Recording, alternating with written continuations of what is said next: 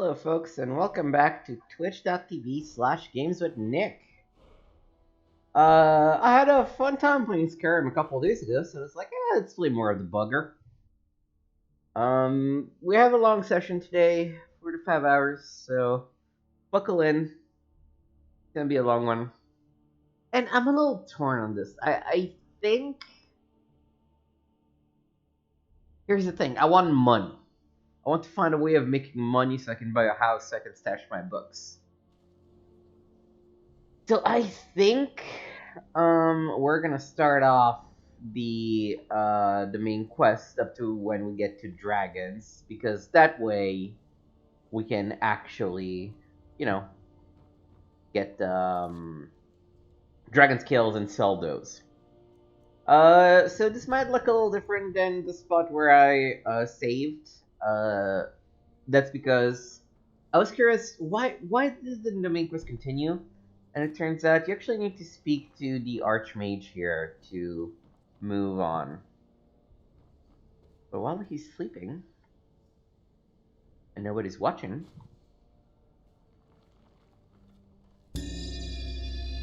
Whoa.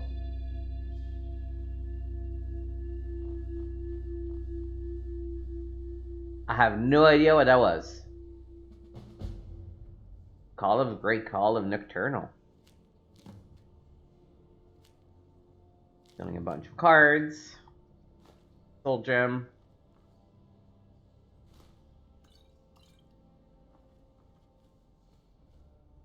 I'll do some reading too. Remember, not all of them, but North of Skyrim. Nerds of Skyrim, my people, my pride. Respected reader, my name is Hrothmoon Wolfheart, and I am a Nord. But, more importantly, I am a Nord born and raised in the land of Skyrim. I read this volume in the desperate hope that the rest of Tamriel can come to know my people as they deserve to be known, and understand the province for what it truly is. A place of uncontested beauty and culture. Some of what you know is undoubtedly true. Physically, we Nords are an impressive, often imposing sight. Tall of stature, strong of bone, and thick of muscle. Our hair is often fair and worn braided, and has been the custom for many generations. Often we are swathed in the hides of beasts, for such creatures are abundant in Skyrim, and we would be foolish not to take advantage of such an available reason. If you read this far, you may be shocked at the strength of my words, and the literacy of a northern savage. Aye, many Nords can both read and write. My father began my instruction in the ways of letters when I was but a bairn, as did his father and his father before him. But the accomplishment of the children of Skyrim are multitude, go beyond mere wordcraft. For we are artisans as well, and through the ages have learned to manipulate steel the way a sculptor would clay. Indeed, I have seen with mine own eyes visitors from High Rock and Cyrodiil weep in disbelief as they beheld the blades wrought in the fire of the Skyforge, and honed to beautiful deadliness by the gods' touched hands of Clan Greymane. But how can this be true, you ask? How are such achievements possible from a people who have yet to emerge from the muck and snow? Again, provincial bias clouds the truth. The cities of Skyrim are a testament to Northern ingenuity and craftsmanship. Chief among them are Solitude, seat of the High King and capital of the province. Windhelm, ancient and honored, a jewel in the snow. Marka, carved in the living rock itself in ages long since past. Riften, nestled in the golden shadows of the fall forest, whence comes delicious fish and mead. And Whiterun, built around the hall of Uravusker, home of the most noble companions in River at Skyforge. And now, respected reader, you have the full measure of it. We Nords are everything you imagine, and so much more. But let not this work be your only gateway to the truth. Book passage on carriage or vessel, and make the journey north. See Skyrim with thine own eyes. See Skyrim as have the Nords, since gods first shaped the world. That doesn't make me want to side with the Nords any more than that. Okay, this we're gonna take, but not read yet, because we still missing part 2. The Arcturian Heresy. With his god destroyed, Wolfheart finds it hard to keep his form. He staggers out of Red Mountain to the battlefield beyond. The world is shaken, and all of Morrowind is made of fire. The strong gale picks up and blows his ashes back to Skyrim. Wolfheart adopts and is adopted by the Nords then. Ysmir the Grey Wind, the Storm of Kine. But through Lorcan he lost his national identity. All he wants the Nords for is to kill the Tribunal. He raises a storm, sends in his people, and is driven back by Tribunal forces. The Dunmer are too strong now. Wolfheart goes underground to wait and strengthen and reform his body anew. Oddly enough, it is Almalexia who disturbs his rest, summoning the Underking to fight alongside the Tribunal against Adasum Dir Kamal, the Akavir demon. Wolfheart disappears after Adasum is defeated and does not return for 300 years. It is the rumbling of the Greybeards that wake them. That the Empire has crumbled, there are rumors that the Chosen One will come to restore it. This new Emperor will defeat the Elves and rule a united Tamriel. Naturally, Wolfheart thinks to use the figure of prophecy. He goes directly to High Rotgar to hear the Greybeards speak. When they do, Ysmir is blasted to ash again. He is not the Chosen One. It is a warrior youth from High Rock. As the Grey Wind goes to find this boy, he hears the Greybeard's warning. Remember the color of betrayal, King Wolfheart. The Western Reach was at war. Cuchulainn, the king of Falkreath in West Cyrodiil, was in a bad situation. To make any bid at unifying the Colovian estates, he needed to secure the northern border, where the Northern Reachmen had been fighting for centuries. He allies with Skyrim at the Battle of Old Hroldung.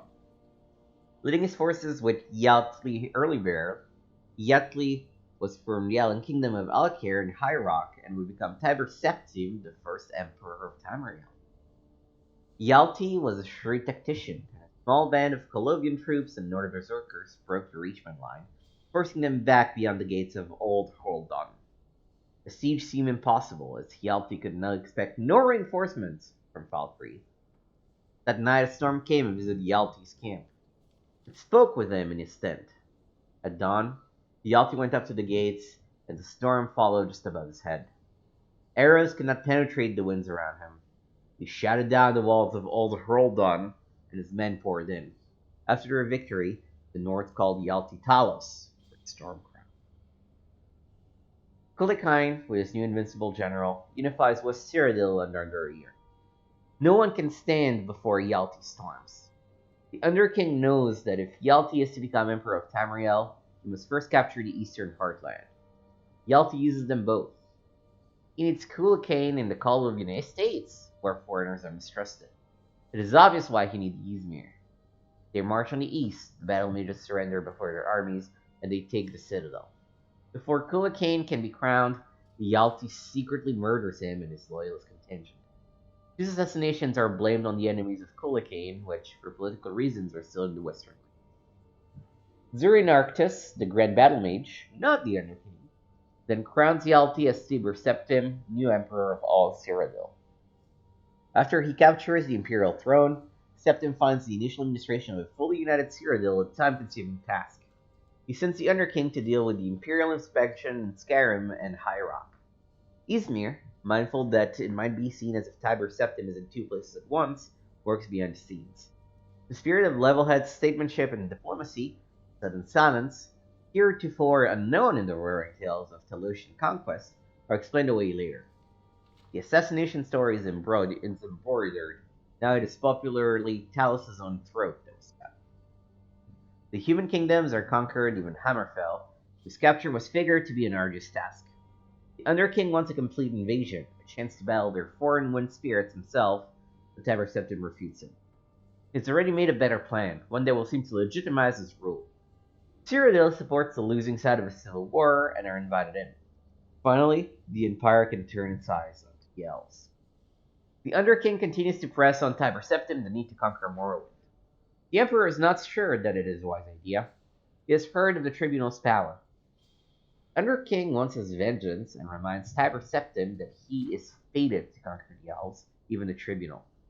Arctus advises against the move, but Septim covets the ebony of Morrowind, as he sorely needs a source of capital to rebuild Cyrodiil after 400 years of war. The Underking tells him that, with his Tribunal dead, Septim might steal the Tribunal's power and use it against the High Elves, certainly the oldest enemies of Lorcan, predating even the Tribunal. Somerset Isle is the farthest thing from Tiber Septim's mind. Even then, It was planning to send Zirinarctus to the king of Alinor to make peace. The Ebony Need wins out in the end. The Empire invades Morrowind, and the Tribunal gave up. When certain conditions of the armistice include not only a policy of non-interference with the Tribunal, but also, in the Iron King's eyes, a validation of their religious beliefs, Ysmir is furious. He abandoned the Empire completely. This was the betrayal of the Greybeard spoke of, or so he thinks. Without the Underking's power, all ideas of conquering Tamriel vanish. Would have been nice, Septim thinks, but let's just worry about Cyrodiil and the human nation. Already there is a rebellion in Hammerfell. Pieces of new medium trickle in, though. Tiber Septim, always fascinated by the dwarves, has Zirinarctus researched this grand artifact. In doing so, Arctus stumbles upon some of the stories of the war at Brunbunting. He discovered the reason the new medium was made and some of its potential. Most importantly, he learns the Underking's place in the war. But Zirinarctus was working from incomplete plans. We think it is the heart of Lorkhan's body that is needed to power the new medium. While Zirinarctus is raving about his discovery, the prophecy finally becomes clear to Tiber Septim. This new medium is what he needs to conquer the world. It is his destiny to have it. He contacts the Underking and says he was right all along. They should kill the Tribunal and they need to get together and make a plan. While the Underking was away, he realized the true danger of Dagoth Ur. Something must be done, but he needs an army and his old one is available again. The trap is set. The Underking arrives and is ambushed by Imperial guards. As he takes them on, Zirinarctus uses a soul gem on him. With his last breath, the Underking's heart roars a hole through the battle mage's chest. In the end, everyone is dead.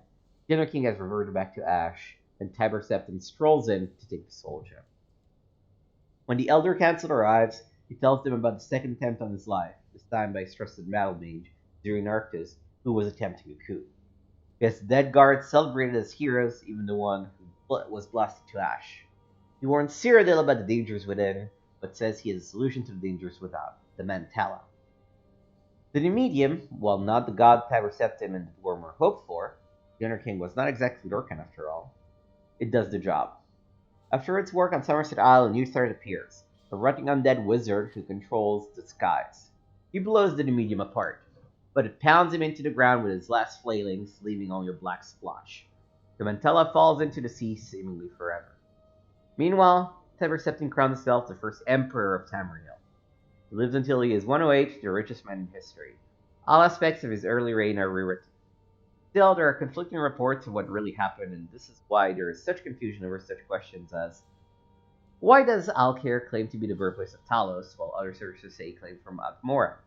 But as Tiber Septim seems to be a different person after his roaring conquest. But as Tiber Septim betrays Battle Mage.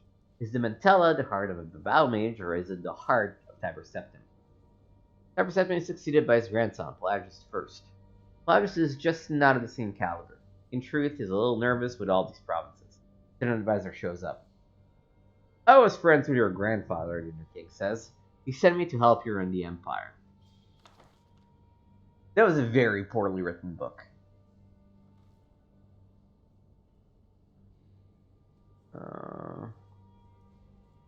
Let's look at these songbooks. Sons of the Return, Volume 2, The First Tale of the Darum. Wait, what was it? Darumzu. Our great Lord Ishgrimor, the harbinger of us all. The den sent forth is to... actually, this is a myth. We're gonna wait until we have all of them.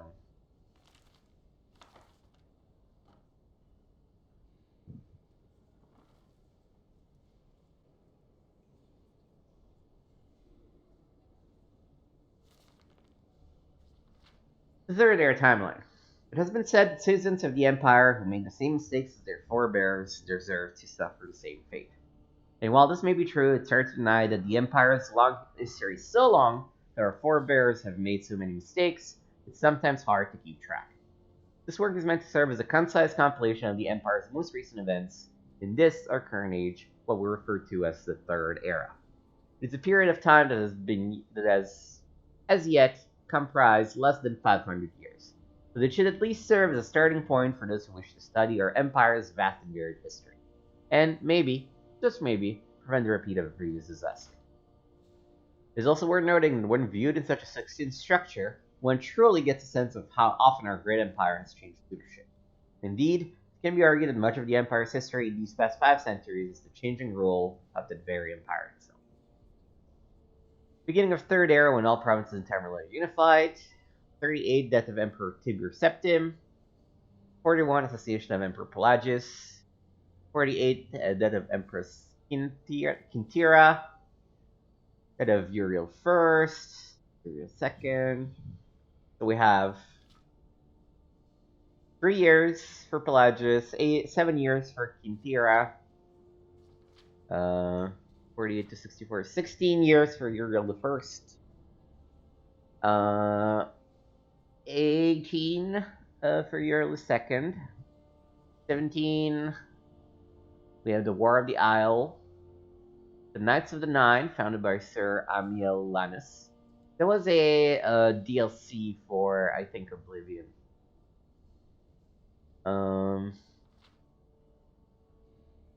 Or the Red Diamond.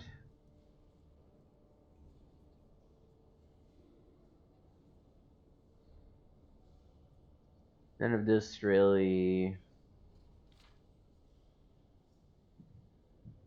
rings a bell. It's just Emperor born, Emperor died.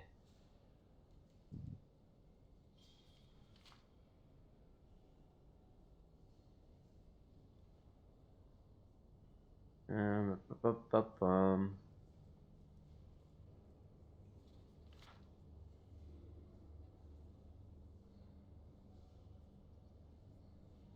Defender Arsenium.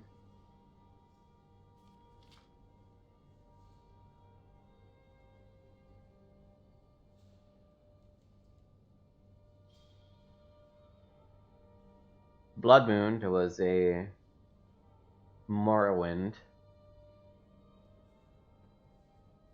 So Morrowind happened in like 427. Oblivion happened in 433. Yep. The Book of the Daedra. Azura, who steers dusk and dawn, the magic in between realms of twilight, known as Moon Shadow, Mother of the Rose, and Queen of the Night Sky. Boetia, who fears deceit and conspiracy, and secret plots of murder, assassination, treason, and unlawful overthrow of authority. Flavicus Val, who fears the granting of power and wishes for ritual invocations and pact. Hermaeus Mora, whose fear is the scrying of the tides of fate, the past and future, as read in the stars and heavens, and in whose dominion are the treasures of knowledge and memory. Hirasign, whose fear is the hunt, the sport of Daedra, the great game, the chase, known as the huntsman and the fighter of man-beast. Malakath, whose fear is the patronage of the spurned and ostracized, keeper of the sworn oath and the bloody curse. Merunus Dagon, whose fear is destruction, change, revolution, energy, and ambition. Mephala, whose fear is obscure to mortals, known by the names Web Spinner, Spinner, and Spider, whose only consistent theme seems to be interference in the affairs of mortals for her amusement. Meridia, whose fear is obscure to mortals, is associated with the energies of living things. Moloch Baal, whose fear is the domination and enslavement of mortals, whose desire is to harvest the soul of mortals and to bring mortal souls within his sway by spreading seeds of strife and discord in the mortal realms. Namira, whose fear is the ancient darkness, known as the spirit Daedra, ruler of sundry dark and shadowy spirits, associated with spiders, insects, slugs, and other repulsive creatures which inspire mortals with instinctive revulsion. Nocturnal, whose fear is the night and darkness, who is known as the Night Mistress. Nereite, whose fear is the ordering of the lowest orders of Oblivion, known as the Taskmaster. Sanguine, his fear is hedonistic revelry and debauchery, and passionate indulgence in darker natures. Sheogorath, whose fear is madness and whose motives are unknowable. Vernima, whose fear is the realm of dreams and whose nightmares from whose realms issues forth evil omens. The question mark for special interest under the heading Malakath, you find a reference to Scourge, blessed by Malakath, dedicated to the use of mortal. In short, the reference suggests that any Daedra attempting to invoke the weapon's power will be expelled into the void streams of Oblivion. Of the legendary artifacts of the Daedra, many are well known, like a Zero Star and Sheogorath's Wabajak. Others are less known, like Scourge, Makan's Hammer, Bane of Daedra. Yet Domalakas blessed Scourge to be potent against the Daedrakin. He thought not that it should fall into Daedric hands, then to serve as a tool for private war amongst Caitiff and Forsaken. Thus did Malakat curse the device such that, should any Darkkin seek to invoke its powers, that a void should open and swallow the Daedra, and purge him into Oblivion's void streams, from thence to pathfind back to the real and unreal worlds in the full order of time. Okay,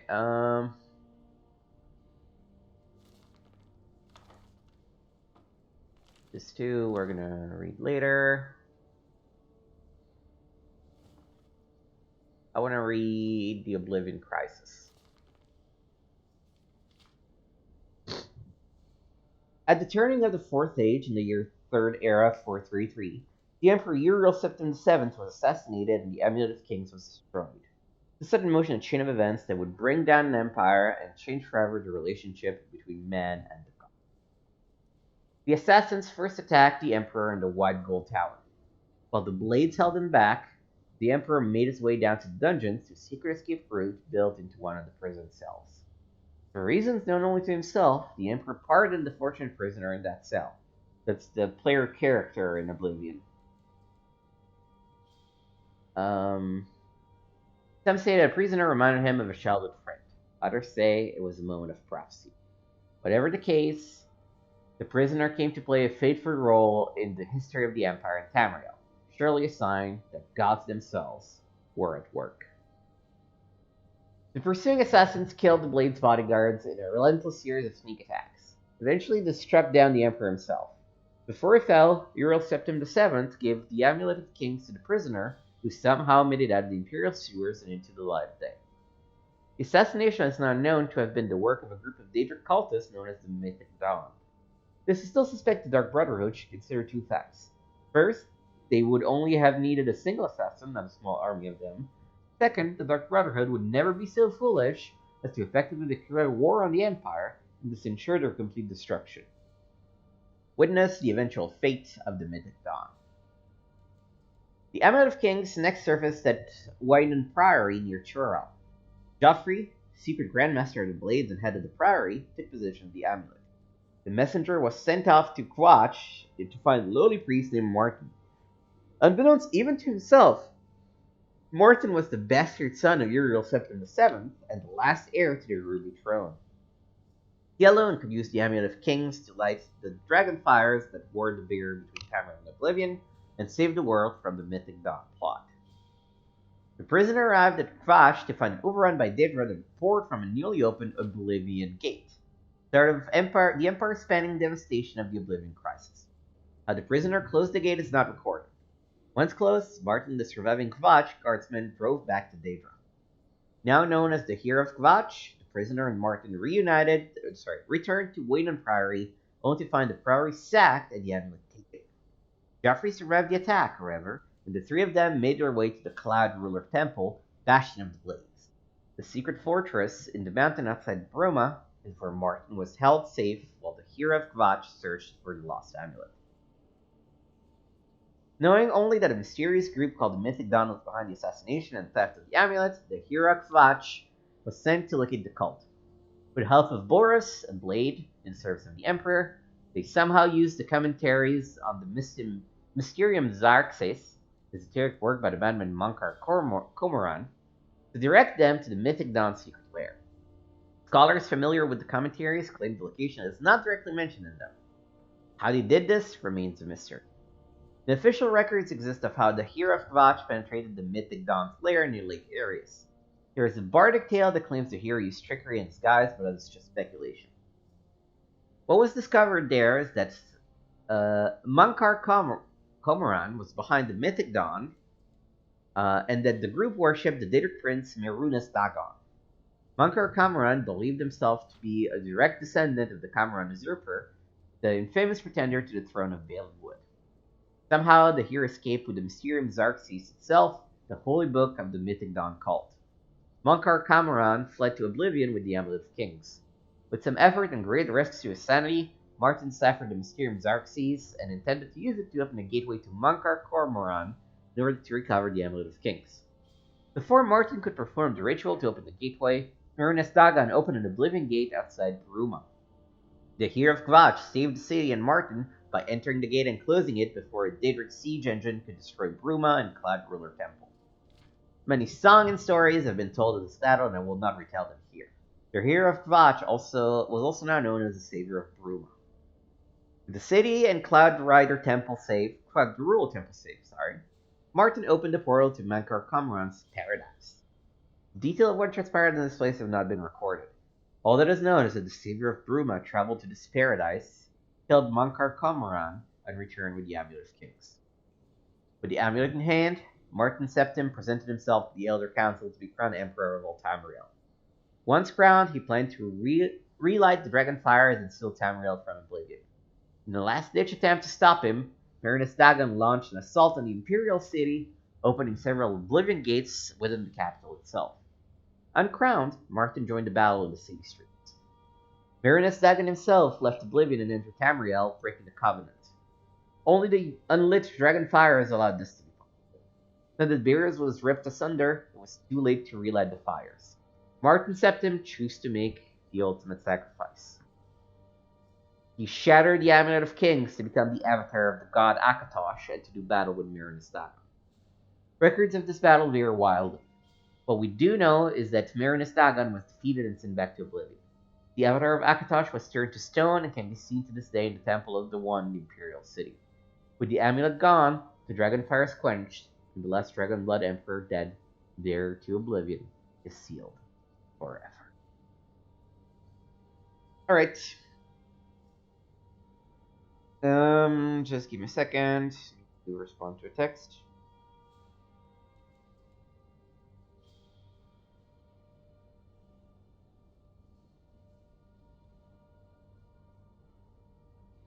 Alright, and with that, been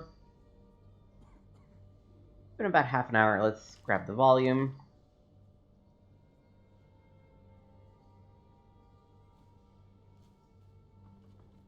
Been about half an hour. Let's go and do some playing.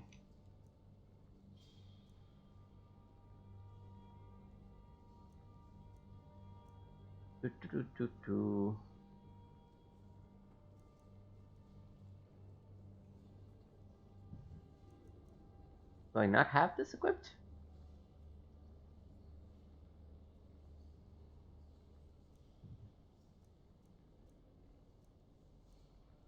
Yeah, I don't want to deal with enchantments yet.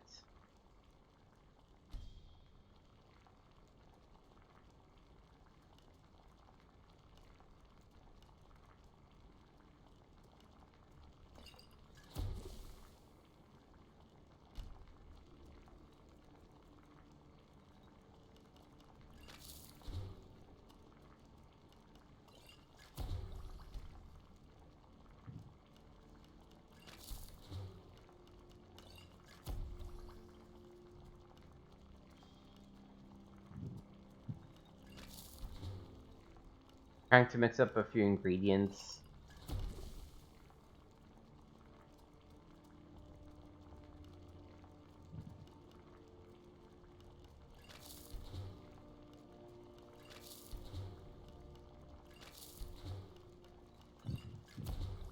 Ooh.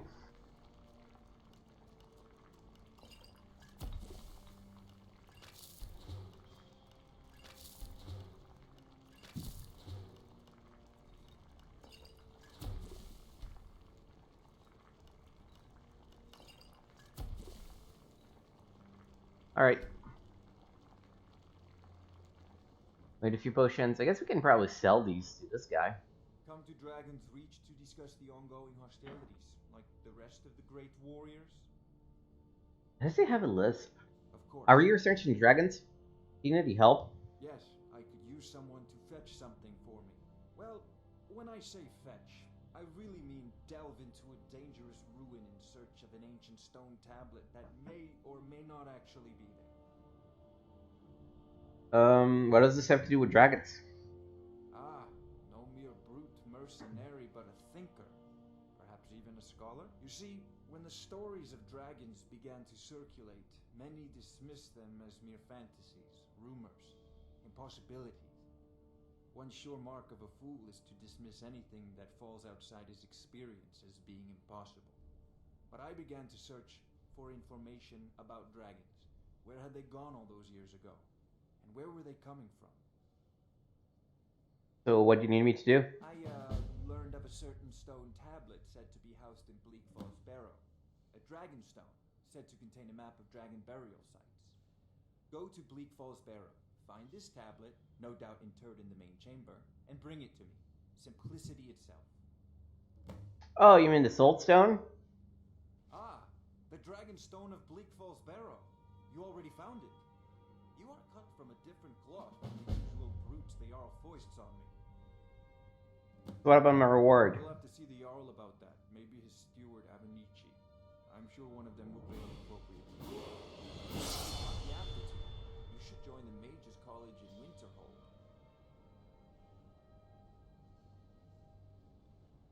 All right. No, I still want to talk to you. Don't go back to sleep.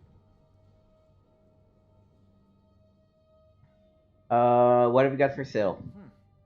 I had you figured for a mage. I think you'll appreciate this. I want to sell you stuff. Oh, you don't want to buy my potions?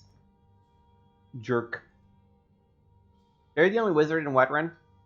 I believe I am, yes. Technically speaking, of course. The city is also home to a priest, priestess, an alchemist, and I'm sure others who practice. Ah, that reminds me. Speaking of alchemists, I have some frost salts for Arcadia. She asked me to obtain them for one of her potions. Would you be so kind as to deliver the frost salts for me? I'm sure Arcadia will provide some form of recompense. I'll deliver the frost salts for you. Good. You're clearly better suited than I am to carry out such a menial task.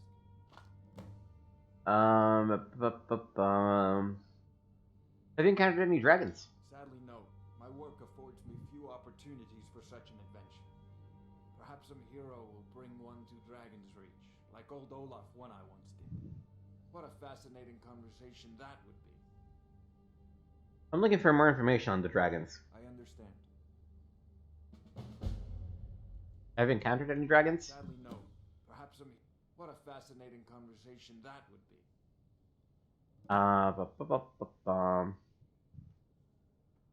Where can I learn about magic? A prospective student, are you?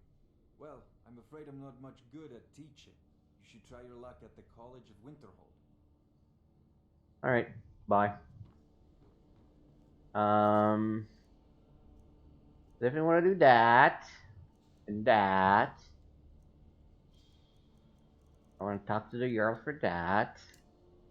And I want to do that. Do I have the first thing of the companions? No, I guess I should just go and talk to the companions for that.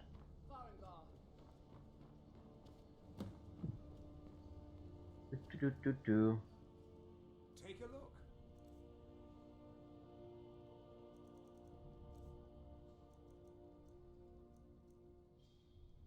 look. Please buy all these from me.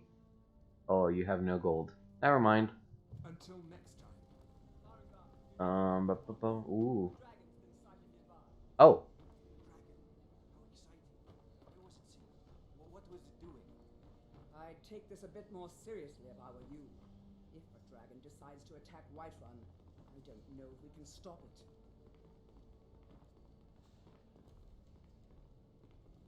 Because of a mod I had installed, the main quest would not continue until you actually talked to Farengar about both things. Tells me you came from the Western Watchtower? Yes, my lord. Tell him what you told me about the dragon. Oh, that's right. We saw it coming from the south. It was fast. Faster than anything I've ever seen. What did it do? Is it attacking the Watchtower? No, my lord. It was just circling overhead when I left. I never ran so fast in my life. I thought it would have come after me, for sure. Good work, son. We'll take it from here. Head down to the barracks for some food and rest. You've earned it. Irleth, you'd better gather some guardsmen and get down there. I've already ordered my men to muster near the main gate. Good. Don't fail me. There's no time to stand on ceremony, my friend. I need your help again. I want you to go with Irileth and help her fight this dragon. You survived Helgen, so you have more experience with dragons than anyone else here. But I haven't forgotten the service you did for me in retrieving the dragon stone for Farengar. And please, accept this gift from my personal armory. I should come along. I would very much like to see this dragon. Help Irileth? No. I can't All right. afford to risk both of you. I need you here working on ways to defend the city against these dragons. As you command. One last thing, Irileth. This isn't a death or glory mission. I need to know what we're dealing with. Don't worry, my lord. I'm the very soul of caution.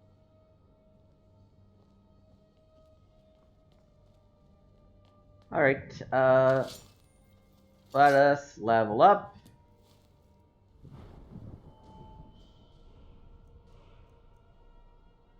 Boost my stamina again.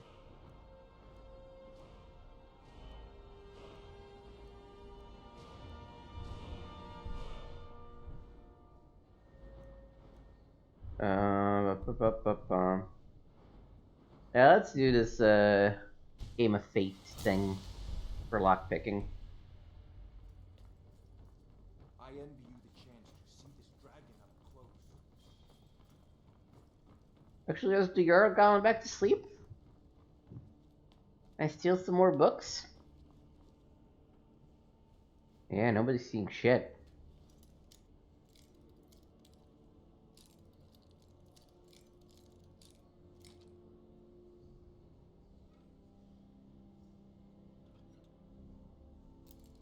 Oh.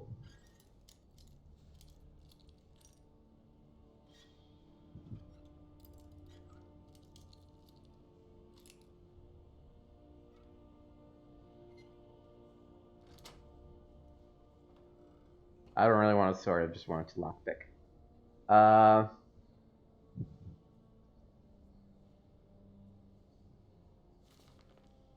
Do I now have all volumes of Rising Threat? Or at least the first 3 volumes?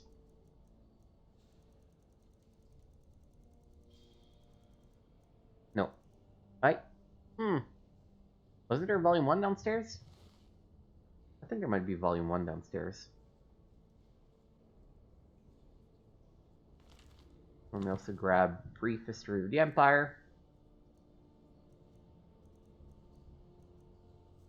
Again, I won't read yet.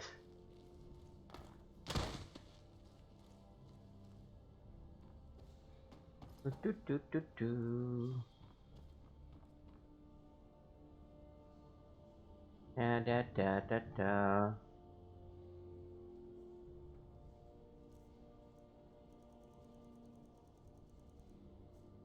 I don't know why this is marked as red.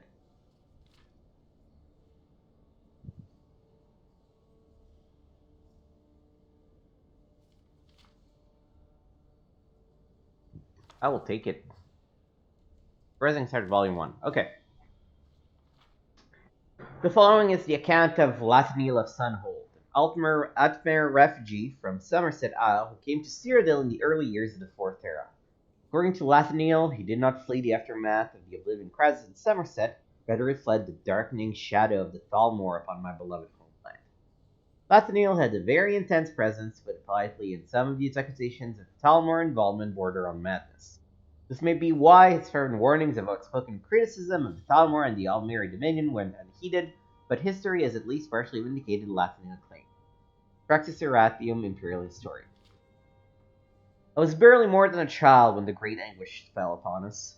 The very air was torn asunder, leaving gaping infected wounds that spewed Daedra from the bowels of oblivion. Many flocked to the shore, seeking escape from Dagon's murderous host, but the seas betrayed our people, raising up to smash our ships and our ports, leaving us to fate so vile and wicked that death would seem a mercy. The Crystal Tower stood as our last bastion of hope, in both the literal and figurative sense. Refugees filled the Crystal Tower until it could hold no more. I could taste the fear hanging in the air, feel the pall of despair suffocating us. We could see the Daedra moving through the trees in the distance, but they did not come. Days passed, and still the Daedra would not approach within arrow shot of the battlements. Hope began to grow. They fear us, some would say. Even a Daedra knows not to trifle with the wisdom and magics of the crystal-like law. It was as if the full denizens of Oblivion had been waiting for this very spirit to stoke our hearts before they acted. As we slept, innumerable legions of Daedra massed around us, and they were not alone. Hundreds of Altmer prisoners were gathered in with them. As dawn broke, we were awakened by their screams as Daedra began to flail them and flay them. As we watched in abject horror as our kinfolk were defiled completely, carved up and eaten alive, impaled on their depraved war machines, and worried apart as meals for their profane beasts. This bloodletting was only a prelude to whet their appetites. Once the Daedra finished with our kinfolk, they turned their eyes to the Crystal Tower. Our great and noble bastion proved as much as an impediment as it might oak to a landslide. Standing tall, but for a few moments, appearing almost able to ride the tide of destruction around it, but ultimately being swept away. Our exalted wizards decimated the fiends, roasting them by the dozens. Archers were finding the narrowest of chinks in their Daedric armor at over 100 paces, felling their captains and commanders. The might and skillfulness of our heroic defenders was astonishing to behold, but it was not enough.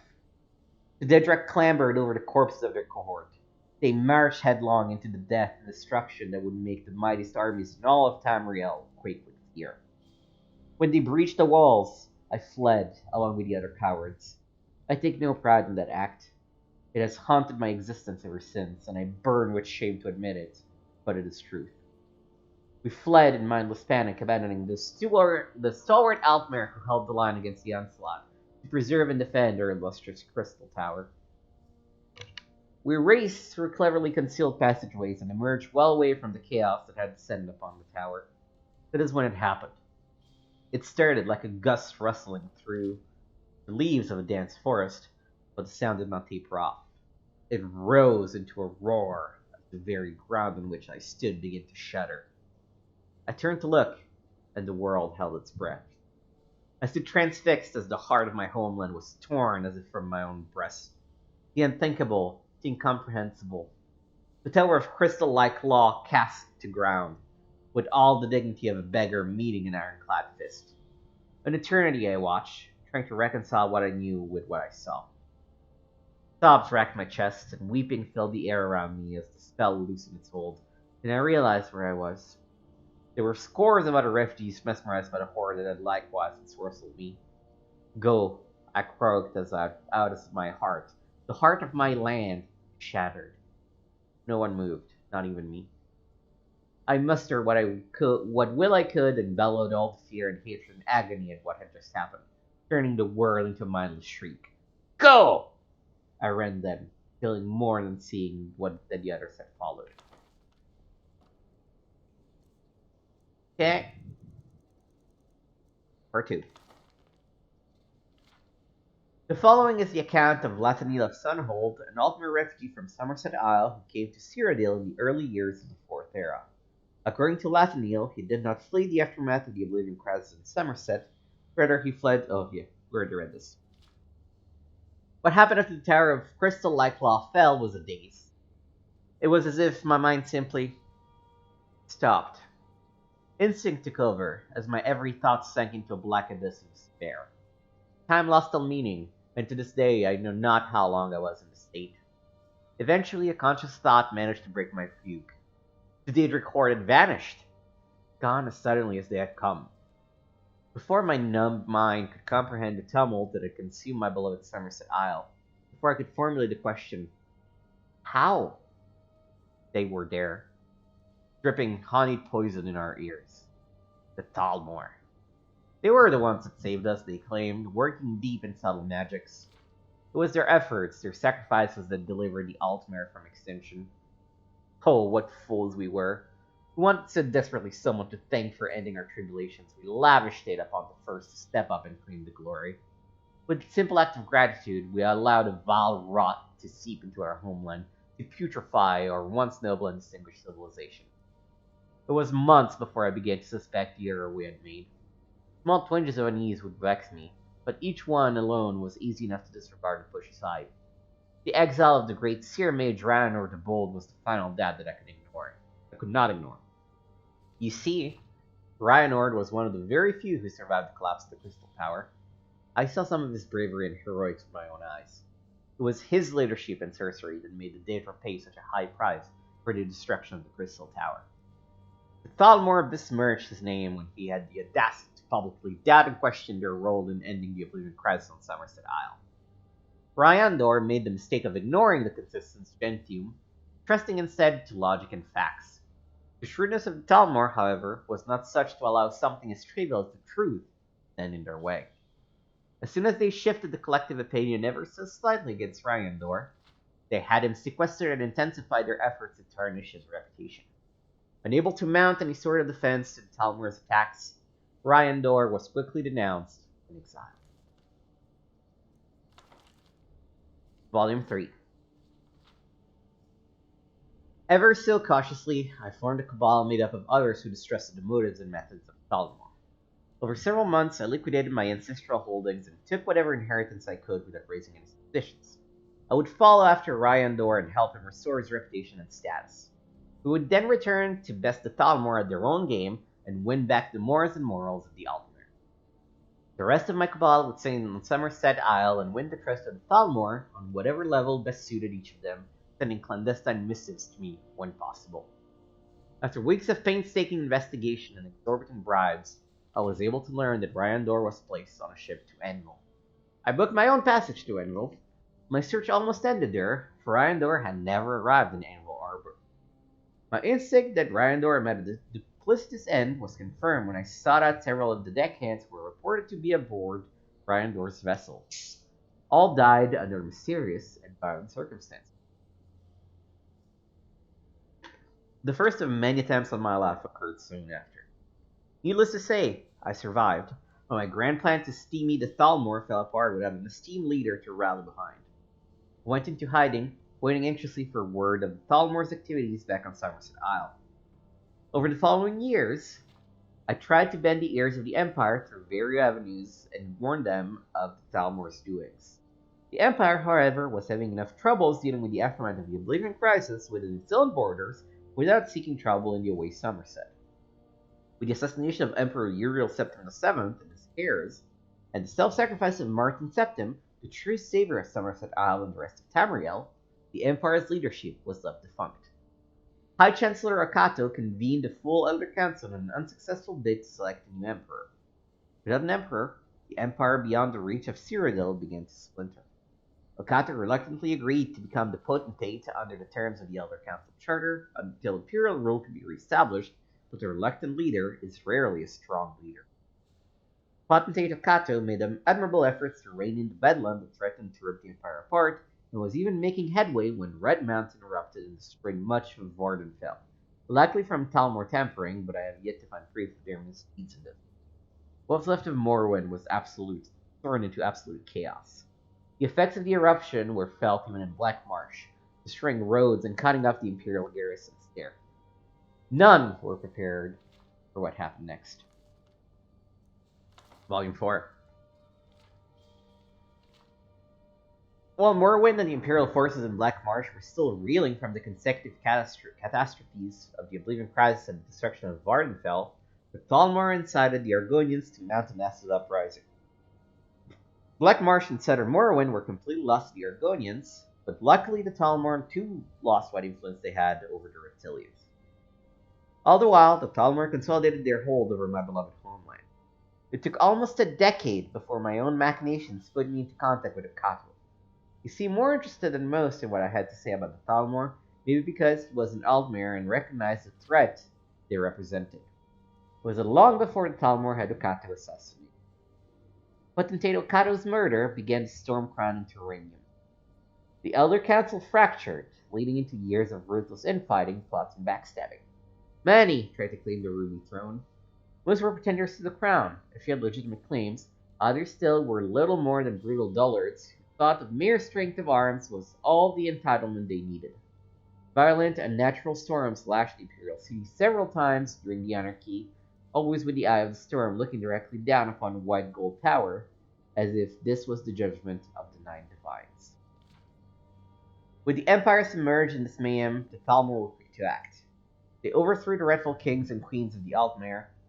I remember the revulsion and horror that took hold when word reached me that this dementia had gripped my homeland. Once so proud and majestic, many of our great race actually embraced this insanity. Then the first of many pogroms descended on Somerset Isle. They slaughtered any who were not of the blood of the Aldmere. Fun excuse to burst the dissidents as well. The Thalmor have never been once to waste such an opportunity. After 7 long, bloody years, the storm-crowned interregnum was ended when a Colovian warlord by the name of Titus Medi seized the crown. Whether he had rightful claim or not is moot. Without Titus Medi, there would not be an empire today. He proved a shrewd and capable leader such that Skyrim endorsed him as emperor. With the empire stabilizing under the auspicious efforts of Emperor Titus Mede, I resumed my efforts to warn them of Thalmor's threat. Again, the Thalmor remained a step ahead. Before my effort could come to fruition, Thalmor struck. Another coup, this time in Valenwood. The Empire was not prepared for the Thalmor subterfuge and stratagem. There are those who claim the combined Altmer and Bosmer forces greatly outmatch the Empire, but this is a farce. The short, savage campaign was won by the Thalmor even before first blood was drawn. They waited and watched their enemy. They chose where and when they would attack. The Thalmor were able to bring their full fury of their small contingent of Altmer and Bosmer to any of several imperial strongholds. Contrary to the posturing of the Emperor's generals, the Thalmor did not command greater numbers. They had better spies and greater mobility and knew how best to use them. This is the menace that the Thalmor represent. They are cruel and merciless, but they are no fools. They are devious and subtle and so very patient. In one fell stroke, the Thalmor took a strategic foothold on the mainland of Tamriel and prevented any significant attempt the Empire could have made to invade Somerset Isle and depose the tyranny of the Thalmor. At the same time, they took a better advantage to continue to watch the Empire and wait. In so doing, they also revived the Aldmeri Dominion with their alliance to the Bosmer of Valenwood. Over the decades, the Thalmor have gone quiet, but this is not the end. It has only just begun. They merely consolidate their power and tighten their grip on the hearts and minds of the Altmer. The Empire may wish to forget the wounds its pride had suffered at the end of the Thalmor, but they are still out there, plotting, watching, waiting. While the Empire is content for securing consequential corners of its vast holdings, the threat of the Thalmor continues to rise. That's in potentate Okatul as anyone in the Empire listen to. I beseech any and all citizens of this renowned empire to heed my words. Thalmor must be stopped before it is too late. Soon after Latinil of Sunhold commissioned to have these volumes printed and distributed far and wide in the empire with his own coin, he himself met a violent end. In light of the events that followed his death, we must consider that he may very well have been murdered by Thalmor assassin. Praxis Erratium Imperial Historium. Man, fuck the Thalmor. Which are the Dark Elves, if I'm not mistaken. They're the worst. They're the worst.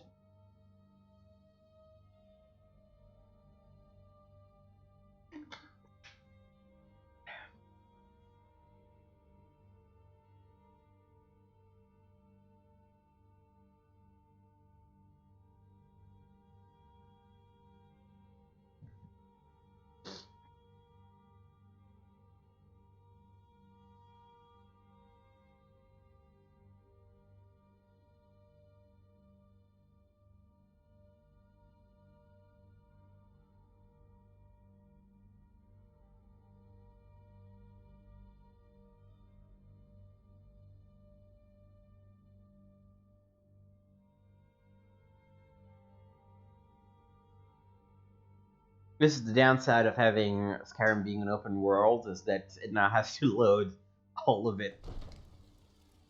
Alright.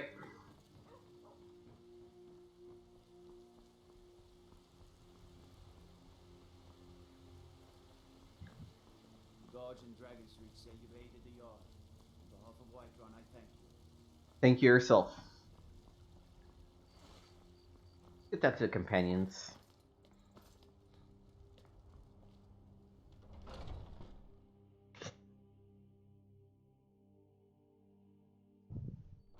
Those two at it again? Watch the eyes. Come on!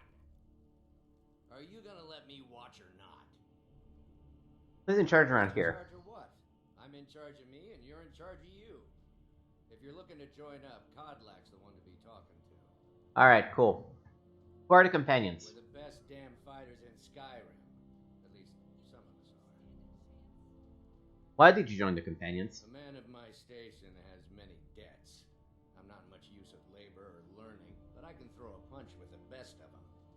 The companions let me fight for gold, so I fight. Alright, Who's winning? Codlack. Yo, what's up? You think you stand a chance? Do. Codlack bud, where are you?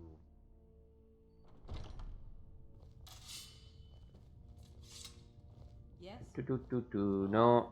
Fresh No. blood. No. You know how to handle yourself. No. Haven't seen your face before. I'm watching.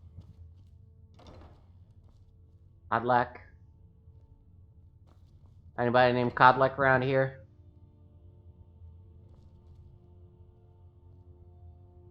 Jeez, there's 56 volumes of that Son of the Return? I can't... Okay, I need to check this now. Completionist. Locations, books. S.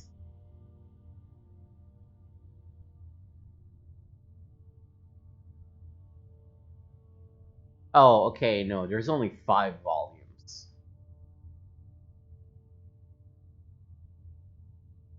Okay. But I still hear the call of the pot. We all do. It is our burden to bear. But we can overcome. You have my brother and I, obviously. But I don't know if the rest will go along quite so easily. Leave that to me. Oh, hey, you're the one I was looking for. A stranger comes to our hall. I would like to join the companions. Would you now? Here, let me have a look at you. Yes, perhaps. A certain strength of spirit.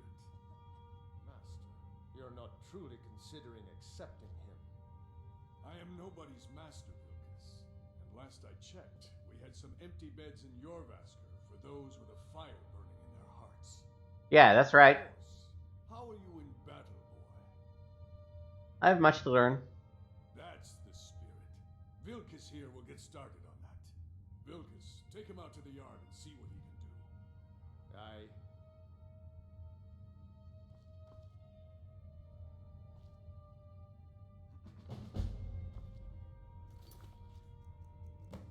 I... Alright.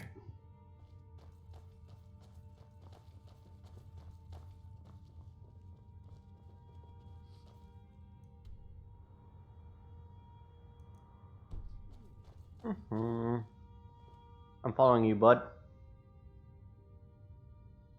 Not here. Out in the yard. Come on. You're the one who stopped. Fact finding, I guess.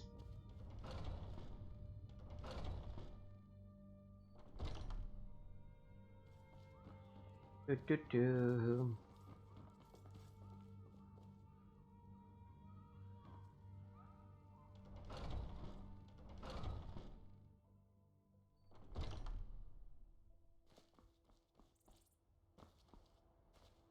The old man said to have a look at you.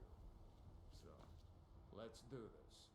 Just have a few swings at me so I can see your form. Don't worry, I can take it. The fight will flee.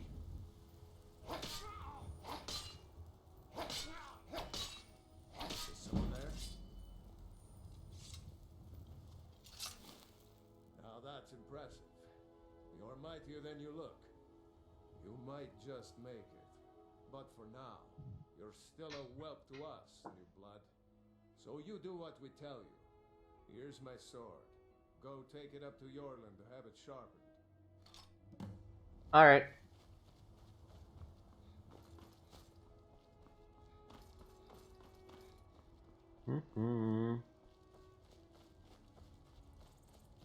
What? Why am I stuck on stairs? What brings you here? Vilka sent me with his sword. I'm guessing you're the newcomer then. Does Vilkas always send newcomers on errands? Oh, don't worry too much about it. They were all whelps once. They just might not like to talk about it. And don't always just do what you're told. Nobody rules anybody in the companions. Someone has to be in charge, though. Well, I'm not sure how they've managed it, but they have. No leader since Ysgramor. Kodlak is the harbinger, and he's a sort of advisor for the whole group. But every man is his own, every woman her own. Are you a companion? Not actually a companion myself, but none of them know how to work a forge properly, and I'm honored to serve them. My name is Eorlin Greymane. I work the Skyforge. Best steel in all of Skyrim. All of Tamriel. Alright, I'll need to be going. I have a favor to ask. What is it? I've been working on a shield for Aela. My wife is in mourning, and I need to get back to her soon. I'd be much obliged if you could take this to Aela for me. I'm happy to lend a hand. That's a good man. I've been looking for you. Got something I'm supposed to deliver. Your hands only. I've been looking for you. Got something I'm supposed to deliver. Your hands only. Let's see here. Looks like that's it. Got to go.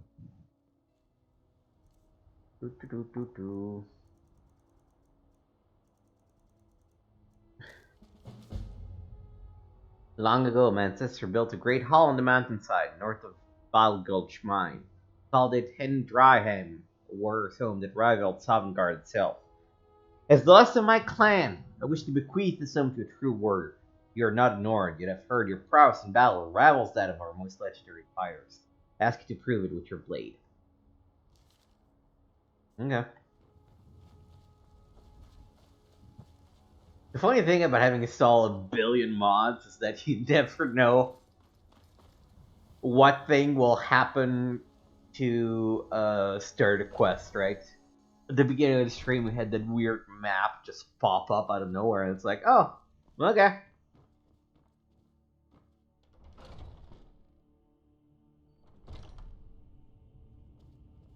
Yo, what's up, Ella?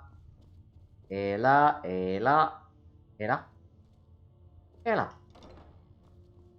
If you wish to hunt with me, your feet need to be quick and your eyes quicker. I have a shield.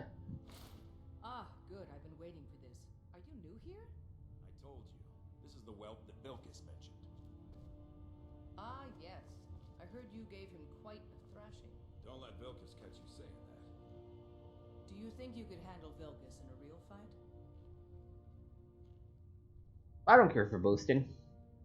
Ah, a man of action. Here, let's have Farkas show you where you'll be resting your head. Farkas. Did you call me? Of course we did, Icebrain. Show this new blood where the rest of the whelps sleep. New blood. Oh, hello. I'm Farkas. Come, follow me. Nice to meet you, Scott Farkas. Very fond of saying that. Skjor and Aela like to tease me, but they're good people. They challenge us to be our best. Let's test that out. Nice to have a new face around. It gets boring here sometimes. I hope we keep you. This can be a rough life. The quarters are up here. Just pick a bed and fall in it when you're tired. Tilma will keep the place clean. She always has. Alright, so here you are. Looks like the others are eager to meet you. Come to me or Aela. Need something? For work. Once you've made a bit of a name for yourself, Skjor and Vilkas might have things for you to do. Good luck. Welcome to the Companions. Dope. By the way, if you're looking for something to do, there's some trouble in Falkreath. There's always some kind of trouble down there. But now it's come to a head. What kind of trouble should I expect? Nothing but a bunch of lonely bandits. Cowards who will I can clear out Balgulch Mine and Valkyrie. Good. Do not spare them your blade. By the way, if you're looking for something to do, Skjor says that I have the strength of Ysgramor, and my brother has his smarts. I'm looking for work. I've already given you a job.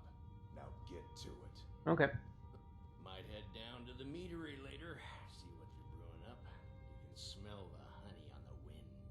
What did you join the companions? Man of my station has many debts. Oh, you're the same guy I talked to above. I was like, But I I can throw never a punch thought they with would the best actually of 'em. let me join the companions. But now it looks like they're letting anyone in these days. why did you join the companions? Fortune and glory, friend. Fortune and glory. What does it mean to be a companion? It means signing on for the Nord ideas of how to live your life. Honor, battle, glory, all that. Even an elf can be born with the heart of a Nord. Skjor said when I joined. I think he meant it as a compliment. What does it mean to be a companion? To me, it means not having to answer foolish questions a second time. Yeah, gotcha. What do you have here? I mean, I don't actually Figure out why Skjor let you in the first place. particularly care. Means I can show you the ropes.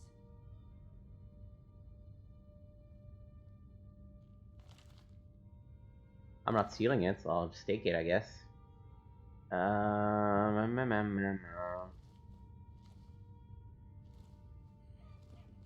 That leads out. Which means that the big boss is around here, right? No. Oh, I'll take this. So we're still waiting for Volume 2, if I'm not mistaken. Lycanthropic Legends of Skyrim. That's funny.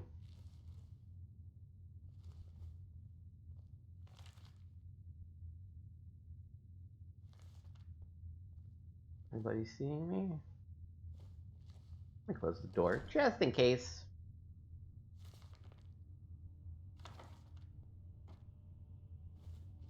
There was one more, and I thought I saw this one around here as well.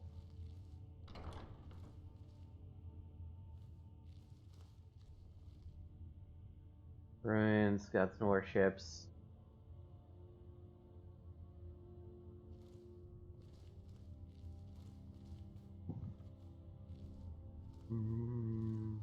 Oh, over here. I already got volume 56.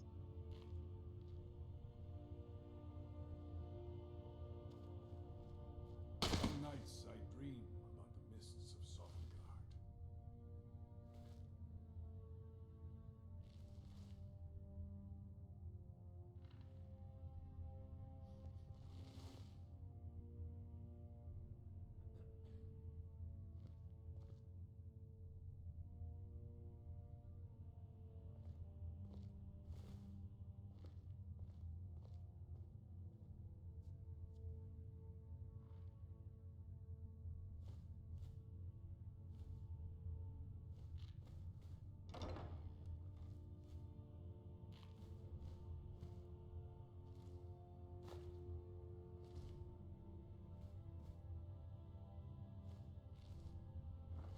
Well, I'll be. Were you to be my age, you'll come to miss the smell of blood. Strange, I know. Oh! Here's the real Berenzia, volume 2!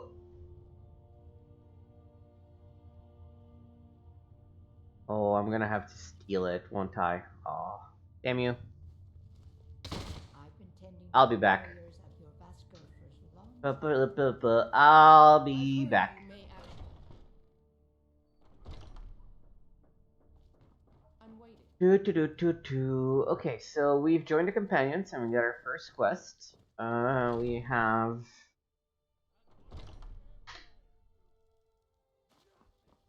Nay, worse than nothing. The Imperial machine enforces the will of the Thalmor against its own people. So rise up,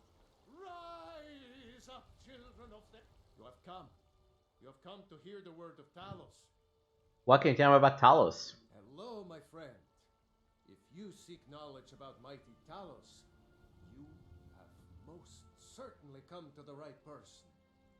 In mortal life, Talos was a Nord, possessed of unmatched tactical skill, limitless wisdom, and the power to see into men's hearts. Talos mastered the power of the voice, and with it he united the lands of men into a great empire. In southern lands, he was known by the name Tiber Septim. Here in Skyrim, we honor him by his proper Nord name. So great was his reign in life. When he ascended to the heavens, he was made Lord of the Divines. If you want to know more, I'm sure you can find any number of tomes on the subject. Why was Talos worship outlawed? Because the so-called Emperor is a coward. That's right, I said coward. Oh yes, he agreed to banish the worship of Talos at the tip of an Aldmeri sword. They called it the White Gold Concordat. Well, I call it blasphemy. A true son of the Empire would never have turned his back on our greatest hero. Not at any price. Well, let me tell you something, friend. Cyrodiil is a long way from here, and in Skyrim, we would never forsake mighty Talos. Aren't you worried you'll be arrested? Let them come. I have no fear, for Talos is my ally, and I am his prophet. His word is upon my lips, his voice in my throat. Okay. For we are the children of man. Where is... Down here. Directly south. Do do do do do do do do do do do. Yo, what's up? Got something for just about everybody in here. Give a holler if you have any questions. Yeah, I actually have something for you. You look rather pale. Could be ataxia. It's quite a problem back home in Cyrodiil. I have some first salts for you from Farengar. Ah, splendid, splendid. It's for a special brew I'm working on. A love elixir like none other. Maybe I'll test it on Farengar first. Oh, but I suppose you expect some compensation. Here. These potions should suffice. Cool. What do you need, my friend? What do you get for sale? Take a look. I have 1 billion potions I want to sell. This, and this, and this, and this, and this. And this, and this.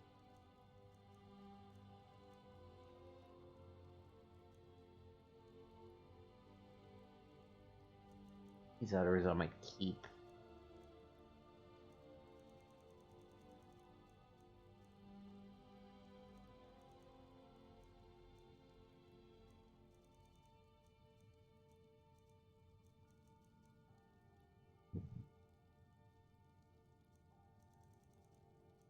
Oh god, my carry weight is almost at a limit.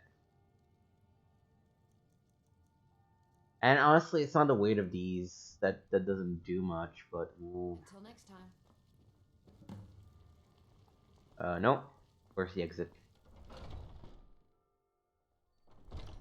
Alright, I really need to get rid of some weight. So, there are 2 things we're gonna try. If this works, we're gonna try to start the Legacy of the Dragonborn mod that should contain a gallery and a house and a bunch of things. If that doesn't work, we're gonna clear the next main quest to get our Lydia companion, and we can deal with it then. Alright, so we are now in Solitude. Where am I going?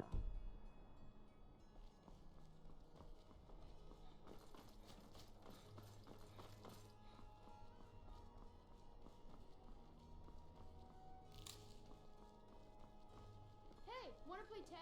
No, thank you. No offense, just not interested. Nope.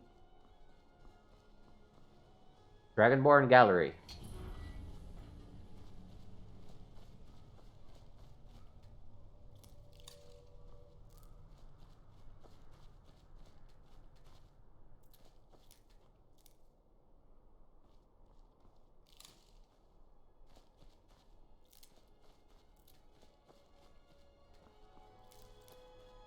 Pretty sure ingredients are weightless, so.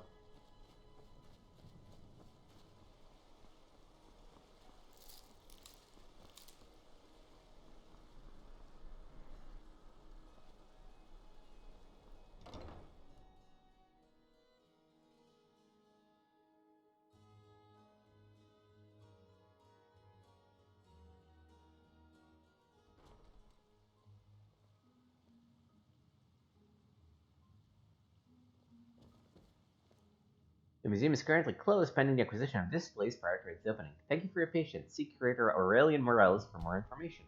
I'm sorry, can I help you? The museum is currently closed until further notice. I saw this flyer about you needing treasure hunters. Oh yes, my advertisement. I am looking still, but I do hope you are better than the others I have hired as of late. I have a list of items that I would very much like to have for the museum. If you can recover them, I'll pay you handsomely for them. If you manage to bring them all back here, we could even discuss some other plans I have in mind. I'll get around to that. Excellent. Well, first and foremost, I'd like to get my hands on one of the 6th House Bellhammers of the House of Dagoth. They have become increasingly rare. One apparently was stolen recently by some bandits, apparently held up in Broken Helm Hollow. Another item was stolen from a local collector by the Silent Moon Bandits. The item is known as Denstagmer's Ring. It's likely still in the hideout west of Whiterun, if they haven't fenced it yet, that is. And lastly, a small shipment of Arkaviri relics is on its way across Skyrim, bound for Markarth. Amongst the items were some jade carvings. The caravan, however, was attacked by Forsworn, and it's likely they may be in possession of some of the relics. Find what you can, and I'll pay you well for it. Alright. Welcome to Dragonborn Gallery. The museum contains 4 displays featuring relics from all across Tamriel. Rich history unfolds within these halls. Ensure your time at the museum and please do not handle the displays.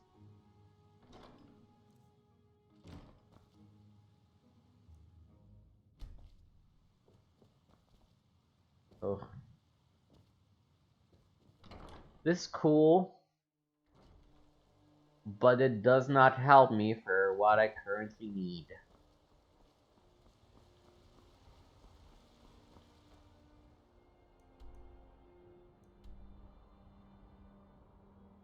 Though I guess because we've cleared it. Go to Sun and Moon's camp.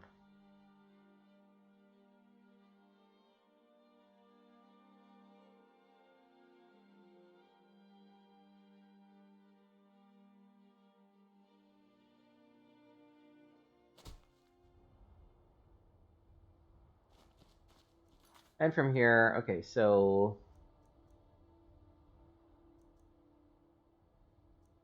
actually I guess we can keep these 3.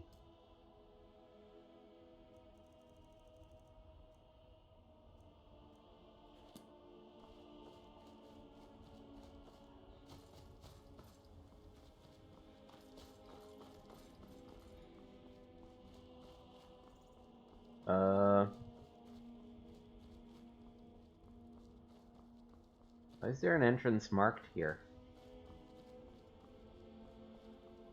Oh, I guess you gotta go around and above?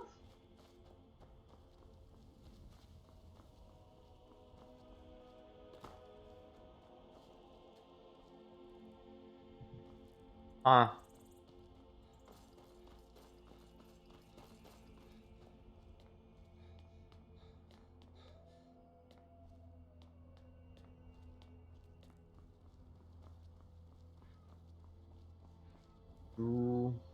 Corpse is still here. Cool.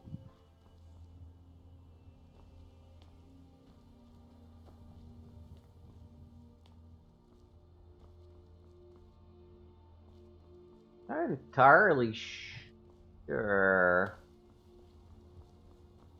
Oh, this would do it.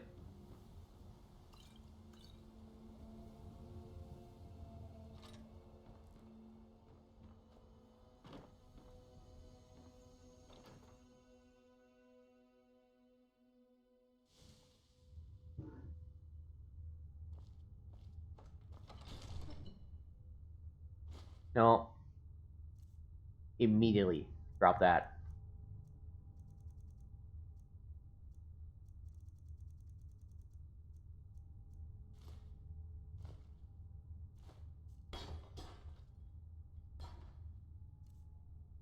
Okay, found the ring.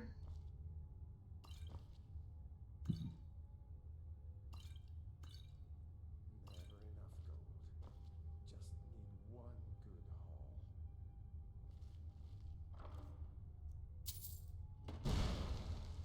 Oh.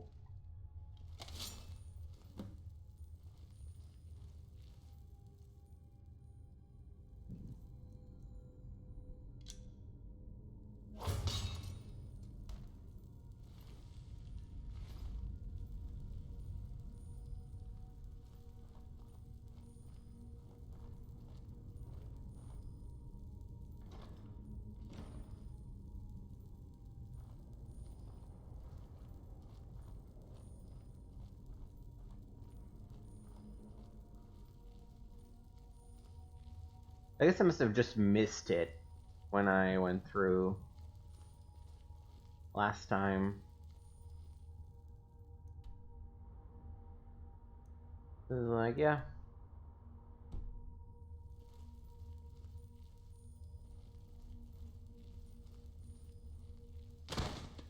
Every time. Every time.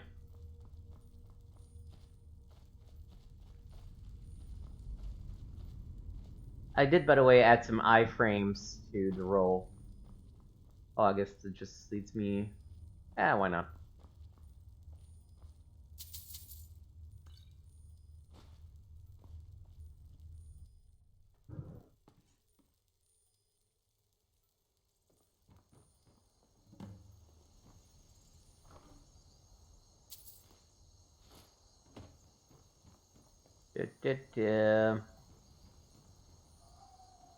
Oh, I guess this doesn't really have an exit, does it? No, it does. Alright, and with that, we're gonna just go and deal with the dragon.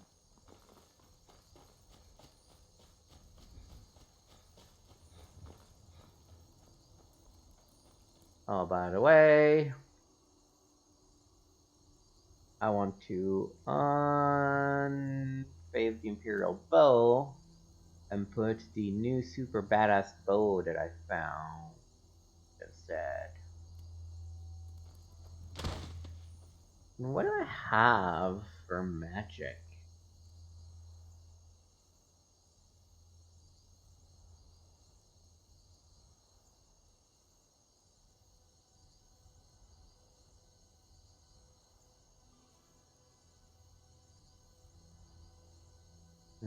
Instincts.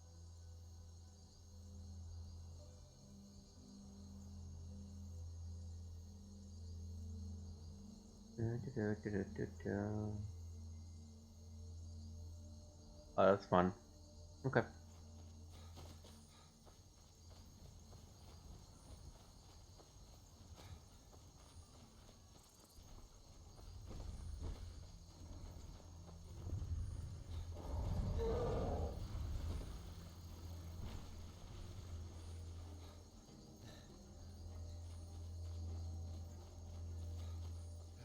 Oh, I looked into the showing enemy level mod. It's just not compatible with the true directional movement mod. That makes the combat look a little bit more soulsy. So sadly, that's a feature we won't be able to access.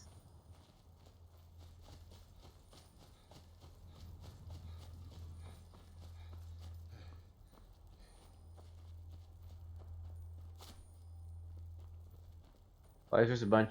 Why are there just Khajiits standing around?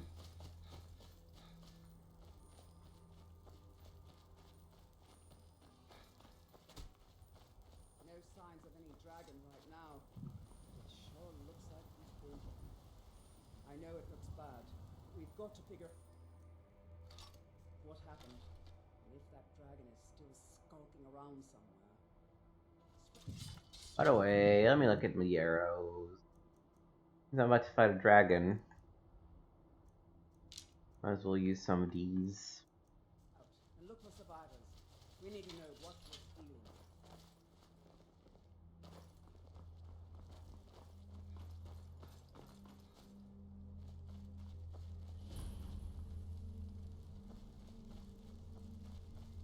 No, get back. It's still here somewhere.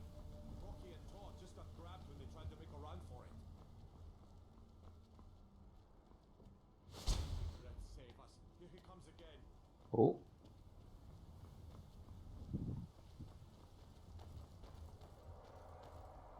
Hello, save us. It's a dragon.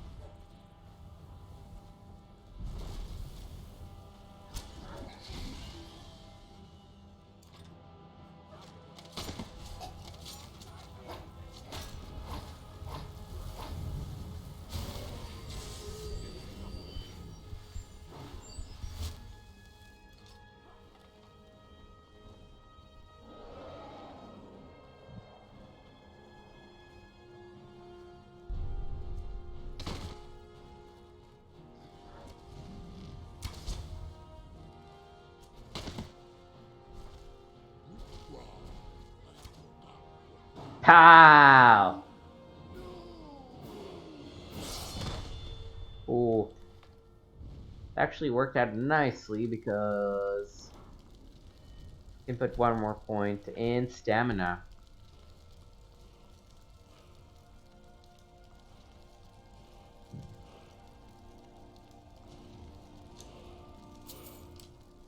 I mean, we'll be back for all of this because we straight up can't carry any of it.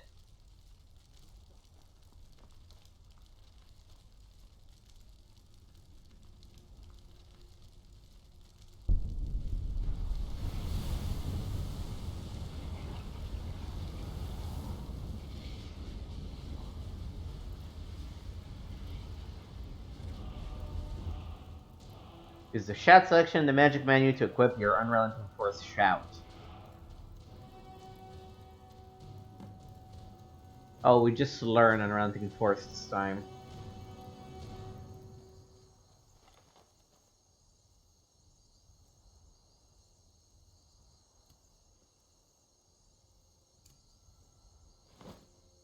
I can't believe it. You're Dragonborn.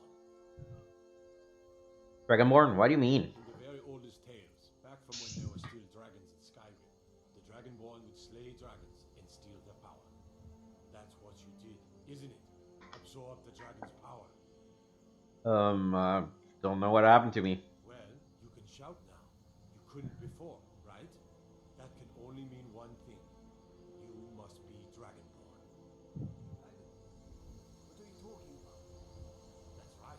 My grandfather used to tell stories about the Dragonborn. Those born with the dragon blood. Like old Tiber Septim himself. I've never heard of Tiber Septim killing any dragons. There weren't any dragons then, idiot. They are just coming back now for the first time in forever. But the old tales tell of the Dragonborn who could kill dragons and steal their power. You must be one. What do you say, Irileth? You're being awfully quiet. Come on, Irileth. Glad you're on our side. Dragonborn business? Some of you would be better off keeping quiet than flapping your gums on matters you don't know anything about. Here's a dead dragon, and that's something I definitely understand. Now we know we can kill them. But I don't need some mythical dragonborn. Someone who can put down a dragon is more than enough for me. You wouldn't understand, Housecar. You ain't an orc. I've been all across Tamriel. I've seen plenty of things just as outlandish as this. I'd advise you all to trust in the strength of your sword arm over tales and legends. Wait.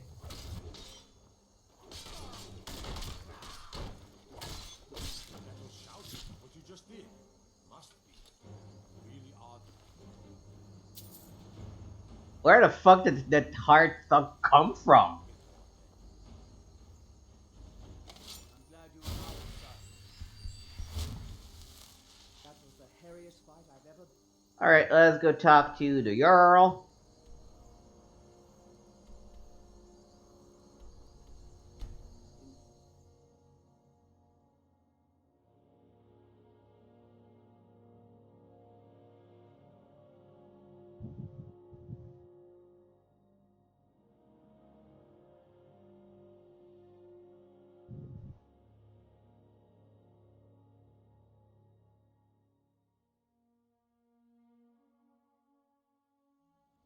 Look, you already have been told you're not allowed here. Turn around and go back. I've been looking for you. Got something I'm supposed to deliver. Your hands only. All we ask is to Looks like that's it. The Dawn Guard is looking for anyone willing to fight against the growing vampire menace. What You do you there. say? We're looking for someone in Whiterun. We'll pay good money for information. One at a time, people. Jeez. What are you looking for? A woman, a foreigner in these lands. Redguard, like us. She's likely not using her true name. We will pay for any information regarding her location. We are not welcome here in Whiterun, so we will be in Rorikstead if you learn anything. Why are you looking for that person? It's none of your concern. All you need to know is that we're paying for information. If that doesn't interest you, feel free to walk away. Why are you looking for her again? We're looking for a fugitive who comes from Hammerfell. A Redguard woman. She may be somewhere in this city. Alright. If you locate her, find us in Where's the... Either reforming a Dawn Guard, vampire hunters or something in the old fort near Riften. Might consider joining up myself.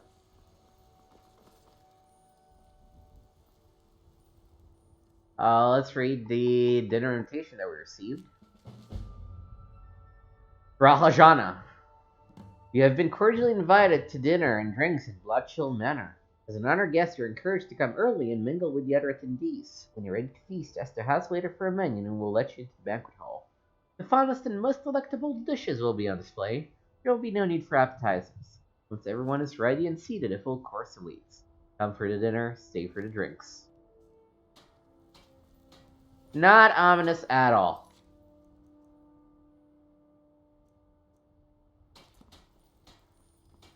I'm bummed that the Dangar guy disappeared, but we can get to it eventually.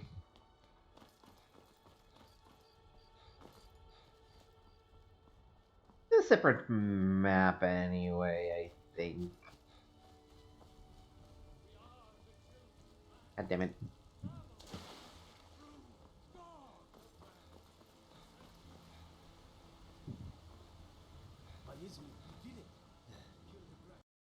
Oh.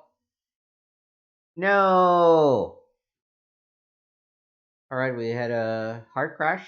First hard crash ever. So let me reboot the game and load in and see where they put us.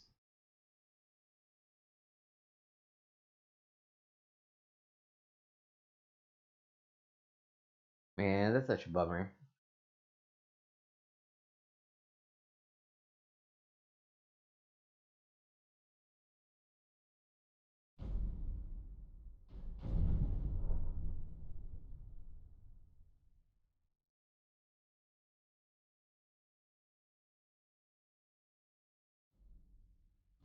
I wonder what prompted it.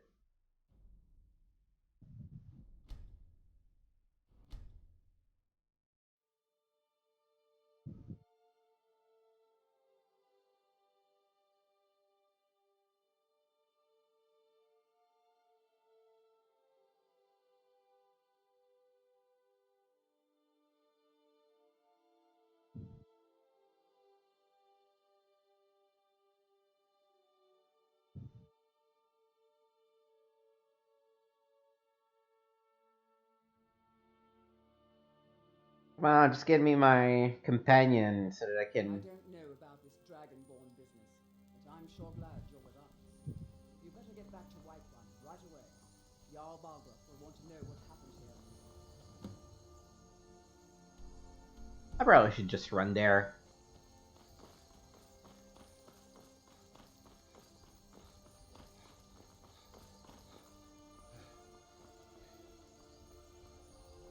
It's pretty cool to see White run in the distance and be like, you see that city?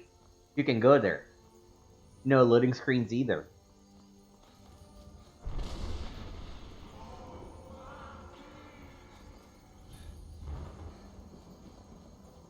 Covering one more farm for funsies.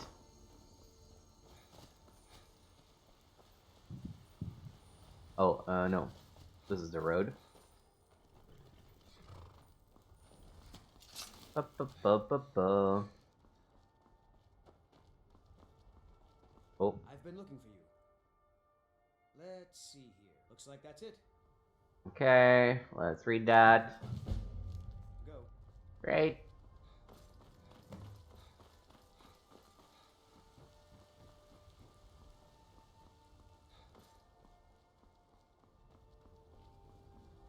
Downside of having open cities is that the game doesn't auto-save anymore when you enter a city. Because you're not switching maps. You already have been told you're not allowed here. Turn around and go back the way you came. Yes. What are you looking for? Foreigner in these lands. Redguard, like us.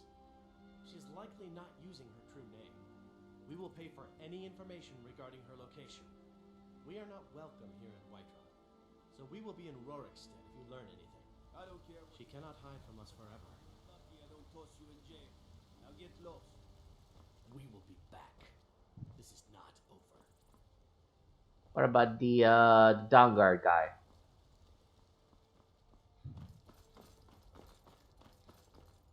That guy's not showing up? Bummer. Alright.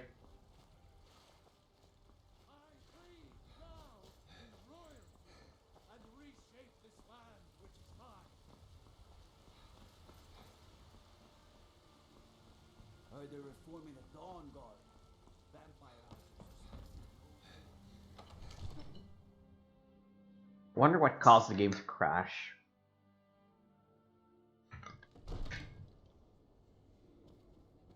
Alright. Yo, what's up, Jarl? Good. You're finally here. The Jarl. We were Oh, just no. talking about you. My brother needs You a word. heard the summons. What else could it mean? The Greybeards. We were just talking about you. So what happened at the Watchtower? Was the dragon there? The watchtower was destroyed, but we killed the dragon. I knew I could count on Irileth. But there must be more to it than that. Turns out it may be something called Dragonborn? Dragonborn. What do you know about the Dragonborn?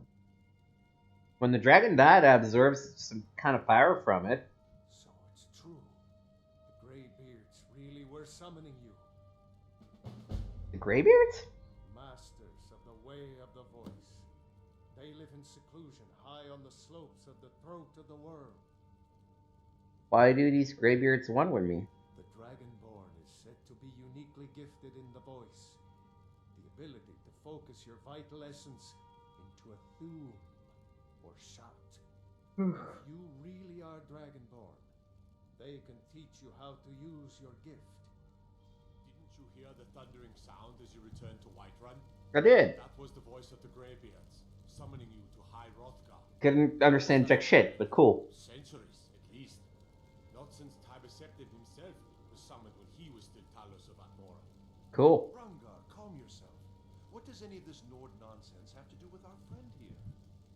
Capable as he may be, I don't see any signs of him being this. I don't want to shout at him. Nord nonsense? Why, you puffed up ignorant.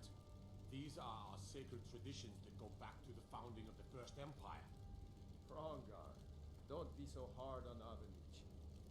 I meant no disrespect, of course.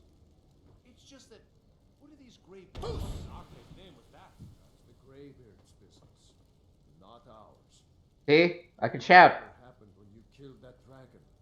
It revealed something in you, and the Greybeards heard it. If they think you're Dragonborn, who are we to argue? You'd better get up to High Hrothgar immediately. There's no Yeah, I'm in no rush. of the Greybeards. It's really far. Tremendous honor. I envy you, you know. Oh, that sounds like a lot of steps. Steps again. I made the pilgrimage once. Did you know that? High Hrothgar is a very peaceful place. Very disconnected from the troubles of this world. I wonder that the Greybeards even notice what's going on down here. They haven't seemed to care before. No matter. Go to High Hrothgar. Learn what the Greybeards can teach you. You've done a great service for me in my city, Dragonborn. By my right as Jarl, I name you Thane of Whiterun. It's the greatest honor that's within my power to grant. I assign you Lydia as a personal housecarl, and this weapon from my armory to serve as your badge of office. I'll also notify my guards of your new title. Wouldn't want them to think you're part of the common rabble, now would we? We are honored to have you as Thane of our city, Dragonborn. Back to business, Proventus. Okay, let's check out the weapons we got, even though we did not ask for them. Ebony Dagger does still 26 damage.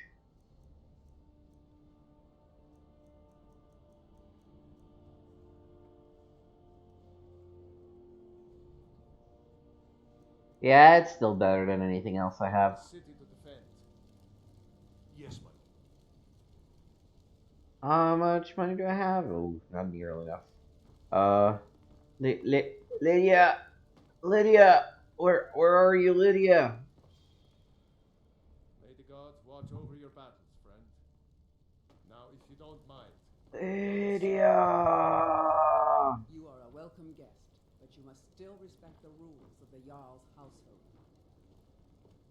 Lydia! Oh, good lord.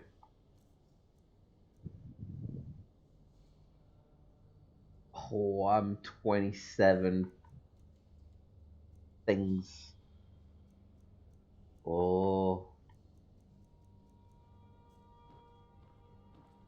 Lydia!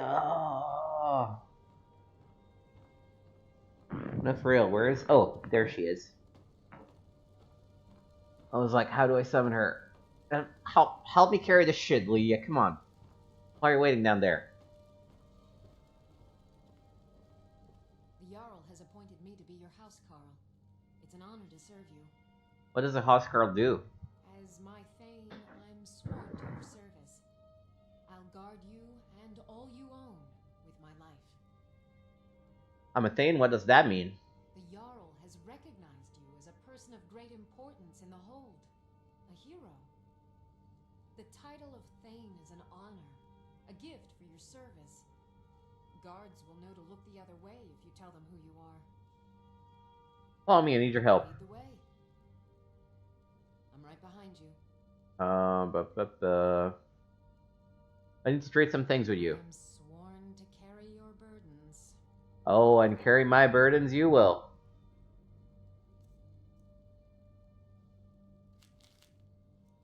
Oh, let me start by giving you... Can give you these, right? Oh, doesn't want to keep.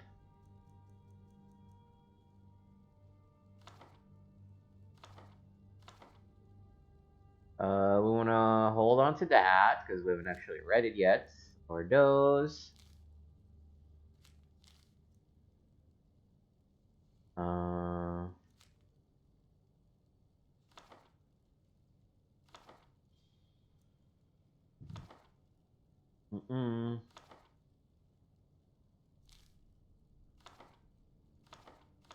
I mean, it's simple. I've read everything except for multi-work parts that I don't have everything of.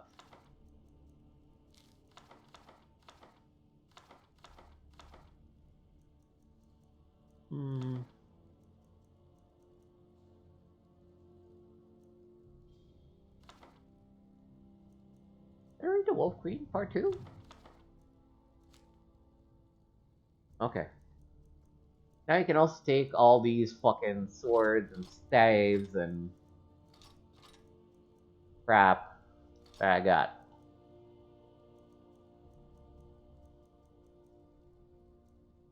And... oh, actually I should probably wear these. Then again, double damage for backstab. No, yeah, I probably want to hold on to all those. You can have this leather armor, though.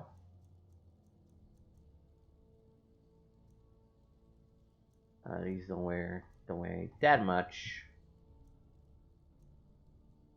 Okay. So what are you good at?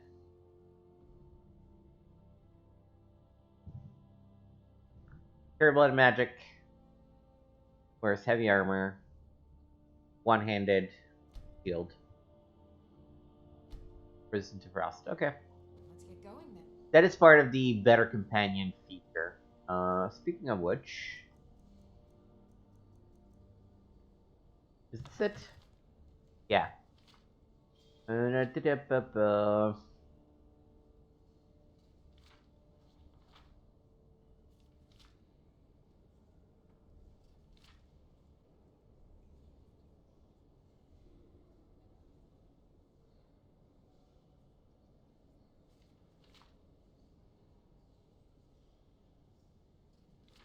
How do I use this mod?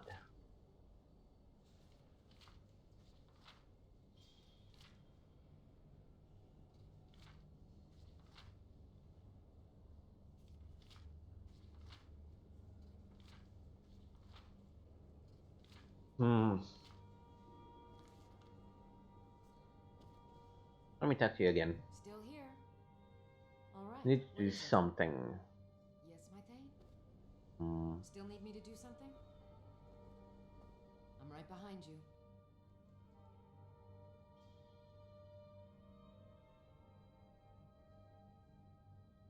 Now. Let's get going. There may be a magic thing.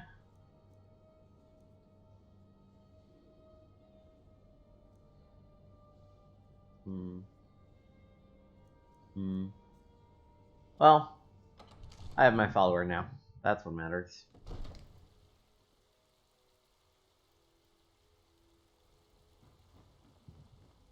You're following me? Good. Oh, feels nice. Yeah, so let's go get the spoils of that dragon.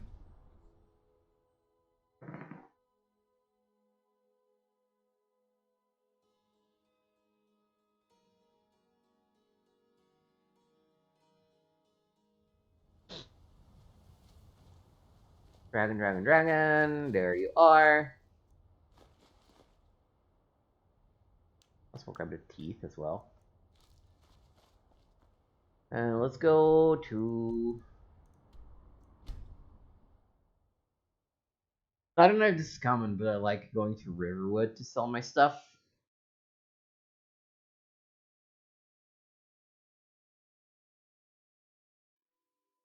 Alright, so... now that we've got Lydia, we managed to dump all of our books on her. The Greybeards have summoned the Dragonborn to High Rothgar. Such a thing has not happened for Nope.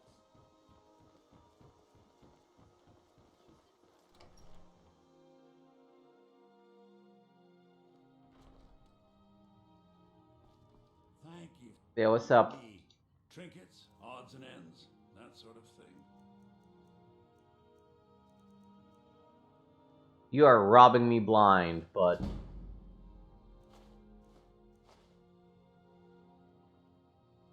Some may call this junk. Me, I call them treasures. Gonna have to...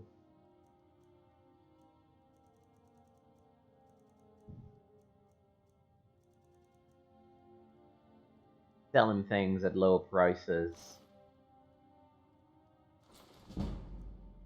So you can increase your speech. Alright. And in the meantime, you know, we made some gold. We're not quite at the point where we can buy our first house, but we're getting there. Okay, so... absolutely not.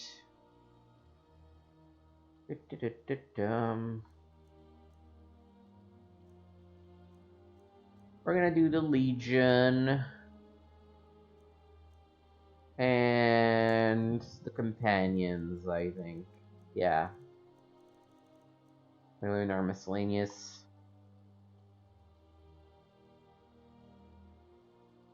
Yeah, let's start with those.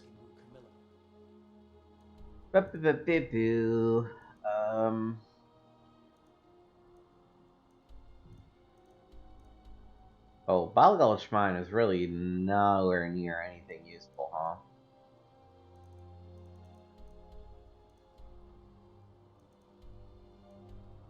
Jeez.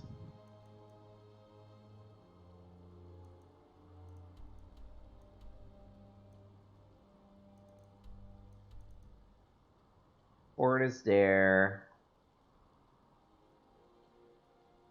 What are the contracts we also have for the Dark Brotherhood?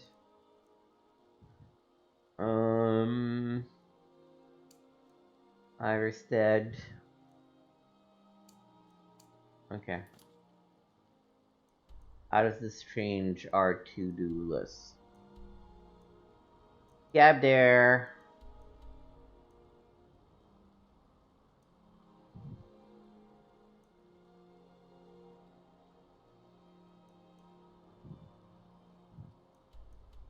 Oh, Iverstead is read by Greybeards. Hyrotgar is like up here. And you can see the path going up the mountain. Okay. And again, nowhere near anything. That is so annoying. Our guy I just need to kill. Ugh.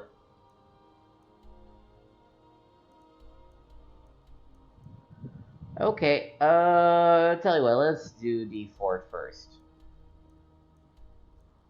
It's already.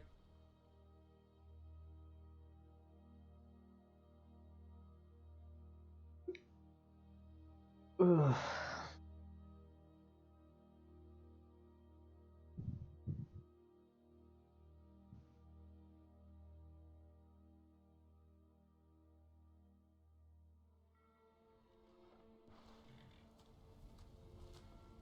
Alright, so these are the stables.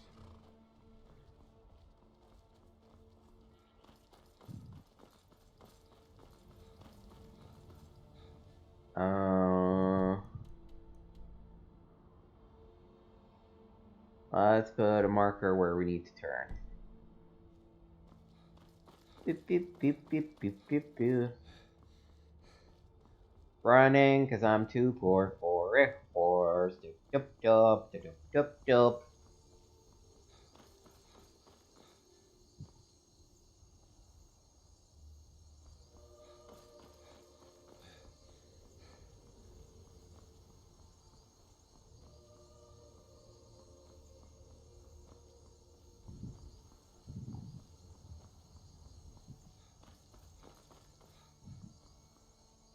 Oh, there's like a shrine or something up there.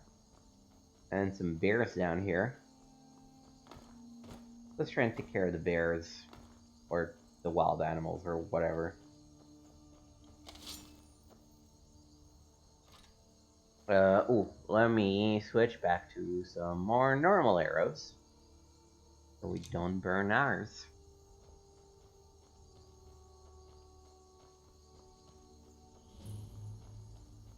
Oh.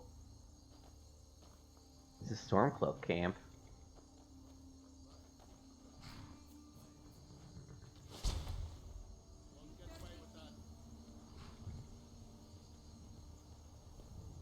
See, you say that, but...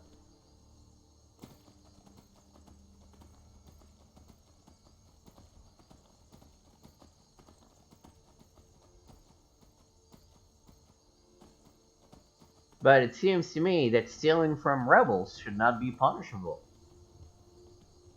So I think I'm in the clear.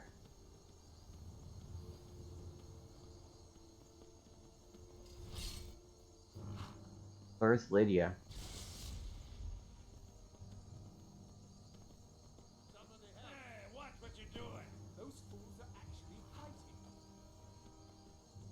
fighting. Boom.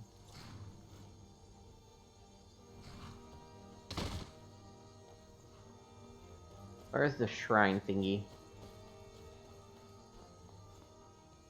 And what is it? Statue to Meridia.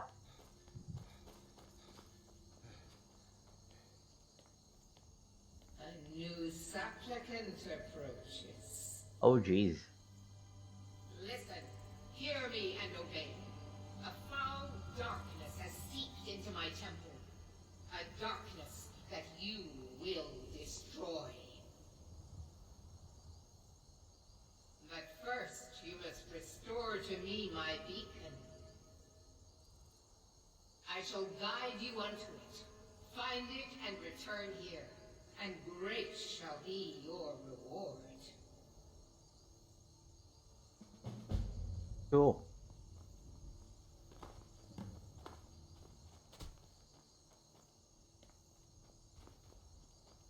Where did I leave my horse? Oh, there you are.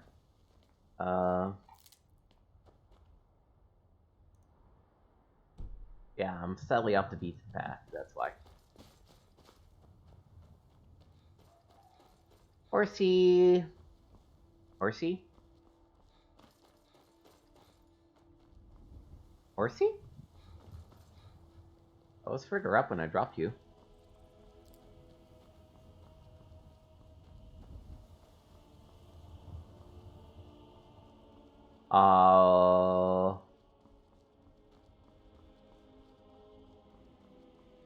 Horsey? No more hearse, I guess. Ugh.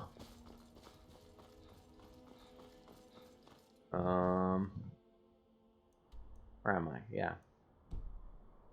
That's where we're going. I guess this is the path.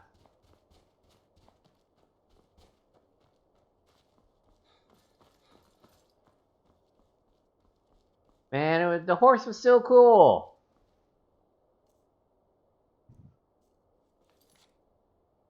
There isn't like a call horse.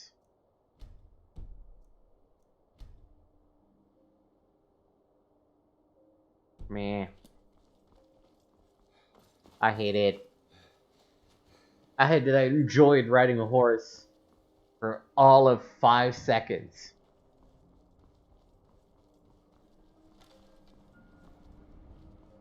Now I'm fucking pissed.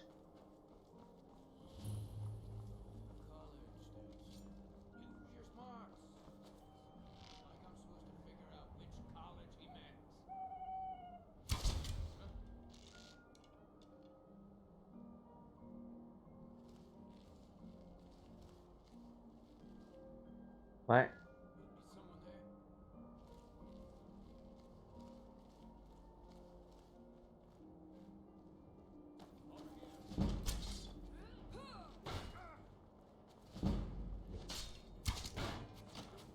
Mm-hmm.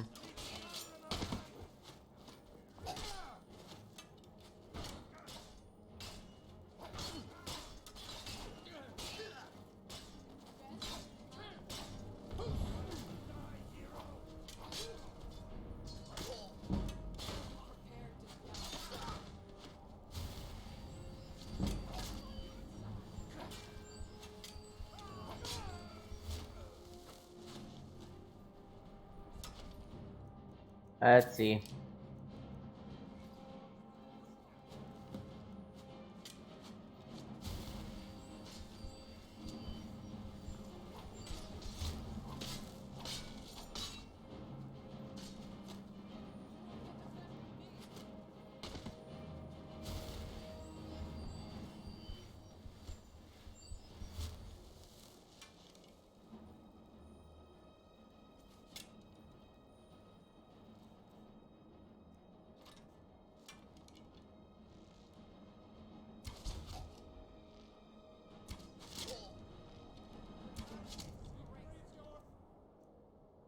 Uh-huh.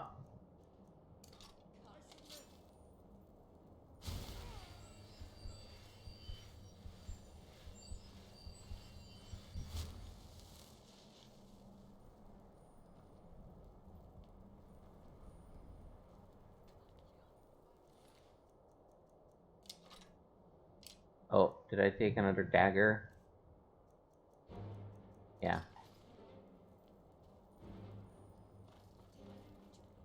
Oh, oh.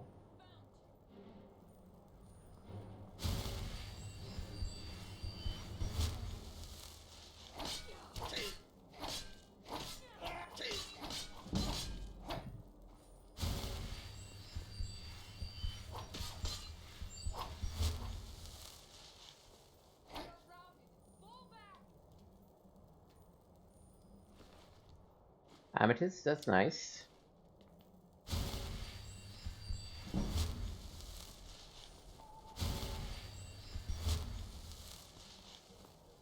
Bumping on my resto.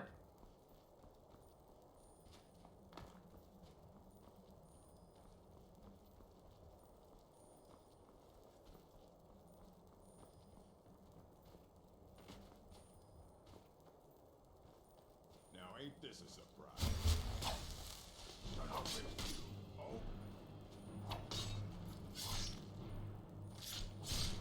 Damn. Golden lockpick. I guess I probably need to go into the keep.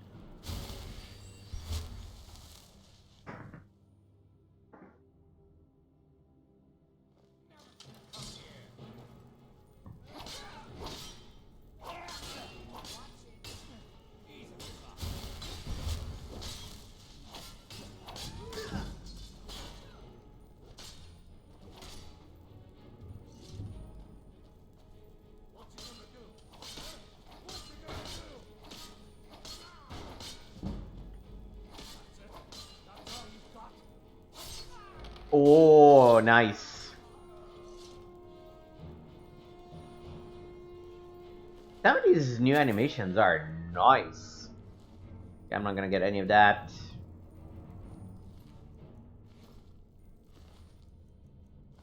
Grab the lockpick. I think this is all in this little corner. It's a very small area. Like, oh no. Going upstairs.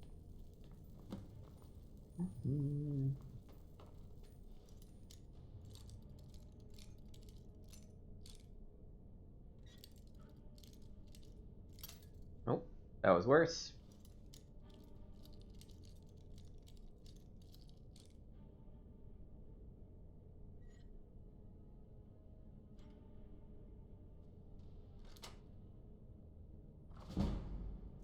I'll take this. I'll take the Corundum Ingot. Full of Bloodseeker.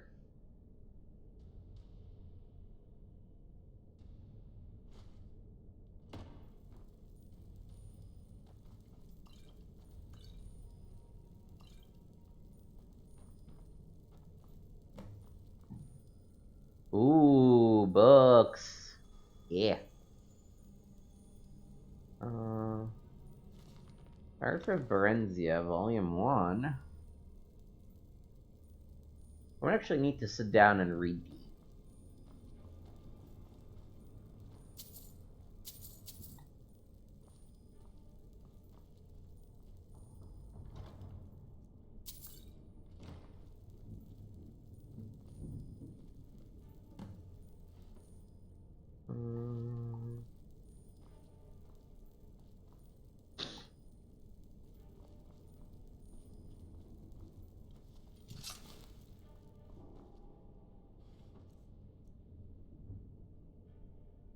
Oh, yes, that sounds great. I did not know that these things existed. Alright, let's see. Do we have all volumes of the Biography of Barentia?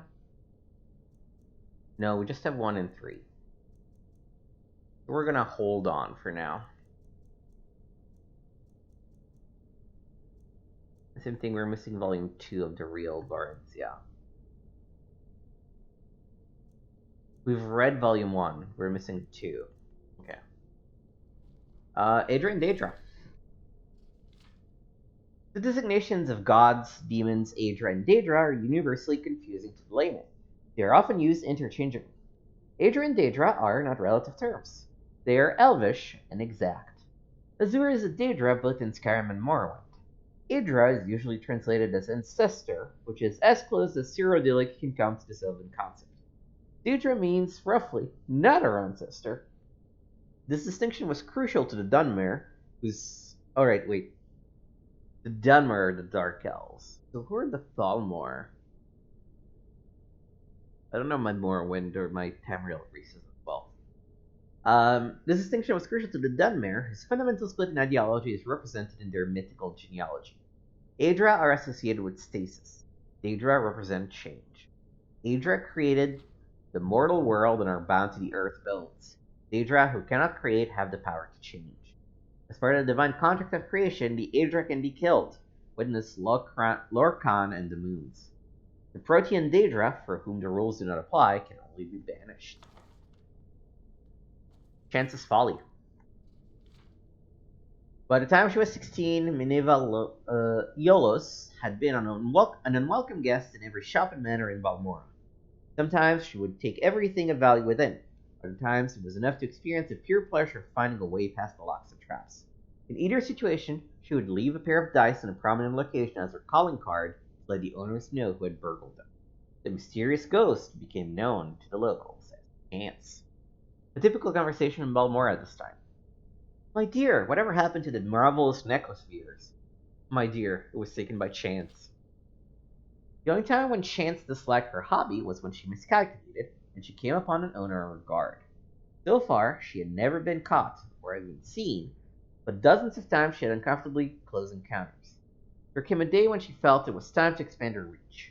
She considered going to Vivek or Nisus, but one night at the 8th place she heard a tale of Harem Ancestral Tomb, an ancient tomb filled with traps and possessing hundreds of years of the Heron family treasures.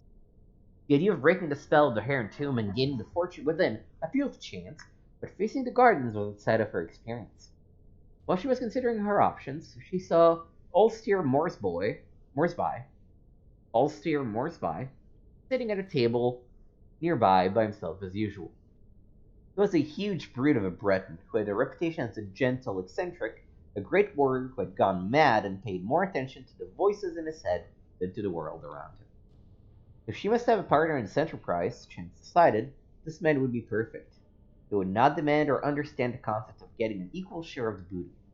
If worse came to worse, it would not be amiss if the inhabitants of the Heron Tomb were too much for him, or if Chance found his company tiresome and left it behind. Ulster, I don't think we've ever met, but my name is Minerva, he said, approaching the table. I'm fancying a trip to the Heron Ancestral Tomb. If you think you can handle the monsters, I could take care of unlocking doors and popping traps. What do you think? The Breton took a moment to reply, as if considering the counsel of the voices in his head. Finally, he nodded his head in the affirmative, mumbling, Yes, yes, yes. Proper rock. Hot steel. Hidden. Walls beyond doors. 53. 2 months and back. Splendid, said Chance, not the least put off by his rambling. We'll leave early tomorrow. When Chance met Ulster the next morning, he was wearing chitin armor and had armed himself with an unusual blade that glowed faintly of enchantment.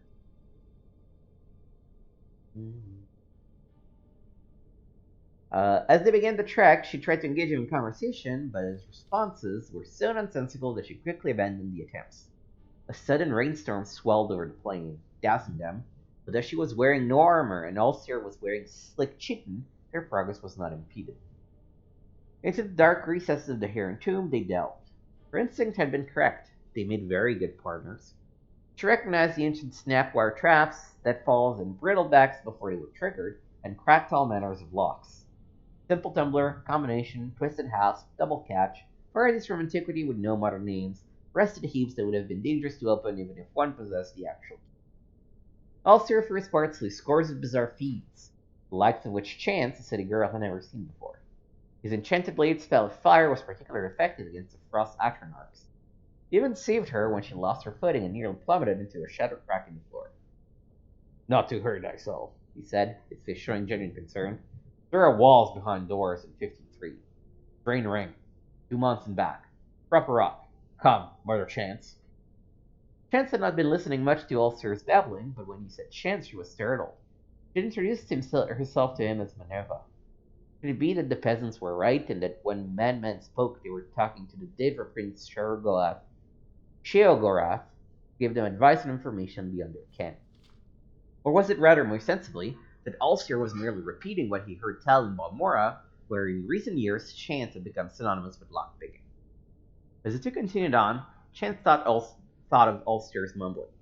He had said chitin when they met as if it had just occurred to him, and the chitin armor that he wore had proven useful. Likewise, hot steel. What could walls beyond doors mean? Or 2 months and back? What number 53? The notion that Ulster possessed secret knowledge about her and the tomb they were in began to unnerve Chance. She would never mind then to abandon her companion once the treasure had been found. He had cut through the living and undead gardens of the dungeon. If she merely left by the path he had entered, she would be safe without a defender. One phrase he had said made perfect sense to her. Drain ring. At one of the manors in Balmora, she had picked up a ring purely because she thought it was pretty. It was not until later that she discovered that it could be used to sap other people's vitality. Would Ulster be aware of this? Would he be taken by surprise if she used it on him? She formulated her plan on how best to desert Breton as they continued down the hall. Abruptly, the passage ended with a large metal door secured by a golden lock. Using her pick, Chance snapped away the 2 tumblers and bolted and swung the door open. The treasure of the Heron tomb was within. Chance quietly slipped her glove off her hand, exposing the ring as she stepped into the room. There were 53 bags of gold within. As she turned, the door closed between her and the Breton. On her side, it did not resemble a door anymore, but a wall. Walls beyond doors. For many days, Chance screamed and screamed as she tried to find a way out of the room. For some days after that, she listened dully to the laughter of Sheogorath within her own head. 2 months later, when Ulster returned, she was dead. He used a rock to prop open the door and removed it. Oh, I should grab it. Talos Mistake by Lenora Venatus, Imperial Liaison to the Meridia. As citizen of the Empire, all are of course familiar with the deeds of Emperor Tiber Septim, but it is the Emperor's ascent to godhood as Talos that is the subject of this work. Until Tiber Septim's death, there had been but 8 divines: Akatosh, Tibella, Arche, Zentar, Stendar, Mara, Kinnereth, and Julianos. These gods were and are worshipped throughout the Empire. While some may have different names in the varying provinces, for example, Akatosh is known as Ariel to the Aldmer, and Arche is sometimes known as Arche, all are recognized and revered by all races and cultures of Tamriel. But when Tiber Septim passed to Aetheris, there came to be a 9th divine, Talos, also called Izmir, the Dragon of the North. The man who was so loved in life became worshipped in death. Indeed, it can be argued that Talos, the 9th divine, became even more important than the 8 that had preceded him, at least to humans. For he was a god who was once just a man, and through great deeds actually managed to ascend to godhood. And if one human could achieve such a feat, couldn't it be done again? Couldn't all humans aspire to achieve divinity? So we thought, we humans. And so we continued to worship Talos and revere him as the ultimate hero god. But that was then, and this is now. And now we know the truth. We were wrong.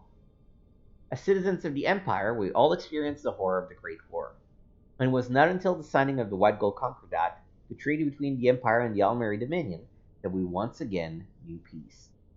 One of the most important stipulations of that treaty, as every Imperial citizen is well aware, is that Talos can no longer be worshipped as a god. This edict shook the very foundations of the Empire. There are those who rebelled against the law. Indeed, some still do. like our friend in Whiterun. But the citizens of the Empire must know this. The Emperor did not agree to outlaw the worship of Talos because it was demanded by the Thalmor, the ruling body of the Aldmeri Dominion.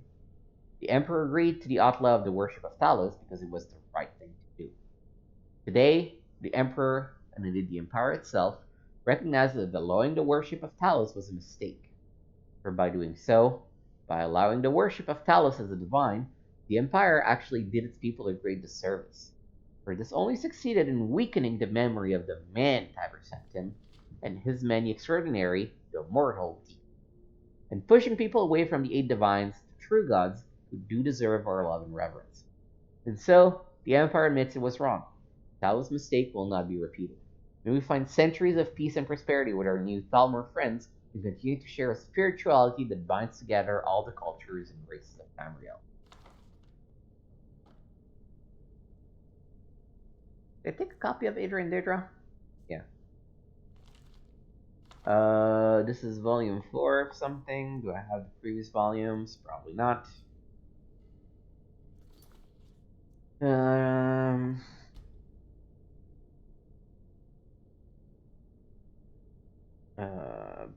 Books.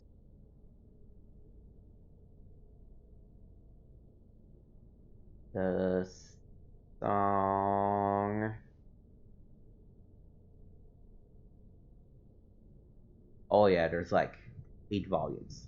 It's gonna be a while before I can read that. Similarly here. Let me check this one too, but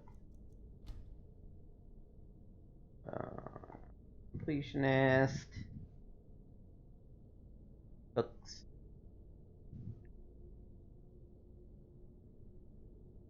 It was what, the song of something? No. Oh, what did I just grab? It was part 2 of something.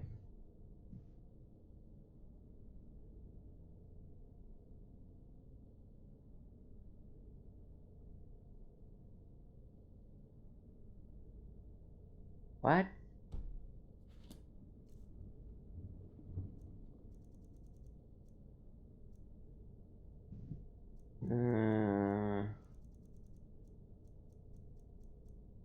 Oh, A Dance in Fire, Volume 4 is what I need to check. My bad.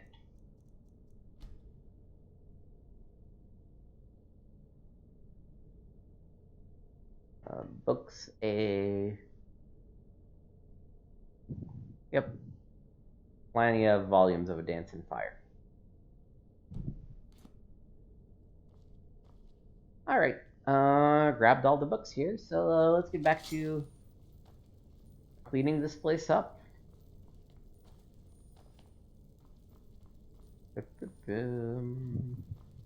Oh, more books. Still don't have all the volumes of that. The Mystery of Princess Talara, Part 1. Actually, again, let's see how many volumes there are. Well, it's Part 1. Let's just read it. The year was Third Era 405. The occasion was the millennial celebration of the founding of the Breton Kingdom of Camlorn. Every grand boulevard and narrow alley was strung with gold and purple banners, some plain, some marked with the heraldic symbols of the royal family, or the various principalities and dukedoms which were vassals of the king. Musicians played in the plazas, great and small, and on every street and every corner was a new exotic entertainer. Redguard snake charmers, Hajidi acrobats, magicians of genuine power, and those whose flamboyant skill was equally impressive, if largely. The sight that drew most of the male citizens of Camlorn was the March of Beauty. 1,000 comely young women, bridal and provocatively dressed, danced their way down the long, wide main street of the city, from the temple of Sethita to the royal palace. The menfolk jostled one another and craned their necks, picking their favorites. It was no secret that they were all prostitutes, and after the march and the flower festival that evening, they would be available for more intimate business. China attracted much of the attention with her tall, curvaceous figure barely covered by strips of silk and her curls of flaxen hair speckled with flower petals. In her late 20s, she wasn't the youngest of the prostitutes, but she was certainly one of the most desirable. It was clear by her demeanor that she was used to the lascivious glances, but she was far from jaded at the sight of the city of splendor. Compared to the squalid quarter of Daggerfall where she made her home, Camlorn at the height of celebration seemed so unreal. And yet, what was even stranger was how, at the same time, familiar it all looked, though she had never been there before. The king's daughter, Lady Gilia, rode out of the palace gates and immediately cursed her misfortune. She had completely forgotten about the March of Beauty. The streets were snarled at a standstill. It would take hours to wait for the march to pass, and she had promised her old nurse Ramke a visit in her house out of the city. Gilia thought for a moment, picturing in her mind the arrangement of the streets of the city, and devised a shortcut to avoid the main street and the march. For a few minutes she felt very clever as she wound her way through tight, curving side streets. Presently she came upon temporary structures, tents, and theaters set up for the celebration, and had to improvise a new path. In no time at all, she was lost in the city where she had lived all but 5 years of her life. Peering down an alley, she saw the main avenue crowded with the March of Beauty. Hoping that it was the tail end and desirous not to be lost again, Lady Gilia guided her horse through the festival. She did not see the snake charmer at the mouth of the alley, and when his pet hissed and spread his hood, her charge reared up in fear. The women of the parade gasped and surged back at the sight, but Lady Gilia quickly calmed her stallion down. She looked abashed at the spectacle she had caused. "My apologies, lady," she said with a mock military salute. "It's all right, madam," said Blonde in Silk. "We'll be out of your way in a moment." Gilia stared as the march passed her. Looking at that whore had been like looking in a mirror. Same age and height, and hair, and eyes, and figure, almost exactly.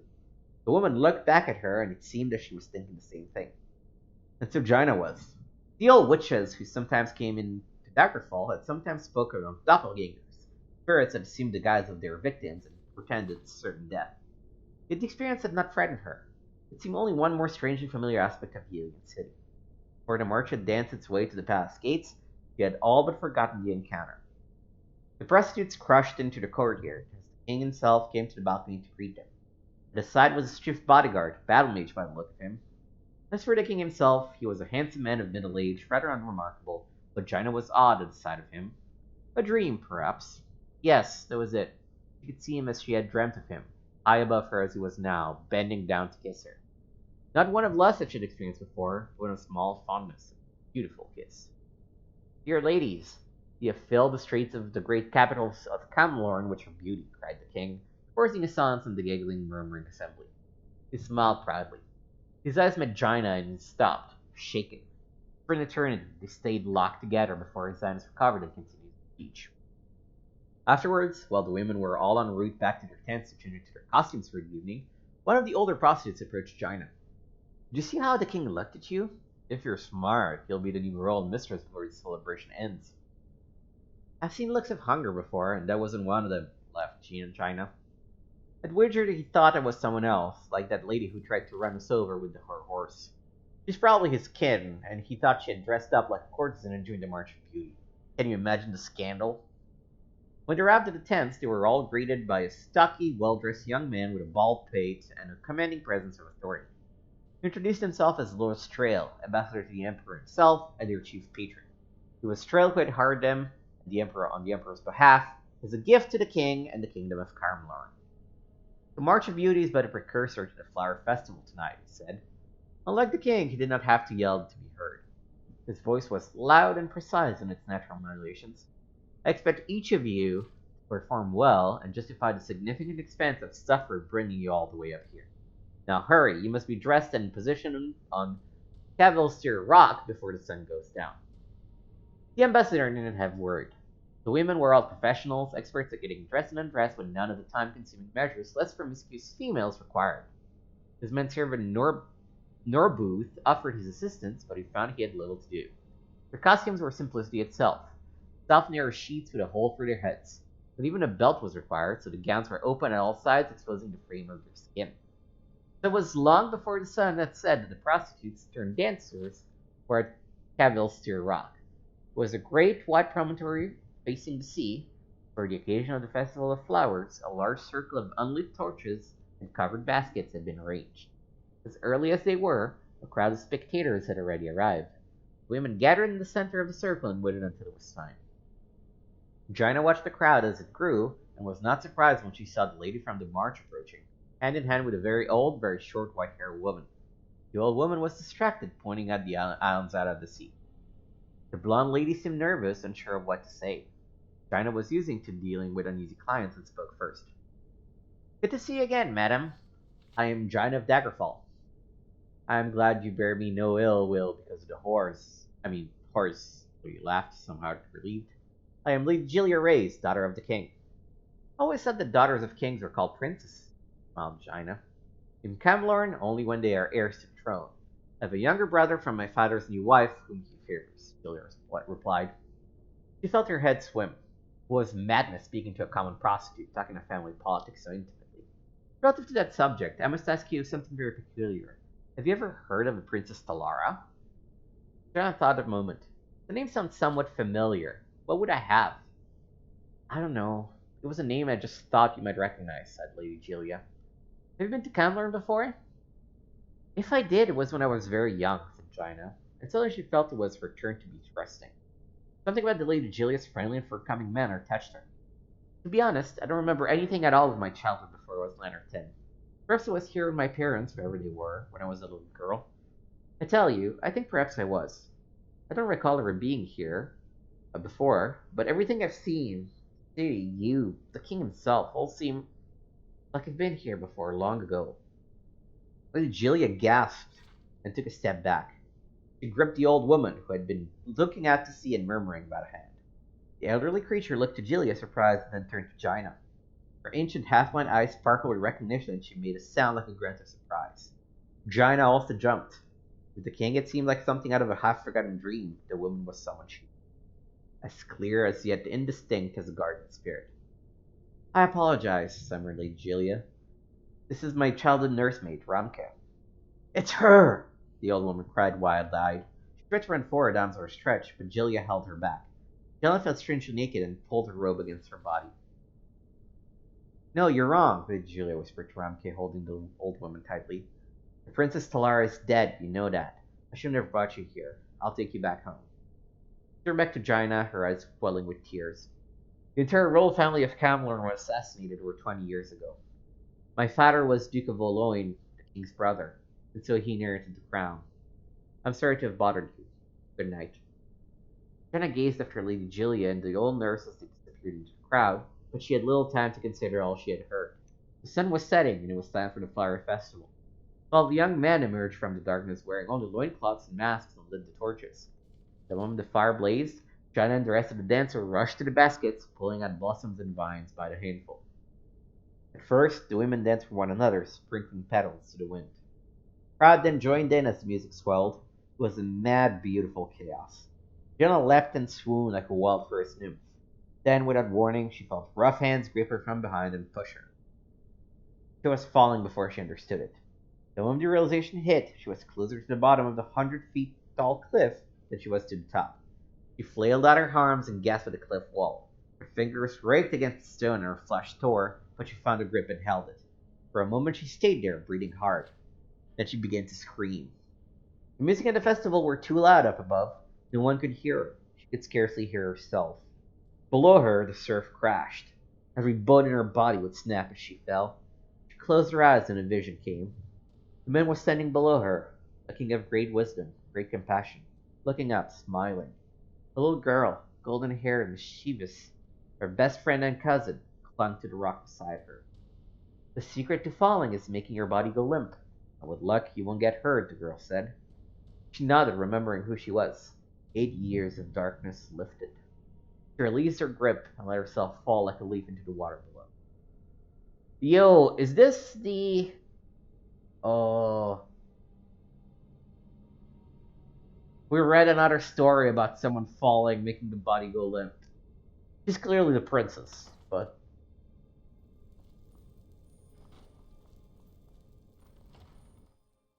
Alright, that is plenty of storytelling for the moment. Let's go and kill some more enemies. Now ain't this a surprise?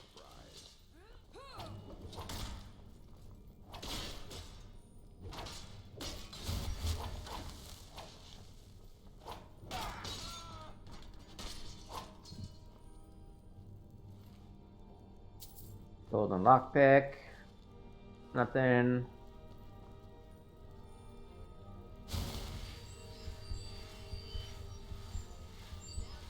How have you detected me?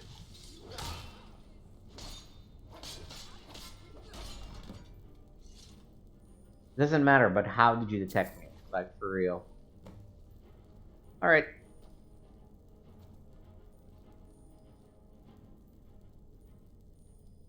Do I have a woodcutter's axe? Yeah.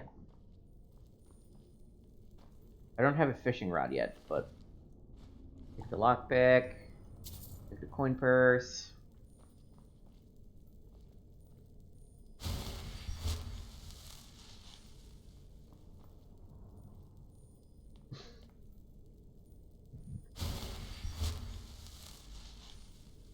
Okay.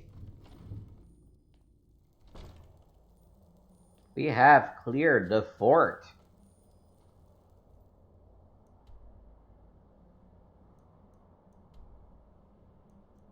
Let me remove the custom destination, go back to Solitude.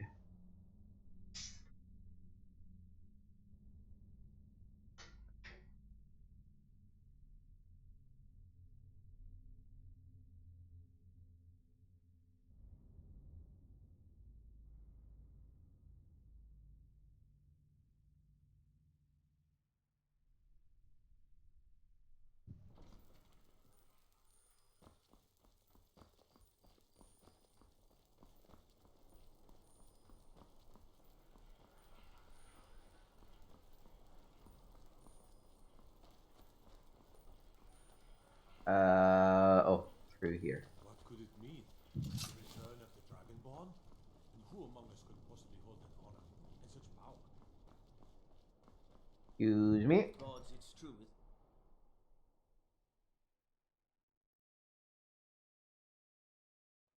Tell me again why I've been seen in the company of the companions. It's an honorable path you If Ulfric gets his hand on that crown, it won't be a fairy tale. It'll be a problem. Don't you Nords put any stock in your own traditions? I thought the Moot chose the king. We're backing Elisith. When the Moot meets, they'll do the sensible thing. Not everyone's agreed to the moot. You've been here long enough to know that Nords aren't always sensible. We follow our hearts. So what? Oh, by the way. This crown and then suddenly he's High King. I am sworn to carry your burdens. But the jagged crown would be a potent symbol for his cause to rally around. Do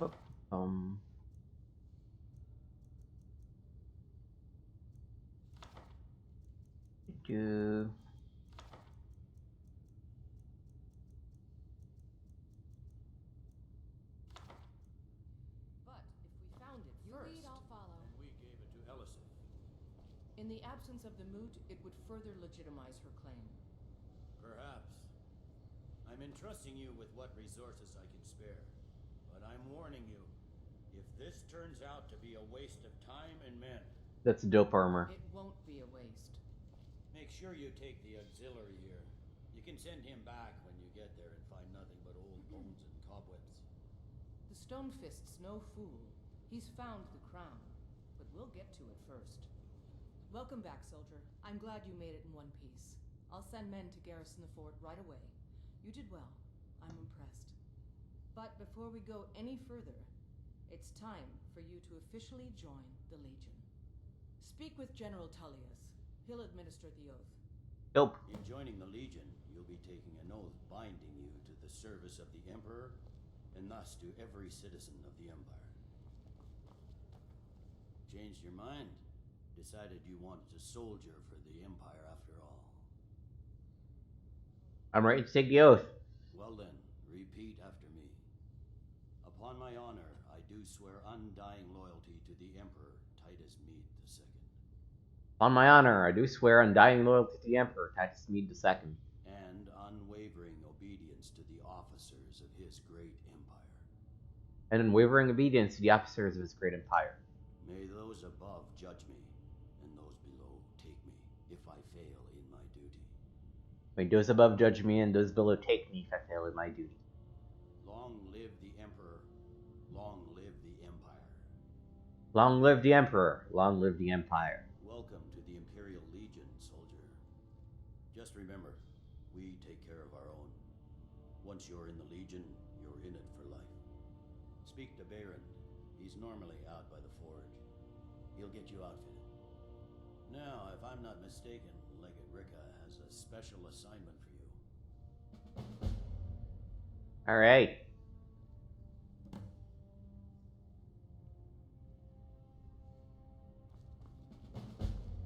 What's up, Legate? Welcome to the Legion Auxiliary.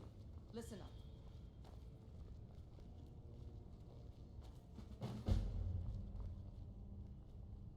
Welcome to the Legion Auxiliary. Listen up.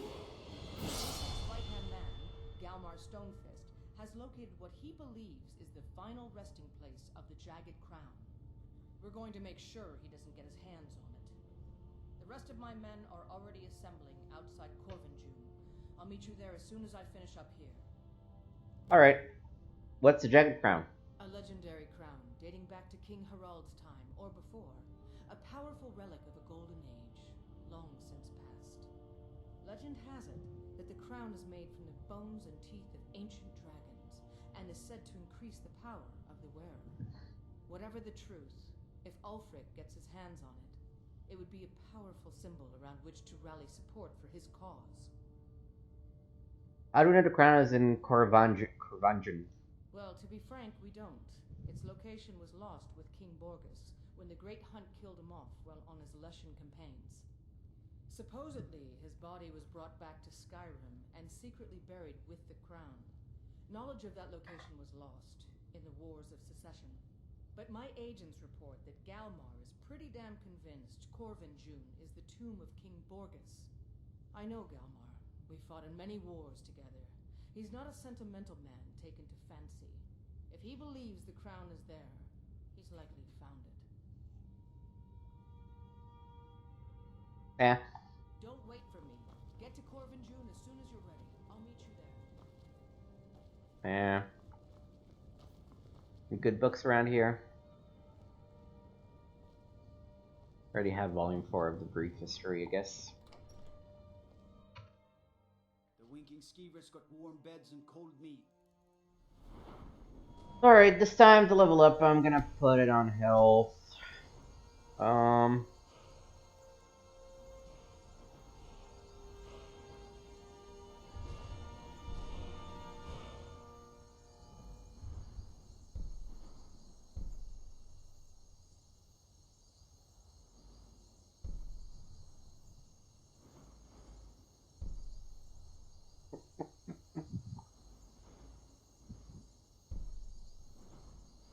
Let's do light armor fit, I think.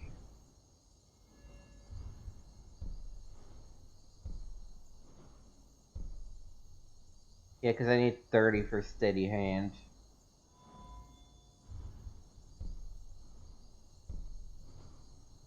Cannot really do anything else here either.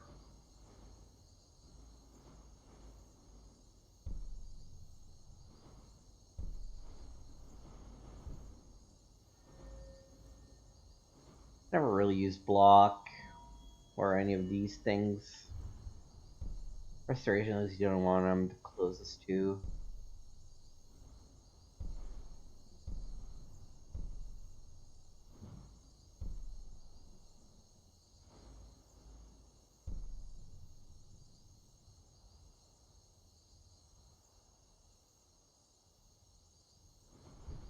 That's not bad, but yeah, I can get better prices here until I get to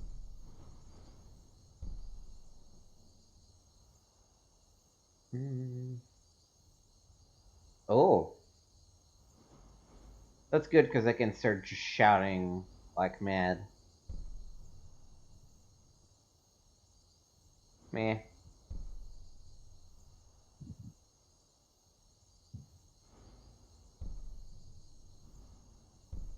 Yeah, the speech is mostly for that kind of stuff. So yeah, let's go light armor. Light armor fit.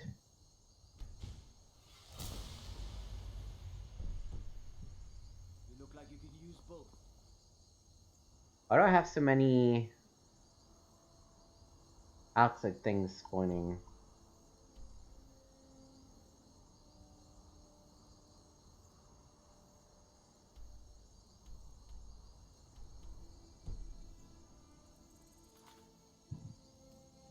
Okay, let's just remove the contract. We're not gonna do that at the moment.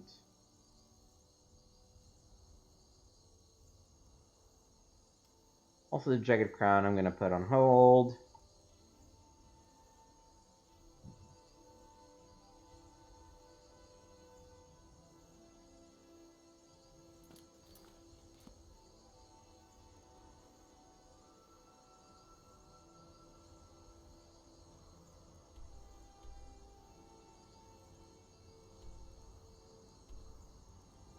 I guess that's kind of on a line.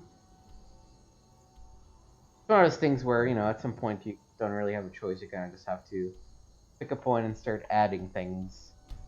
Ugh.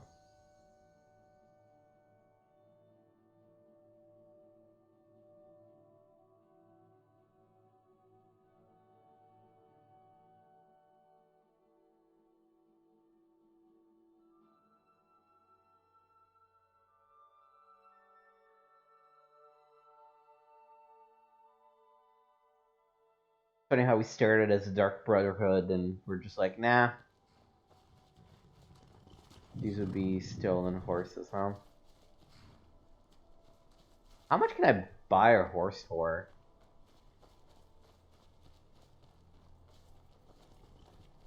You need a reliable horse. You treat a horse well, it'll take you to Oblivion and back. Can I buy a horse? One all saddled and ready to go. What are you willing to pay? Oof. On second thought, I'll walk. Stop wasting my time.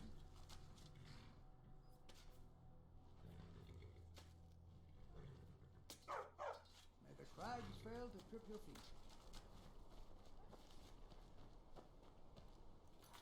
Yeah, this is actually a good spot to take a quick break. I've been streaming for almost 3 hours, so I'm gonna stretch my legs, eat something, get some drinks, and then we'll be back for about the same amount of time.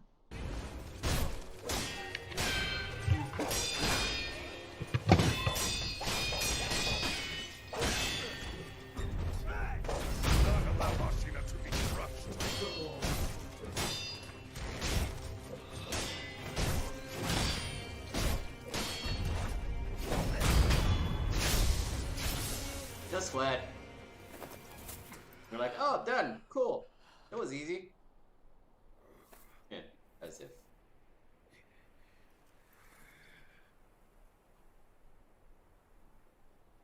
In the end, I was powerless, but Ashina will rise once more. The dragon blood surging through her veins. With this, Ashina's long night comes to an end.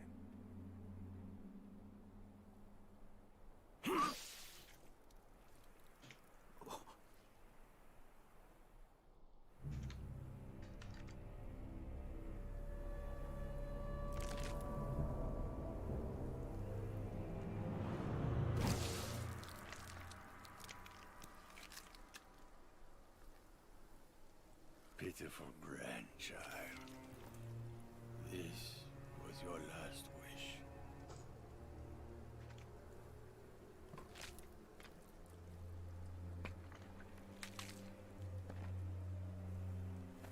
To see Ashina return from the great beyond.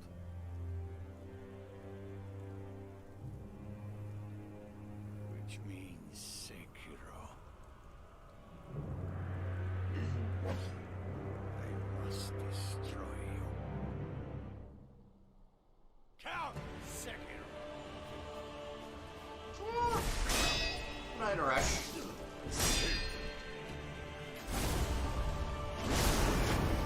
Oh. Okay.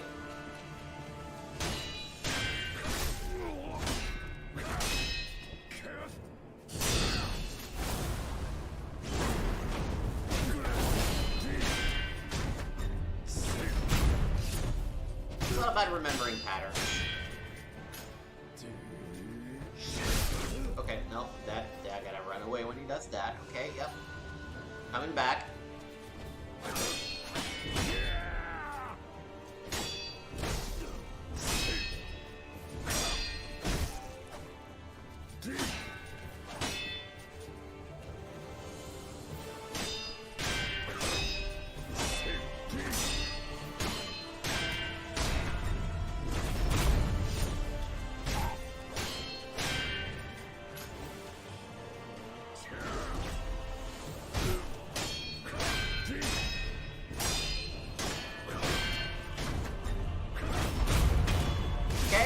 One pip.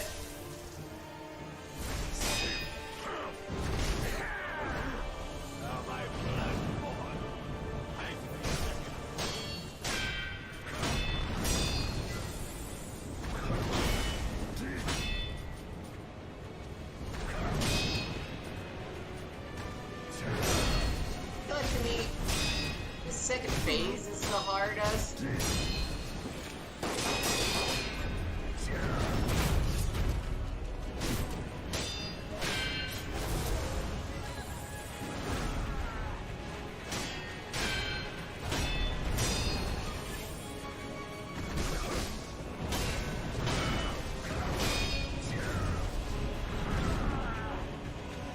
I missed the Meridia there, but...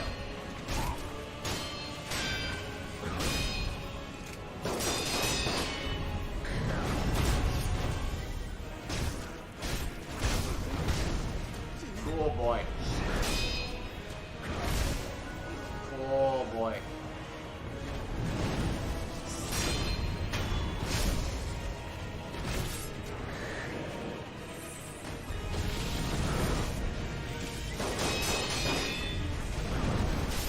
That was a jump.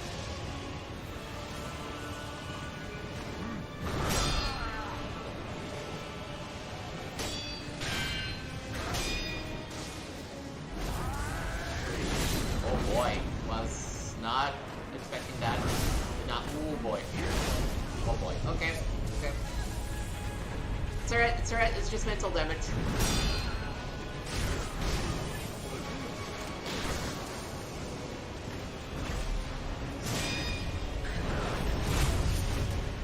All mental damage.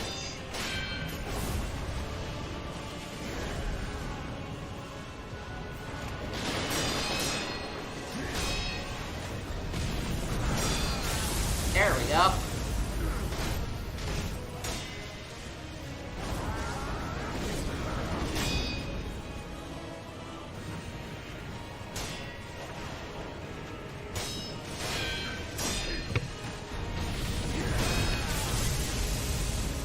Alright, we are back.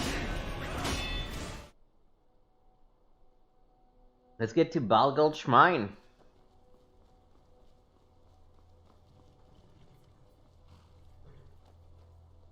Come to talk. Good day. Oh, no. That's the guy that I was told to go to for the Mara vision, I believe.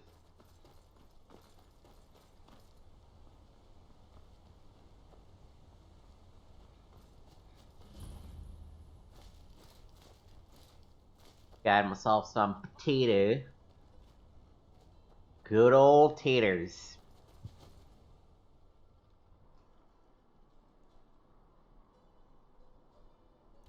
I'll just follow the J2 marker for now.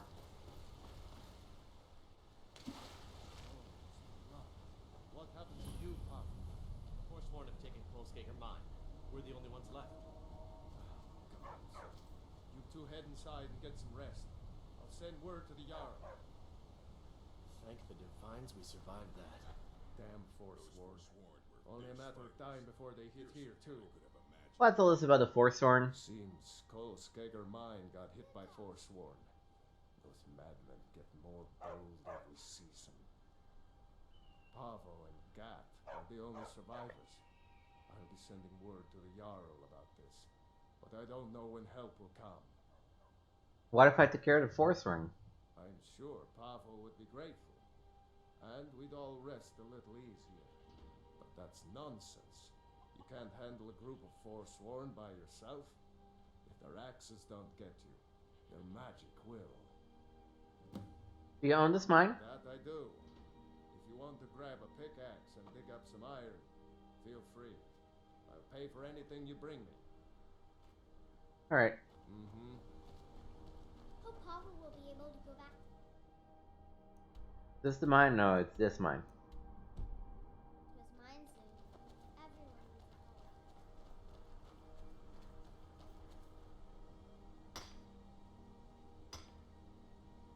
a home.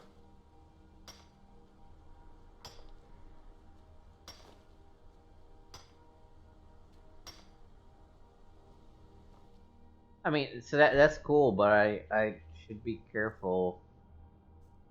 I don't wanna Don't have much to say. too much in my weight. Ah, I don't really care about mining at the moment. They're reforming the Dawn Guard.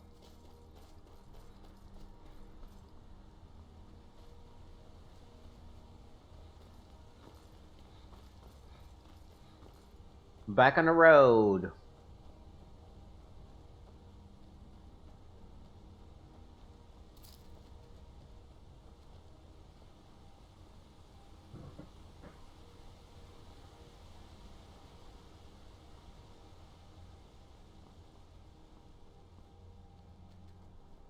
Road is treacherous. You never know where it might lead, Frodo.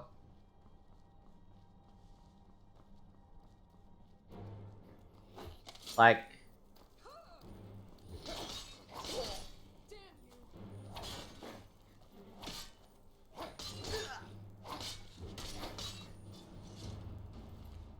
like fighting these Wreathlings, whatever these are.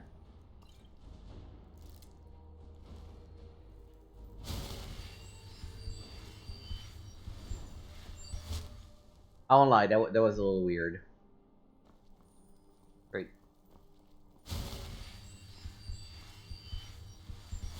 Whoa, that thing is dope. Are you finished ogling the grotesque? I suppose I should be grateful you didn't simply attack me. Your skin. Are you ill? I'm one of the afflicted. I'd have been dead from this plague a year ago if not for Periite's protection. What are you going? Returning to High Rock. Our shepherd lost his way, and I fear Periite's wrath may consume those who remain with him. Kesh could tell you more. I just want out of Skyrim as quickly as possible. Alright.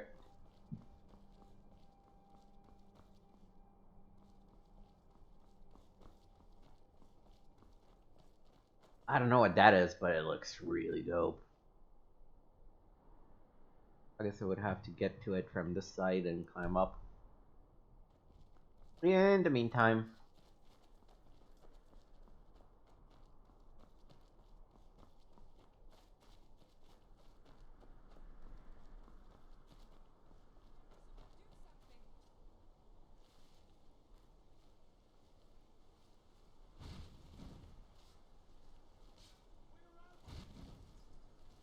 I knew it. Oh.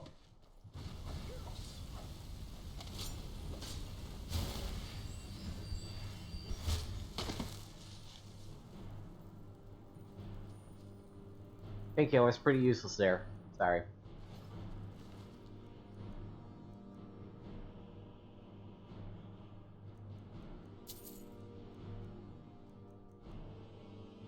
Oh yes, pouches.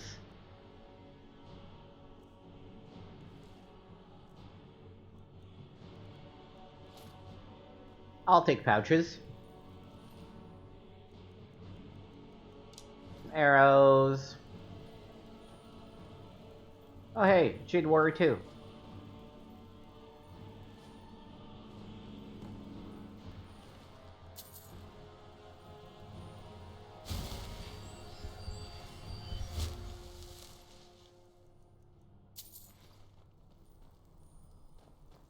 Ugh.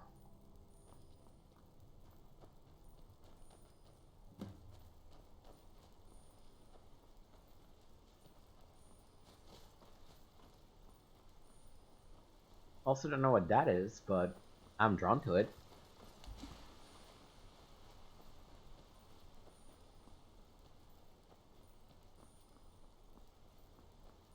Hmm.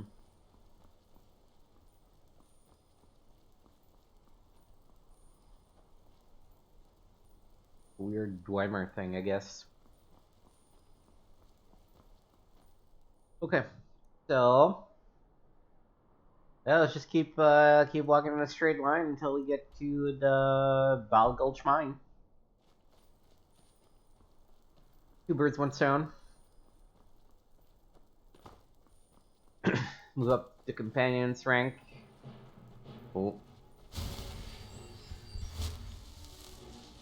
I heard someone.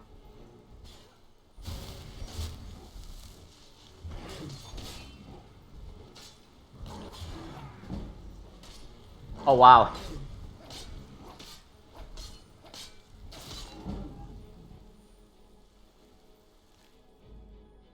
Yeah, I'll take the cave troll pelt and some fat. Ah, it doesn't seem like it, but the current is very strong. All right, back on track.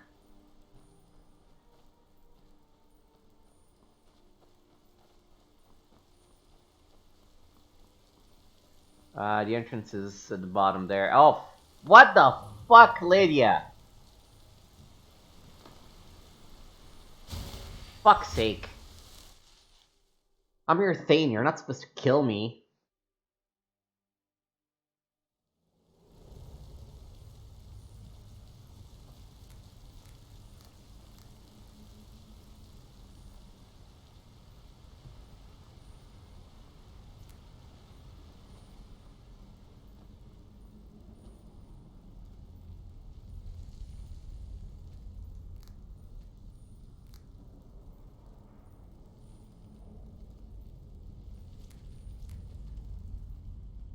We also switch to the bow.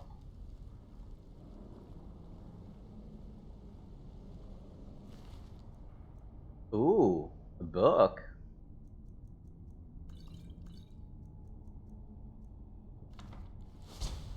Let me read that. Lost Legends.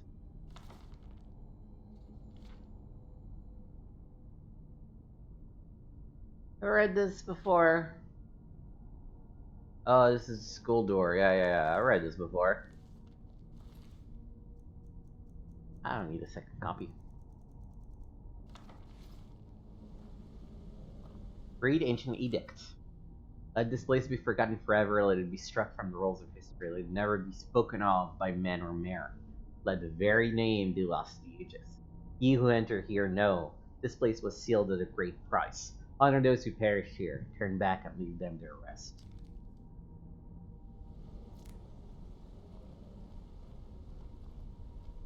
Well, I need a claw anyway.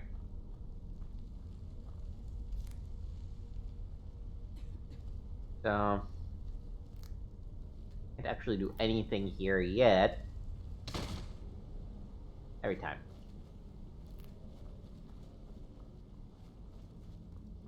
So we can just, oh, actually.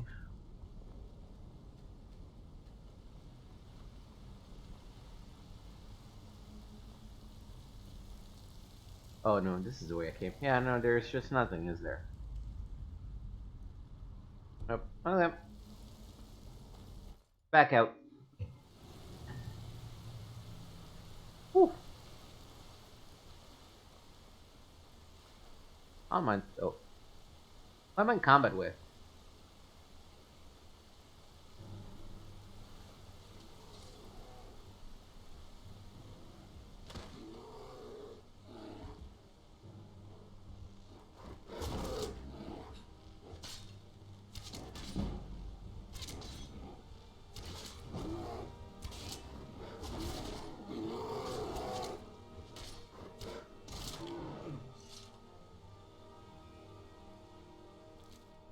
I don't know what these are.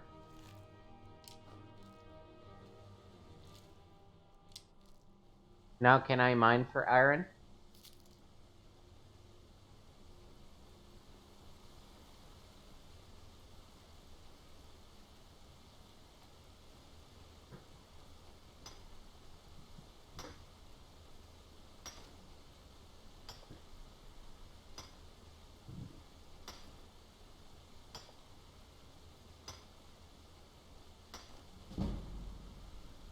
Hey!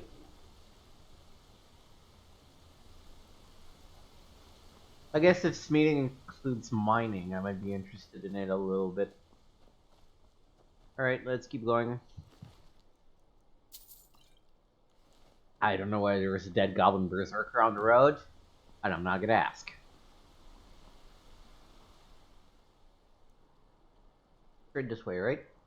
Yep.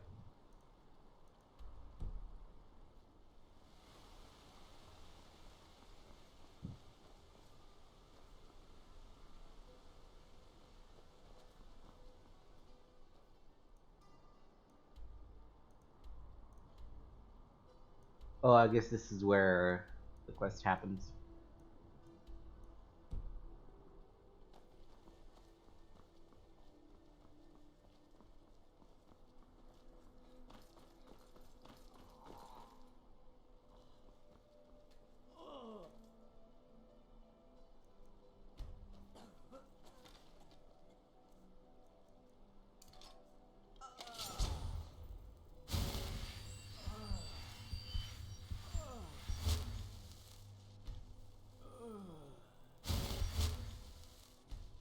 I'll just give you a healing potion, because I don't understand how... Malakath preserve you. For your help, I'm sending word to the orc strongholds that you'll be trusted. You should be welcome there now. Cool. We're gonna find an orc The stronghold. most well-known stronghold is Dushnik Yal. Here, I'll mark it down for you. What do we got for sale? Take a look.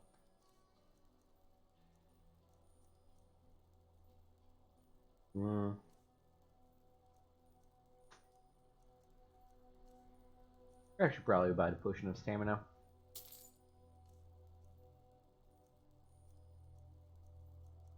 Picking up by selling it, some of these.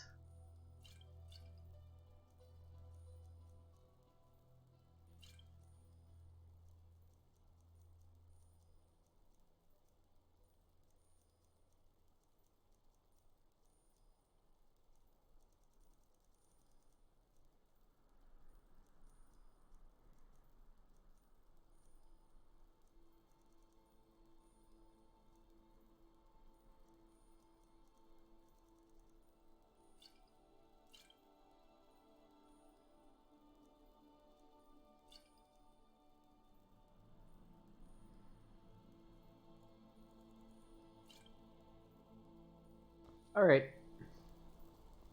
I'm not sure that entirely got me back the money I spent on it, but...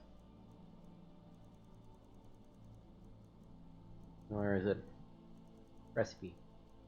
Boop. Breath skimmer and his scarf. Cool.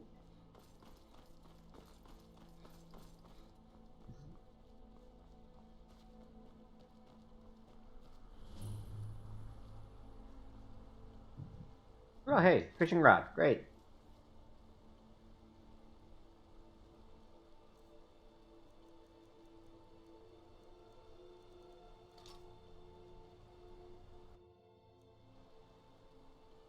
While fishing, press activate to reel in your line. Reeling when there is a strong pull and reeling when reeling to catch. Ripples on the surface when casting your line from nearby fish. The water is calm, there are no more fish to catch.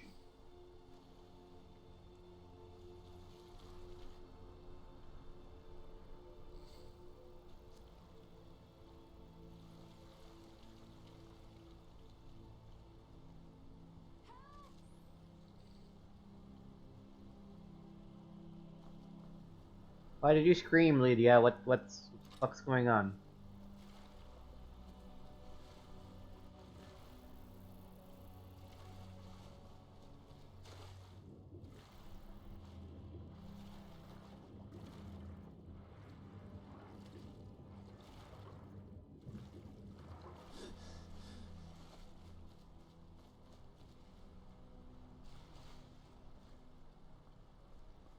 You're weird sometimes. Let me try that again. Oh.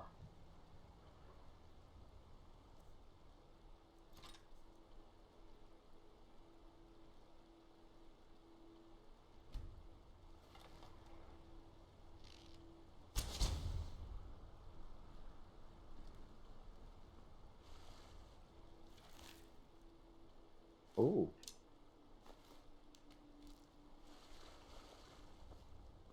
Alright. Can I finally fish? Finally letting me fish?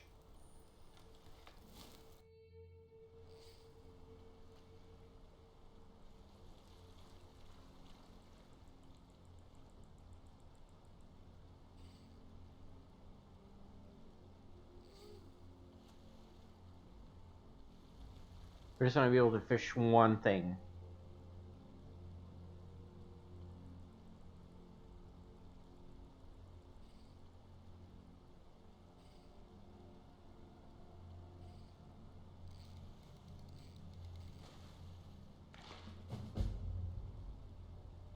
Cool.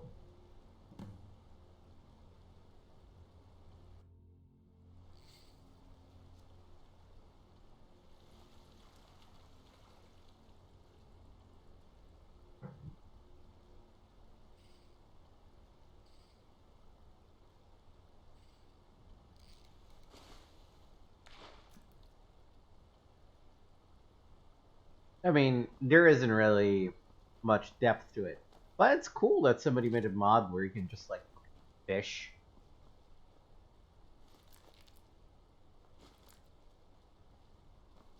What else can you do?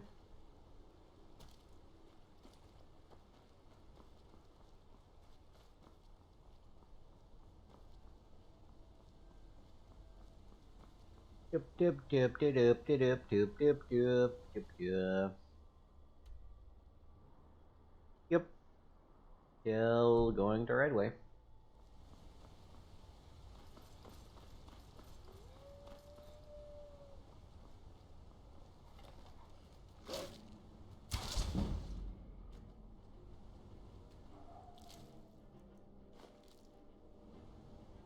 You know what? I should set that.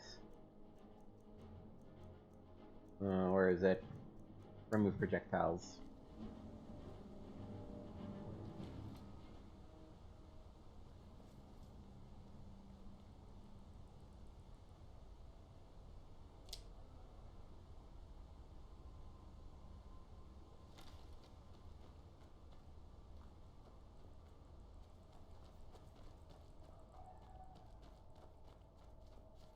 What is up in here?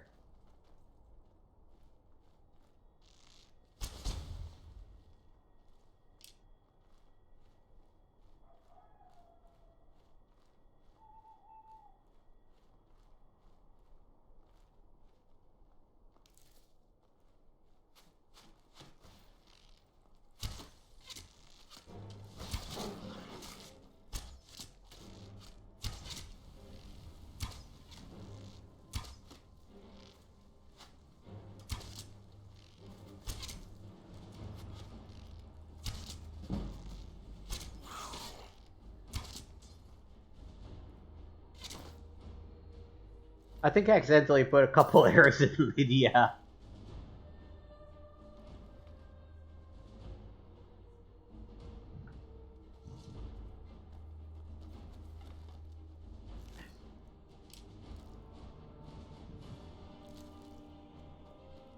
But that's alright. I'm sure she doesn't hate me for it. Good old Lydia. Where's the other... Oh well, there's another enemy.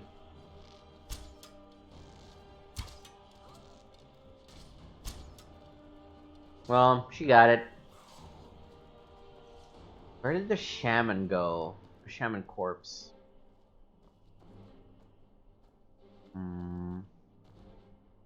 Here's the chief. Oh, here's the shaman. Oh yeah, I'll take that.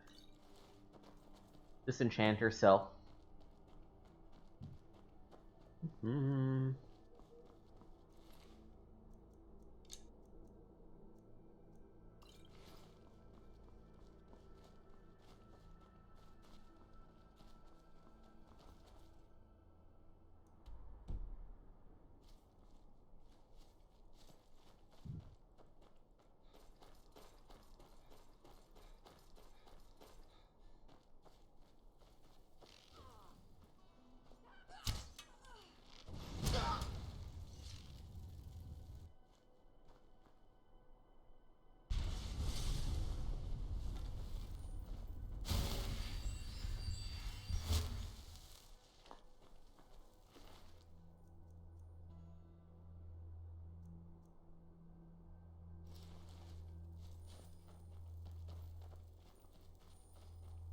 This area is getting weirder and weirder.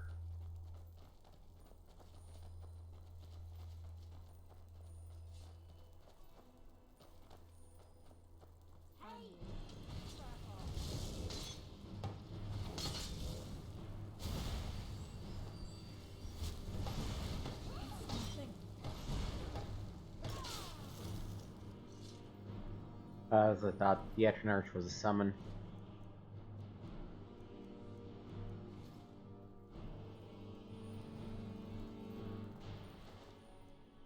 I'll take some leak.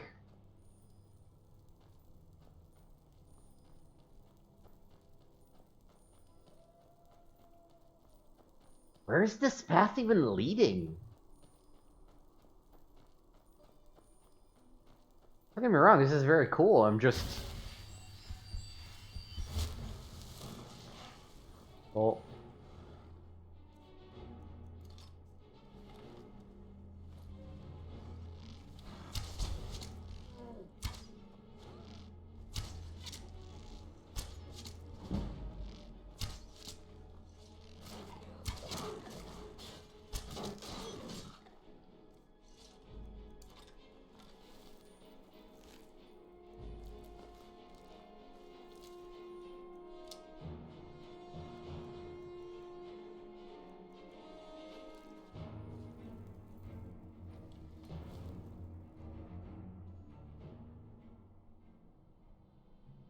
I guess to recover arrows is on you, not on anything you target.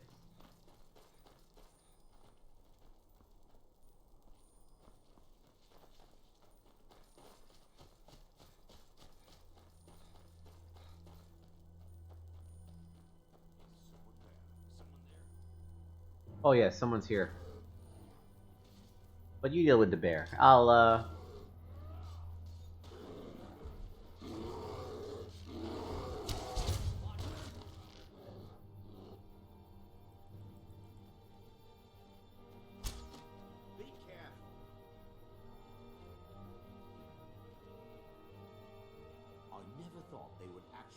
Oh! Companions. But now it looks like they're letting anyone in these days. The latest recruit. Hey! Wait, is that right? Might head down to the meadery later. Some people don't think I'm smart. Those people get my fist. But you, I like. Oh, alright. I don't know why there's a bunch of 3 companions around here. But, yeah, hi. Good to see you, good guess.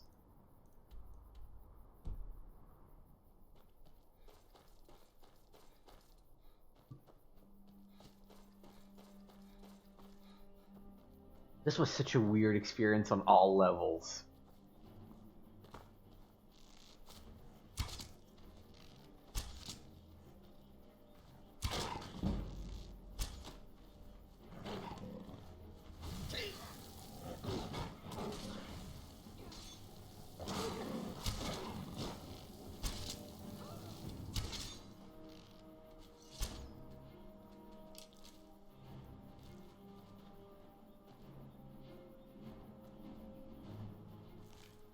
Where'd the corpse of the warlord go?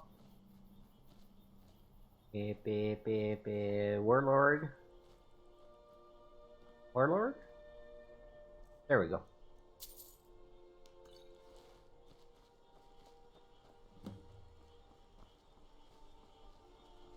Right across the river.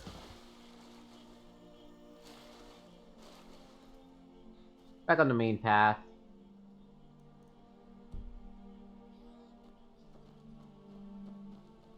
This waterfall is also pretty dope.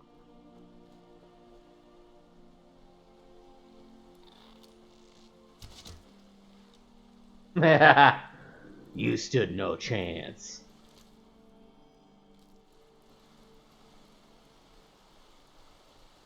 Stupid mud crabs. Oh, there's another one.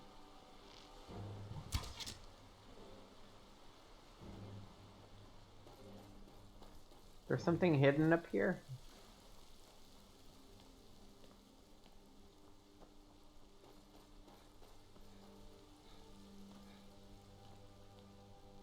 This definitely leads to something.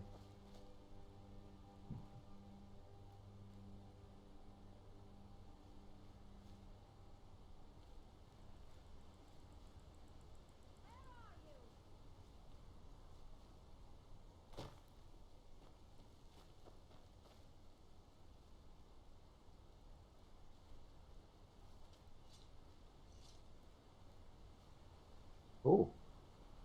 Camp. Oh, right. I'm in combat.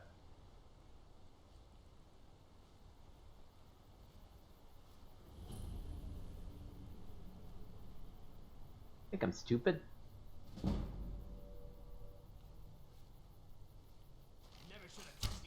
Ah, damn it.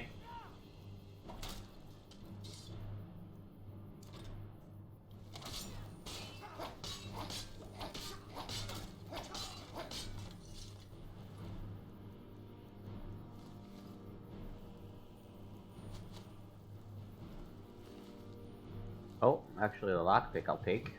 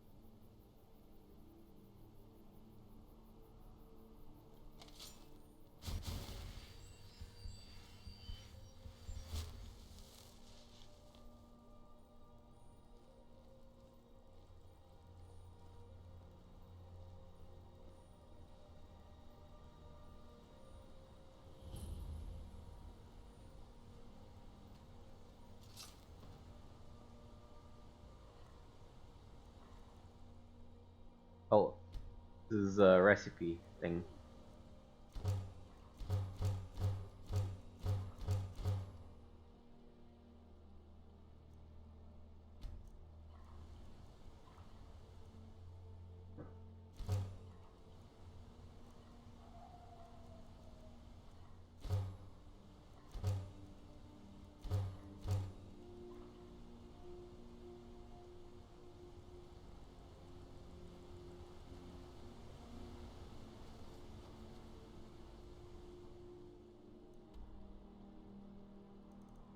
I don't know what's up here, either.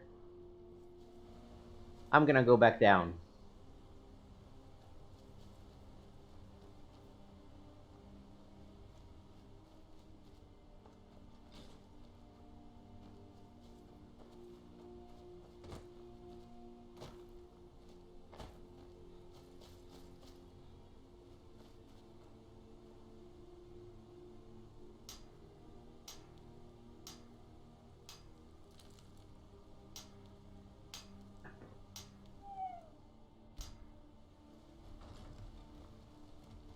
Lydia! Ah, every trap.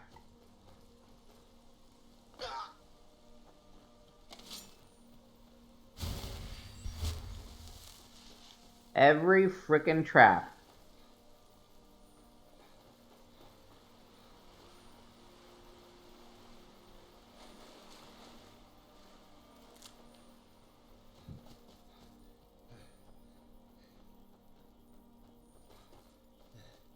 Please, someone help me.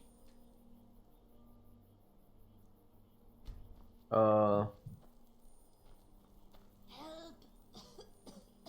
Help me. This is gonna be a trap, isn't it? It was their idea. Run. Yeah, I figured as much.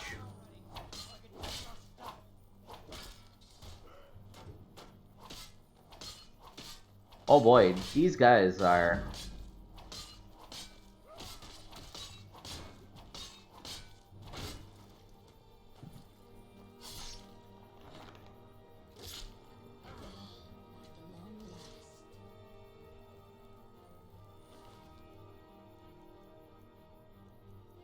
Actually, what's my shield? 28. I think it's the same as this one. Not that I ever use it, but...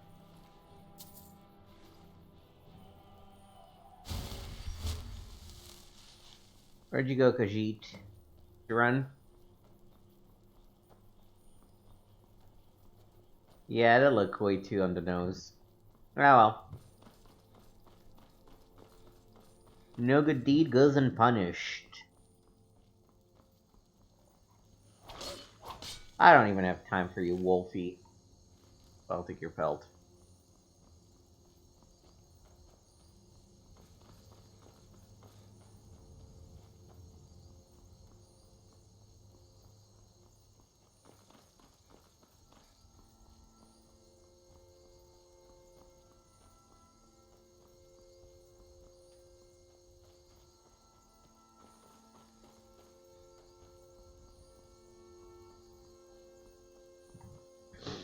Oh.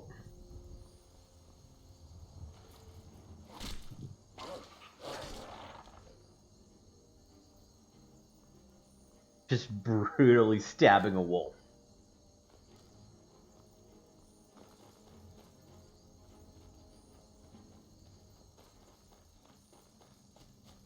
Oh. Nope.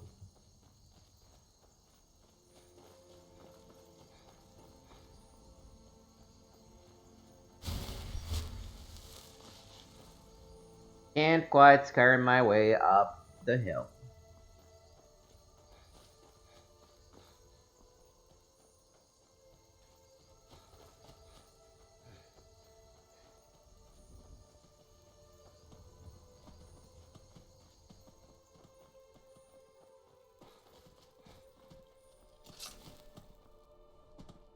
I don't know what this is, but it looks nice.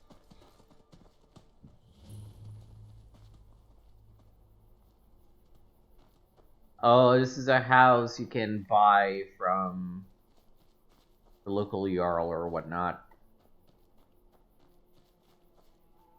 What I care more about...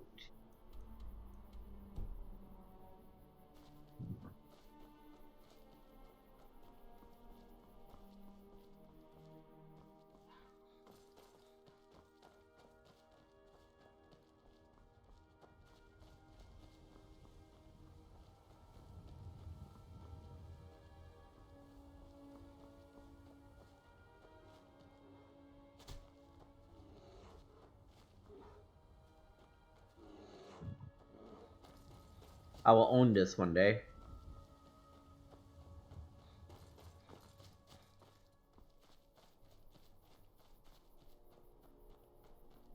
What is that? That can't be the mine. No, that's for Sunguard. That's dope. Mine is up this way.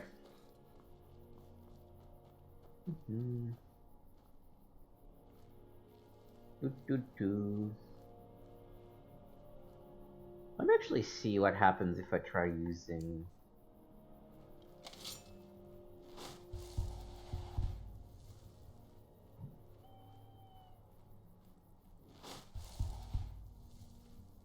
Yeah, it sucks. Let me pop some flames.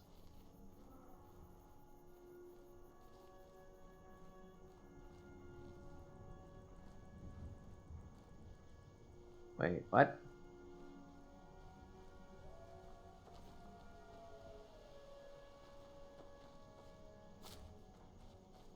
Did I miss the entrance? Where is it?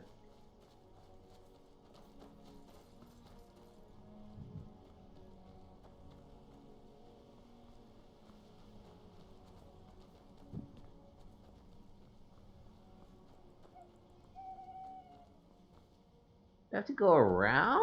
Yeah, I might need to go around.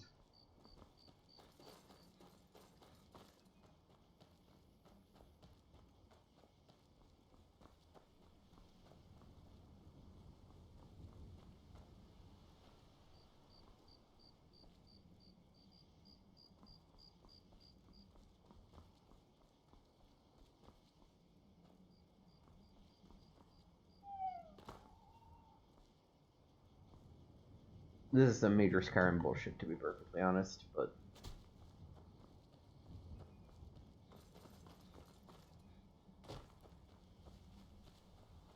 Alright.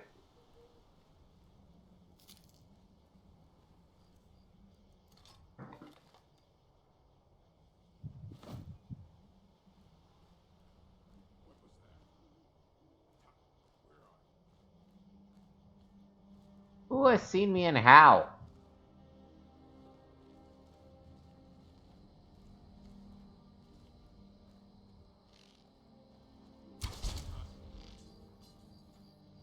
Okay, you didn't matter.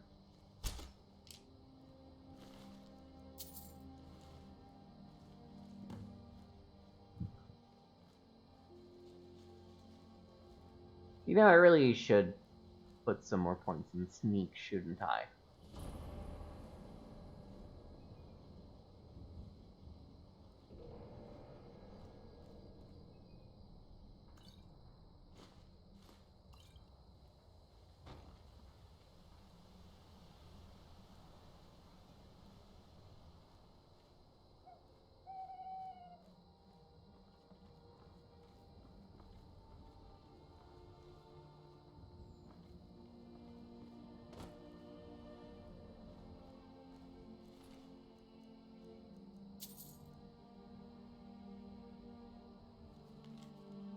They've taken everything. All my life was in the workshop.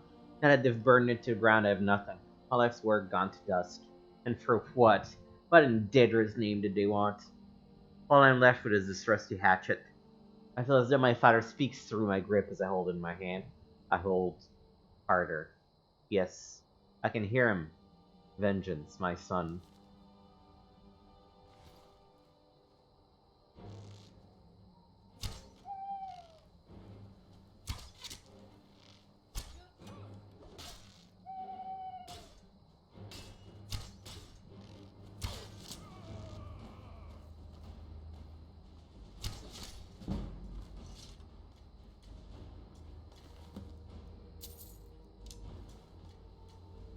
Well, now that we got archery to 30, that's where the next point's gonna go. Because we want that zoom, baby.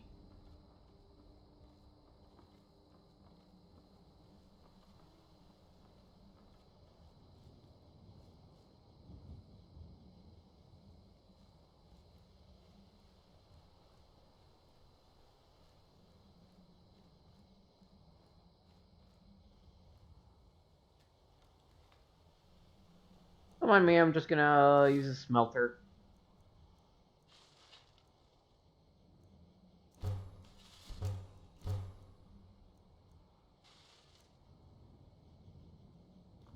Get some ingots.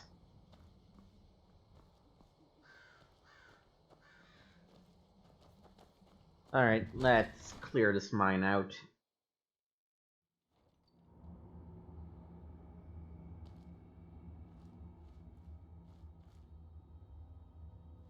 Okay, move slowly, Lydia. Don't trigger those traps.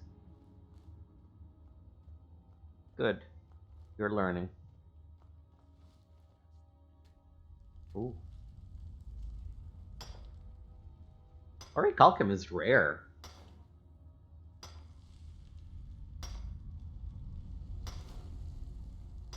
I don't care if they spot me, this is so worth it.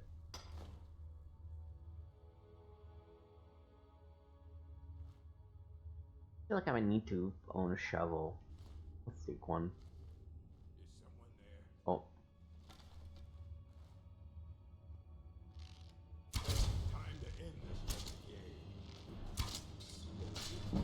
Oh boy!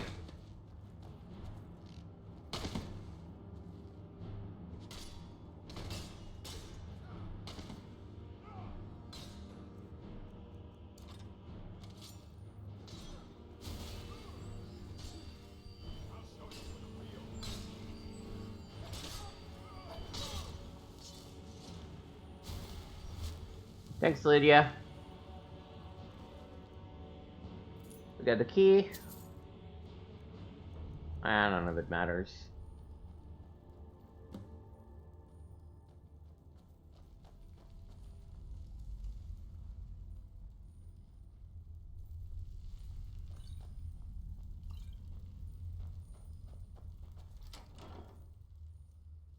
I'll take that.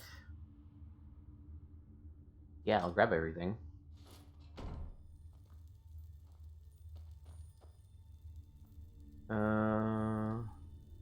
Painting.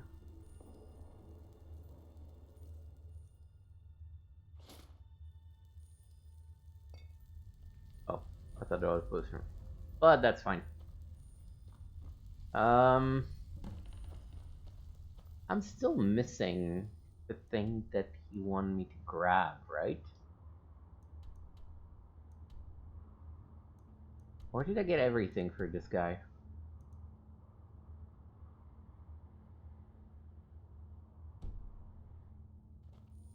No, there was something in here. I mean, the mine is not being cleared, so I don't have to anymore or worry about that. Jesus, more recalcum.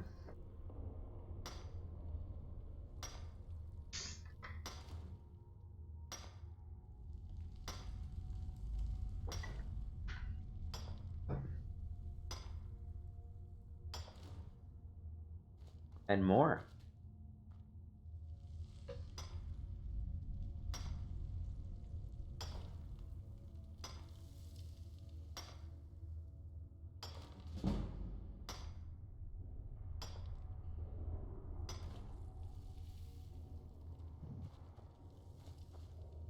And more.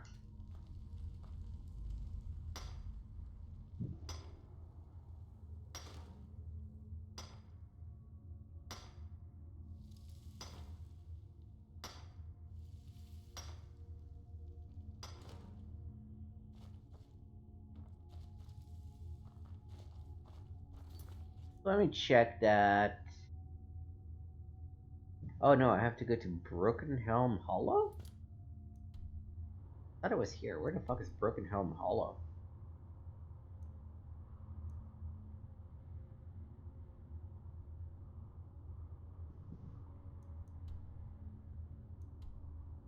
Well, at least that's somewhat close to Riften. Alright. I had misunderstood the directions. But I got a lot of orichalcum, so I'm happy.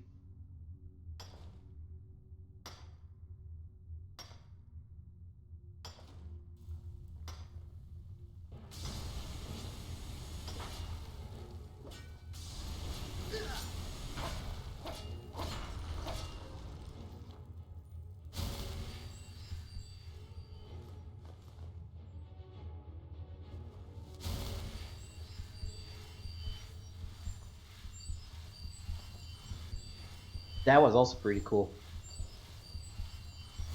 Oh, I'm gonna keep mining until there's orichalcum to mine.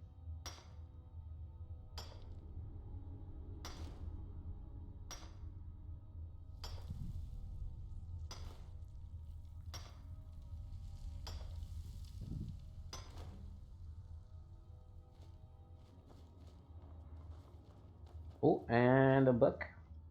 The Armorer's Challenge.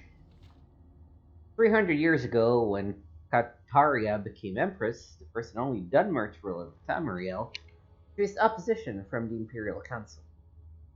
Even after she convinced them that she would be the best regent to rule the Empire while her husband Pelagius sought treatment for his madness, there was still conflict, in particular from the Duke of Vengito, Thane Minglumar, who took a particular delight in exposing all of the Empress's lack of practical knowledge.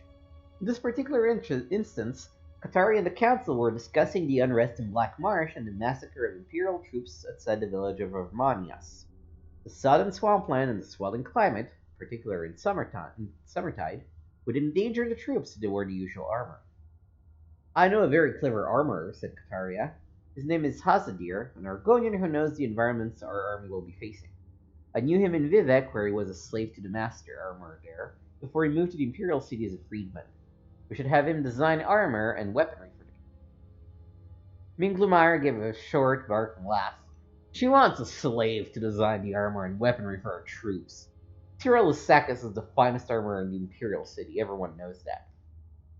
After much debate, it was finally decided to have both armorers contend for a commission. The council also elected two champions of equal power and prowess, Nandor Braid and Rafala Seol, to battle using the arms and armaments of the real competitors in the struggle. Whichever champion won, the armorer who supplied him would earn the Imperial Commission. It was decided that Braid would be outfitted by Hazanir and Oil by Sakis. The fight was scheduled to commence in 7 days. Sir Sakis began working immediately. He would have preferred more time, but he recognized the nature of the test. The situation in Armanias was urgent. The Empire had to select their armorer quickly, and once selected, the preferred armorer had to act swiftly and produce the finest armor and weaponry for the Imperial Army in Black Marsh. It wasn't just the best armor they were looking for, it was the most efficient. Bacchus had only begun steaming the half-inch strips of black virgin oak to bend into bands for the flanges of the armor joints when there was a knock at the door. His assistant Fandius ushered in the visitor. It was a tall reptilian of common markings, a dull green fringed hood, bright black eyes, and a dull brown cloak. It was Hazadir, Taria's preferred armorer. I wanted to wish you the best of luck on the... Is it ebony? It was indeed. Bacchus had bought the finest quality ebony weave available in the Imperial City as soon as he heard of the competition and had begun the process of smelting it. Normally it was a 6-month procedure refining the ore, but he hoped that a massive convection oven stood by white flames born of magica would shorten the operation to 3 days. Bacchus proudly pointed out the other advancement in his armory. The acidic lime poles to sharpen the blade of the daikatana to an unimaginable degree of sharpness. The akaviri forge and tongues he would use to fold the ebony back and forth upon itself. Hazadir laughed. Have you been to my armory? It's 2 tiny smoke-filled rooms. The front is a shop, the back is filled with broken armor, some hammers, and a forge. That's it. That's your competition for the millions of gold pieces in Imperial commission. I'm sure the Empress has some reason to trust that you have fit her troops, said Cyril Sacchus kindly. He had, after all, seen the shop and knew what Hazadir said was true. It was a pathetic workshop in the slums, fit only for the lowliest of adventurers to get their iron daggers and cuirasses repaired. Bacchus had decided to make the best quality regardless of the inferiority of the rival. It was his way on how he became the best armorer in the Imperial City. Out of kindness, and more than a bit of pride, Sacchus showed Hazadir how, by contrast, things should be done to real professional armor. Yargonian acted as an apprentice to Sacchus, helping him refine the ebony ore, and to pound it and fold it when cooled. For the next several days, they worked together to create a beautiful daikatana with an edge honed sharp enough to trim a mosquito's eyebrows, enchanted with flames along its length by one of the Imperial battle mages, as well as a suit of armor of bound wood, leather, silver, and ebony to resist the winds of Oblivion. On the day of the battle, Sacchus, Hazadir, and Fandius finished polishing the armor and brought in Raphaelis ale for the fitting. Hazadir left only then, realizing that Nandor Parade would be at his shop shortly to be outfitted. The 2 warriors met before the Empress and Imperial Council in the arena, which had been flooded slightly to simulate the swampy conditions of Black Marsh. From the moment Sacchus saw Yule in his suit of heavy ebony and blazing daikatana and Parade in his collection of dusty, rusted lizard scales and spear from Hazadir's shop, he knew who would win. And he was right. The first blow from the daikatana lodged in Parade's soft shield, as there was no metal trim to deflect it. Before Yule could pull his sword back, Parade let go of the now flaming shield, still stuck on his sword, and poked at the joints of Yule's ebony armor with a spear. Yule finally retrieved the sword from the ruined shield and slashed at Parade, but his light armor was scaled and angled, and the attacks rolled off into the water, extinguishing the daikatana flames. When Parade struck at Yule's feet, he fell into the churned mud and was unable to move. The Empress, out of mercy, held the victor. Hazadir received the commission, and thanks to his knowledge of Argonian battle tactics and weaponry, and how best to combat them, he designed implements of war that brought down the insurrection in Armanias. Ataria was won the respect of the council, and even grudgingly that of Thane Minglumire. Cyril Sacchus went to Morrowind to learn what Hazadir learned there, and was never from again. Cool story, bro. Okay.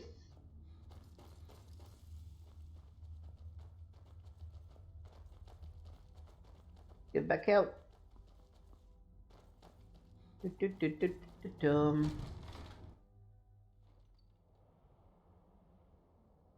Sure, by doing some smelting, actually. Oh, I guess I can't really smelt or recalc them, right? I need to learn how to do that, I bet.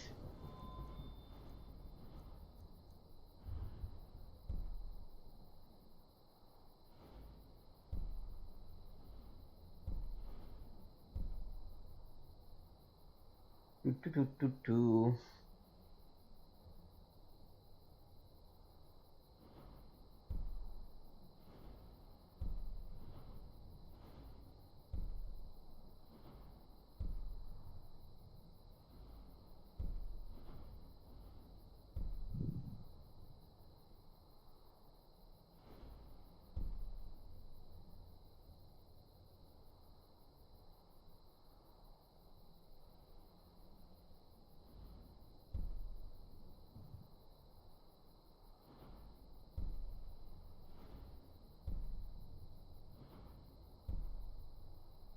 Whoa.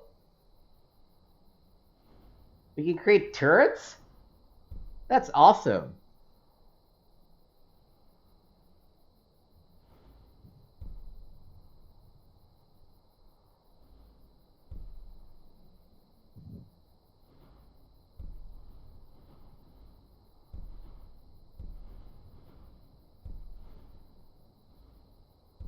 Fuck, I probably should spend some money in here. We'll get to it eventually. For now, I really want to be able to zoom.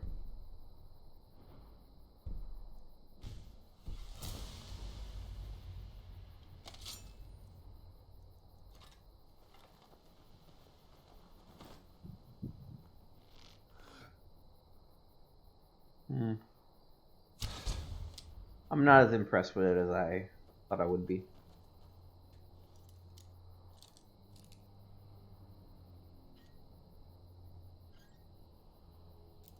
Oh. Better or worse?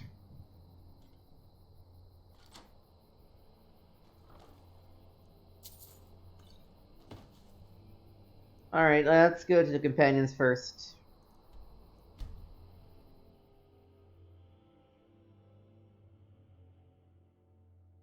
Because they're gonna give me a new thing to do.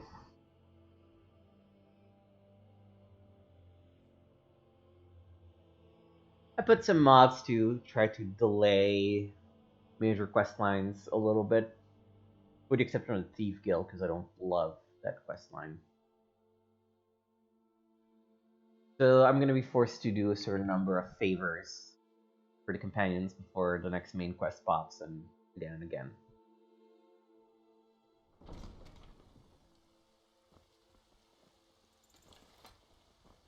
You there.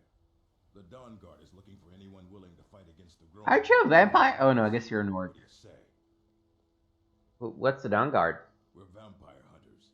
We search out and destroy those blood-sucking scum wherever we find them. But I haven't noticed any vampire menace. You're not paying attention then, like almost everyone else around here. Haven't you heard that the Hall of the Vigilance was destroyed by vampires? They never took the threat seriously. The Hall of the Woo now? Vigilance? Dawn Guard? What are we talking about? The Vigilance mostly hunt down Daedra worshippers, which is why they got torn to pieces when they went up against vampires. That's why our leader, Isran, is re-establishing the Dawn Guard. Real, serious vampire hunters. Killing vampires? Where do I sign up? Ha! Isran's going to like you. Go talk to him at Fort Dawn Guard, southeast of Riften. He'll decide if you're Dawn Guard material. Alright. You try mercenary work? It might suit you. Companions, companion hall. You look outside? Are you outside? Yeah, you're outside. Yo, what's up? Skjor says that I have the strength of Ysgramor, and my brother has his smarts. I've taken care of the problem. I expected no less of you, and once again, you have not disappointed. I'm looking for work. We've gotten a letter about someone needing some muscle all the way in Winterhold. I don't know what the fight is about, and that's not our business anyway. I just need you to go out there, look tough, and scare this milk drinker into submission. No more than that. I don't want to hear about a killing, understand? Sounds good. I can intimidate Finis Gester in Winterhold College. Get to it then. Alright.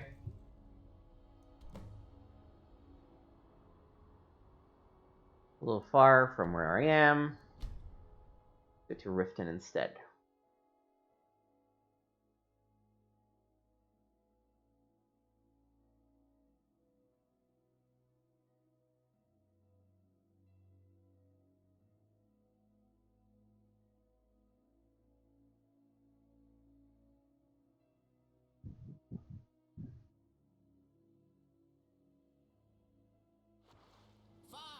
If you won't listen to me, I'll find someone who will.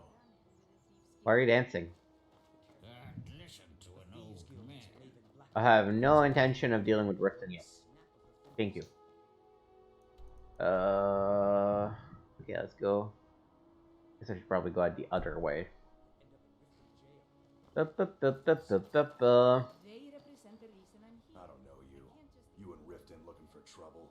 No, I'm literally just looking for the exit. Just passing through. Well, I got news for you. There's nothing to see here. Last thing the Blackbriars need is some stranger sticking their nose where it doesn't belong. Part of the Blackbriars. The Blackbriars have Riften in their pocket, and the Thieves Guild watching their back. So keep your nose out of their business. Me, I'm Maul. I watch the streets for them. If you need dirt on anything, I'm your guy. But it'll cost you. Got any dirt on this? Show unusual gem. Only way you could have found one of those is by stealing it. Guess you'll fit in around here better than I thought. So what do you want to know? Tell me what this gem's worth. Do I look like a merchant to you? You're gonna have to take that up with Vex in the Thieves Guild. Get in good with them and you'll find her. Tell me more about the Blackbriars. Well, you got Maven. She pretty much runs the whole operation. She's got friends in high places, if you know what I mean. She's also got ties to the Dark Brotherhood and the Thieves Guild. So basically, no one can touch her. If she tells you to do something, you damn well better do exactly what she says. Know anything about the Thieves Guild? You're kidding? My brother Dirge works in their hideout. I used to run with them myself, but took a job with Maven after they started hitting a rough patch. If you want to get in on that action, find Brynjolf in the marketplace. I'm sure he could use someone like you. Be seeing you around. Alright.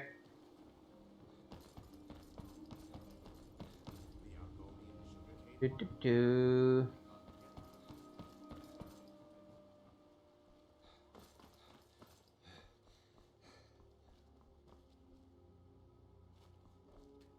Oh.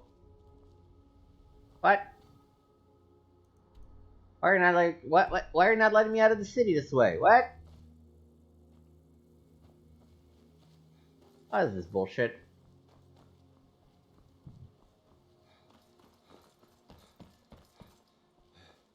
How about this way?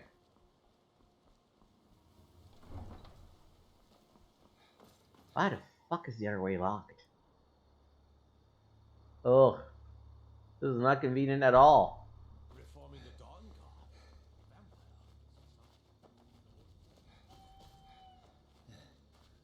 Like, no, for real. Why is the other gate closed?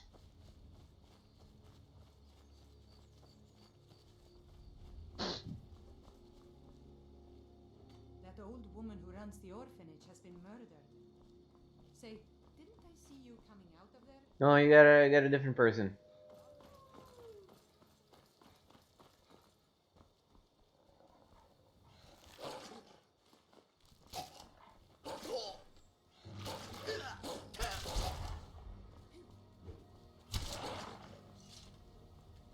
Hard to miss. Grab me some pelts. Pop back the healing. I really should. How do I?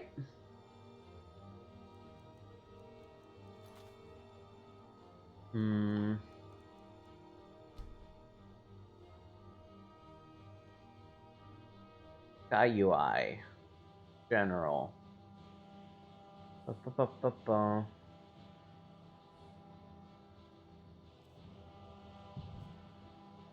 Controls.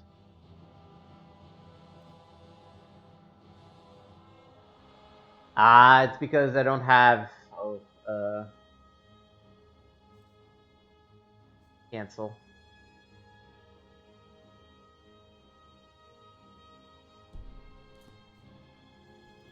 Maybe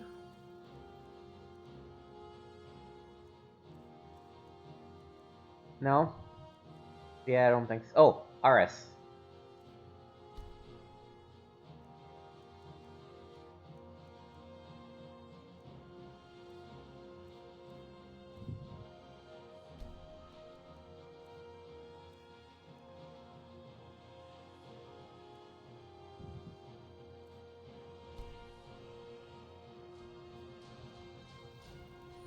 Well, the thing is,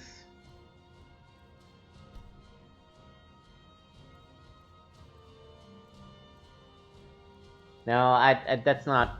It's not working for me.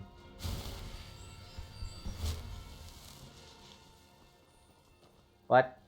Which thief's body? Where?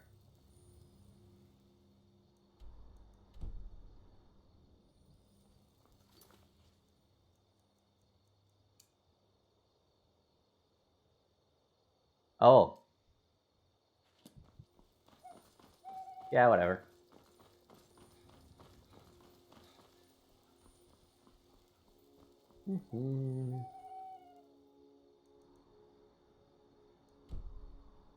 Could be something on. Okay, that's. Yeah, that should be the one I'm looking for. Yeah.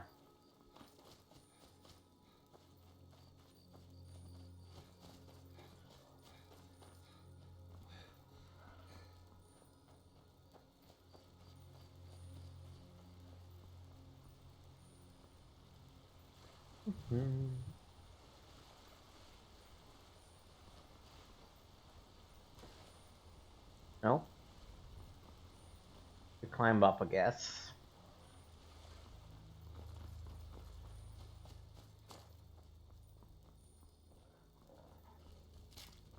Oh.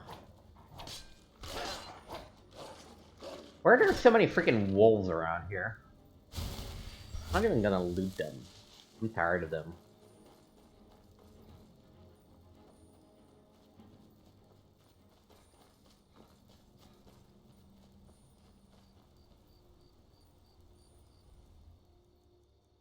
Um.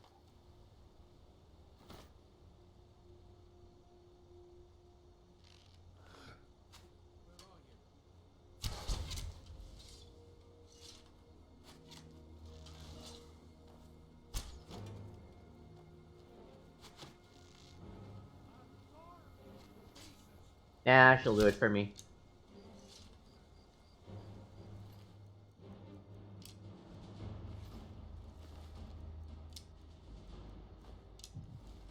Alright.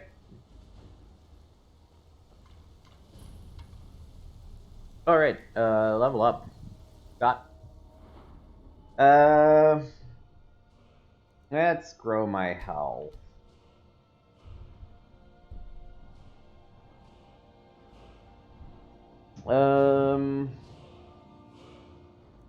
Let's improve my sneak. I really need to improve my sneak.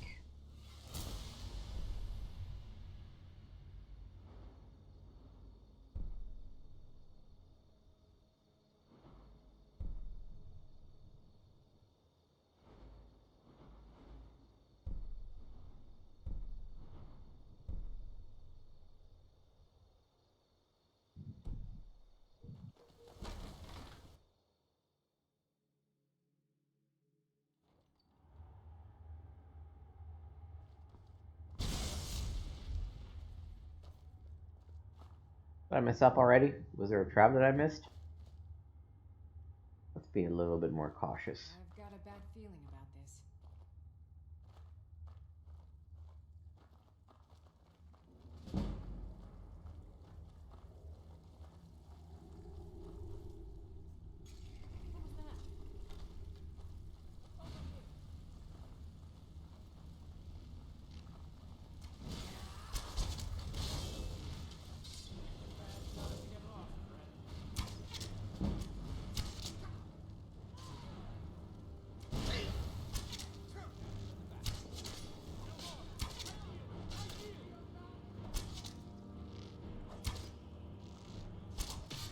Oh, Jesus. Damn it.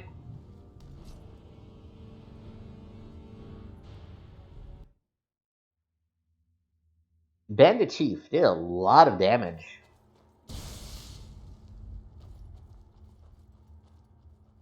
Oh, you know what? I don't know what you guys are up for, but I'll just stay behind.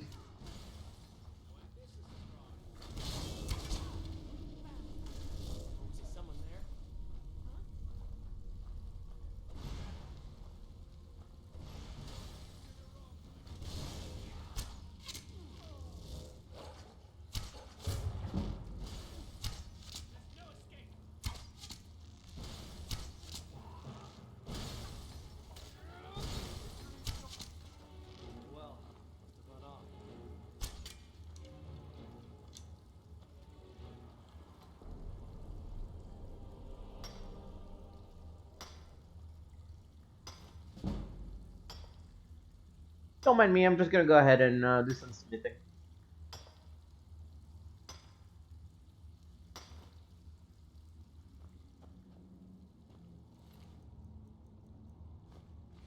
Lockpick. Gold ice arrow. Ooh. Sapping is a boring power. Cook. Can. Ooh, actually, what can I do on the tanning rack?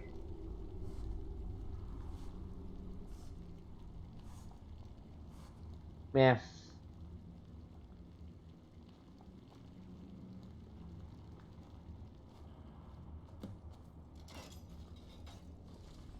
Ooh. Secret second half of the cave.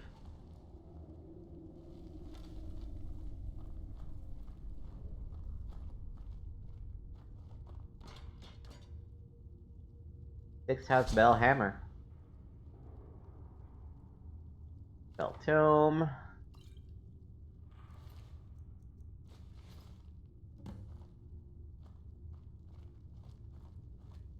Random.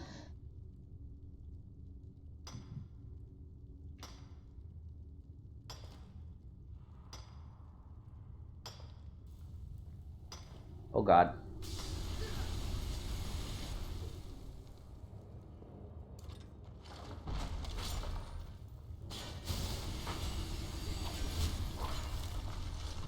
That was very rude.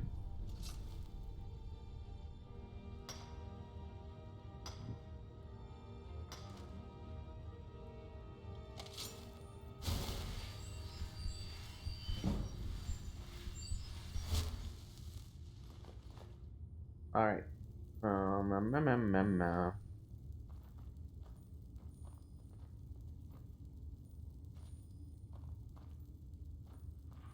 Yeah, and I guess that's it.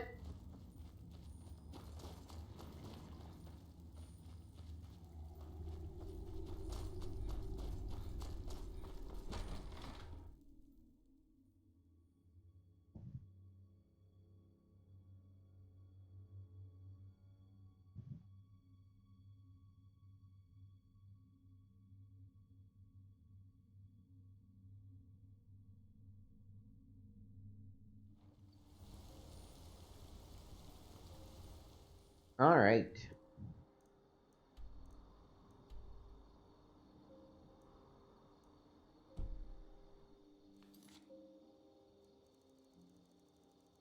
Oh, we have so many quests.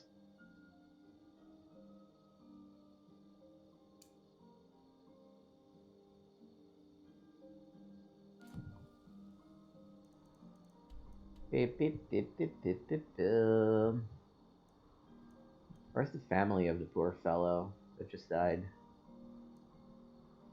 I have no clue.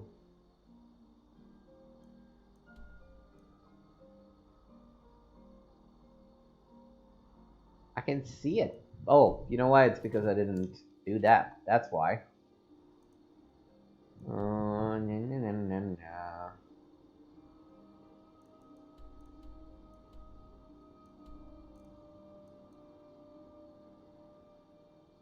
Oh, it's over here. Go. Yeah, I'm not gonna report it anytime soon. Sorry, bud.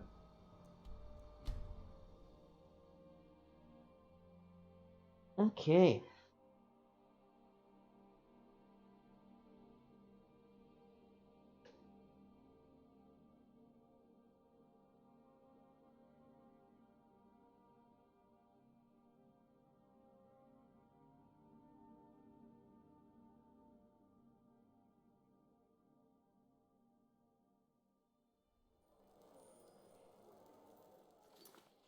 Alright, then I'm gonna take another quick break.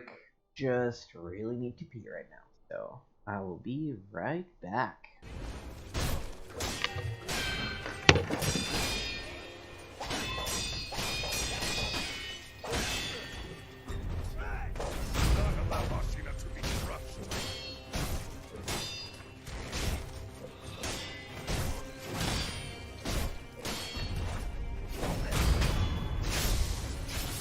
Just sweat. You're like, oh, done. Cool. That was easy.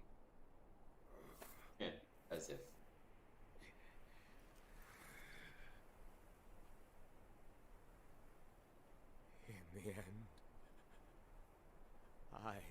is powerless, but Ashina will rise once more. The dragon blood surging through her veins. With this, Ashina's long night comes to an end.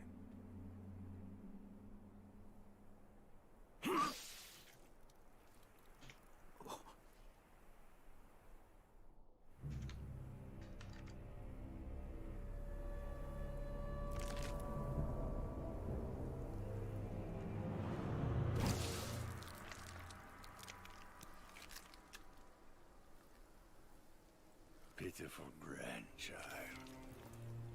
This was your last wish.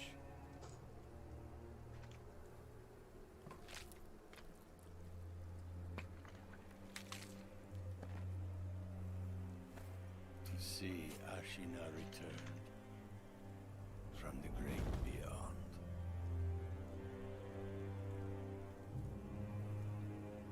Which means Sekiro. I must destroy you. Count Sekiro. Alright.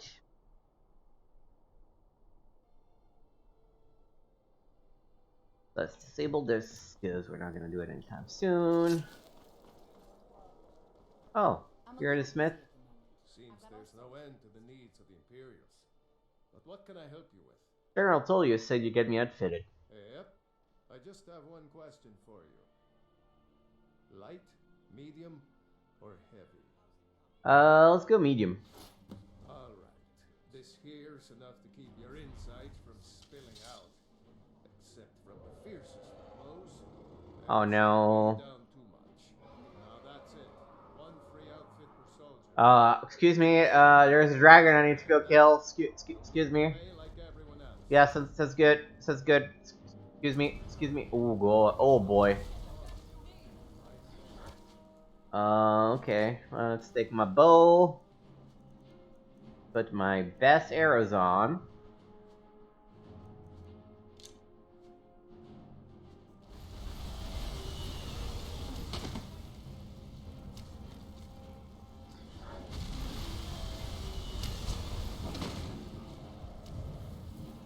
This is when my potions come useful.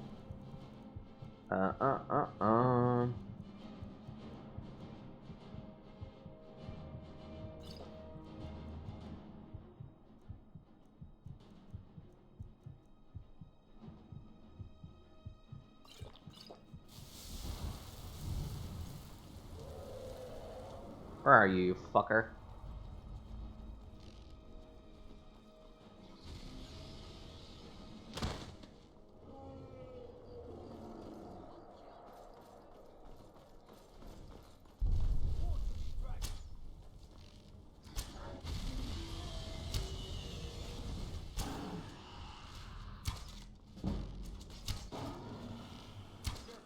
Alright. Oh boy, okay.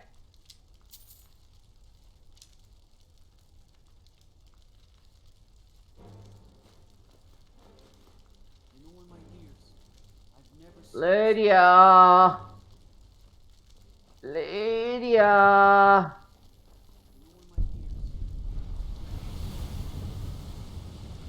Lydia!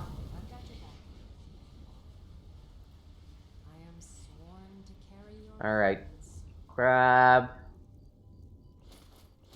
all the scrap that I just got. Also the robes. All the bracers I can wear. Still too much, huh? Oh, the shield. Is that good enough? No, I gotta be under.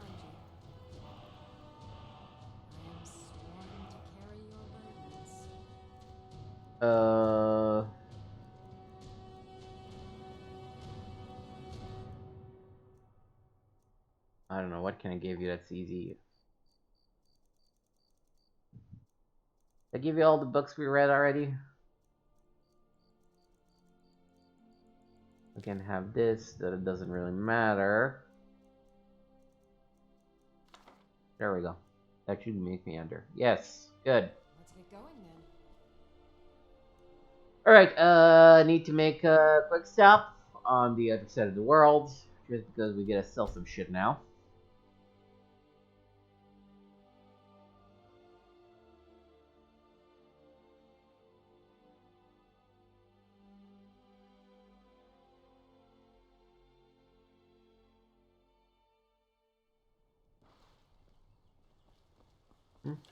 God might get nervous when a man approaches. Yeah, that's why I put away my weapon, dude. I just fought a dragon, okay? Oh, my fault guards can fast travel. Oh.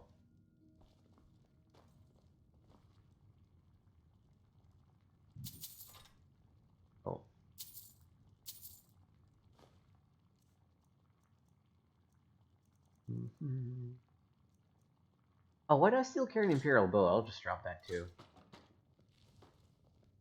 Don't even think about it.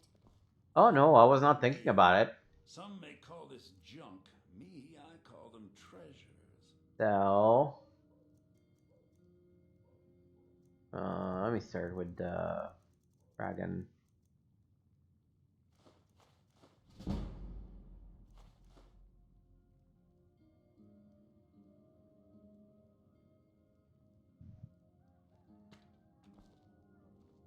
Lydia. I am sworn to carry your burdens. Sounds like you love it.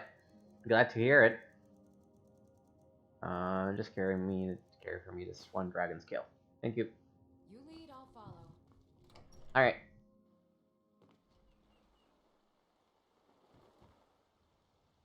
We should now have enough money to finally buy a house, shouldn't we?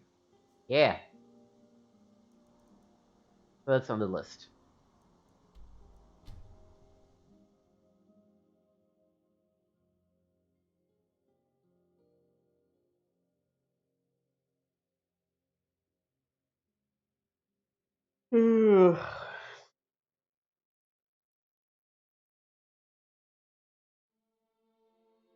I have to say, I'm having a great time.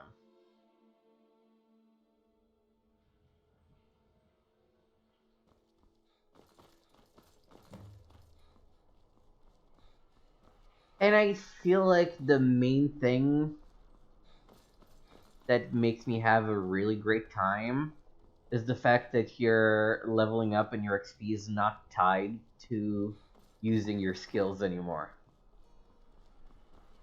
It's so much better. Good day. Excuse me. Yo, what's up?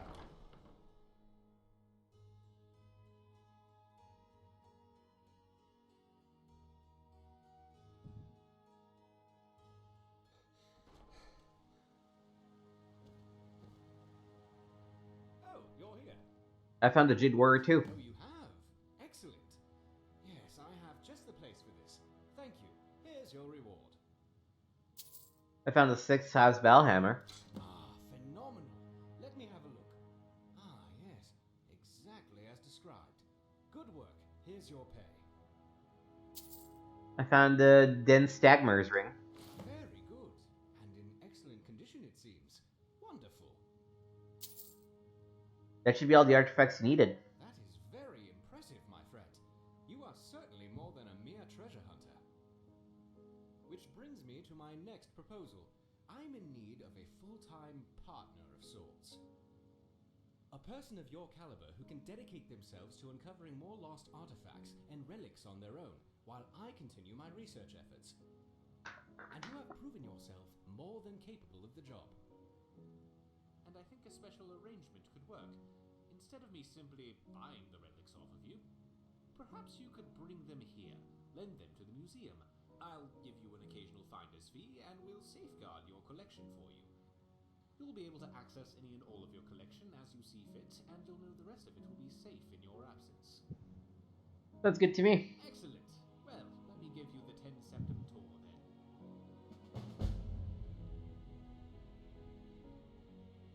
This building was once called Magnarian Hall and was built as a temple dedicated to Talos, the patron god of the Nords. After the White Gold Concordat, however, the statue was moved and the temple closed. I came here a few years ago and was able to procure use of the space in the pursuit of establishing this museum.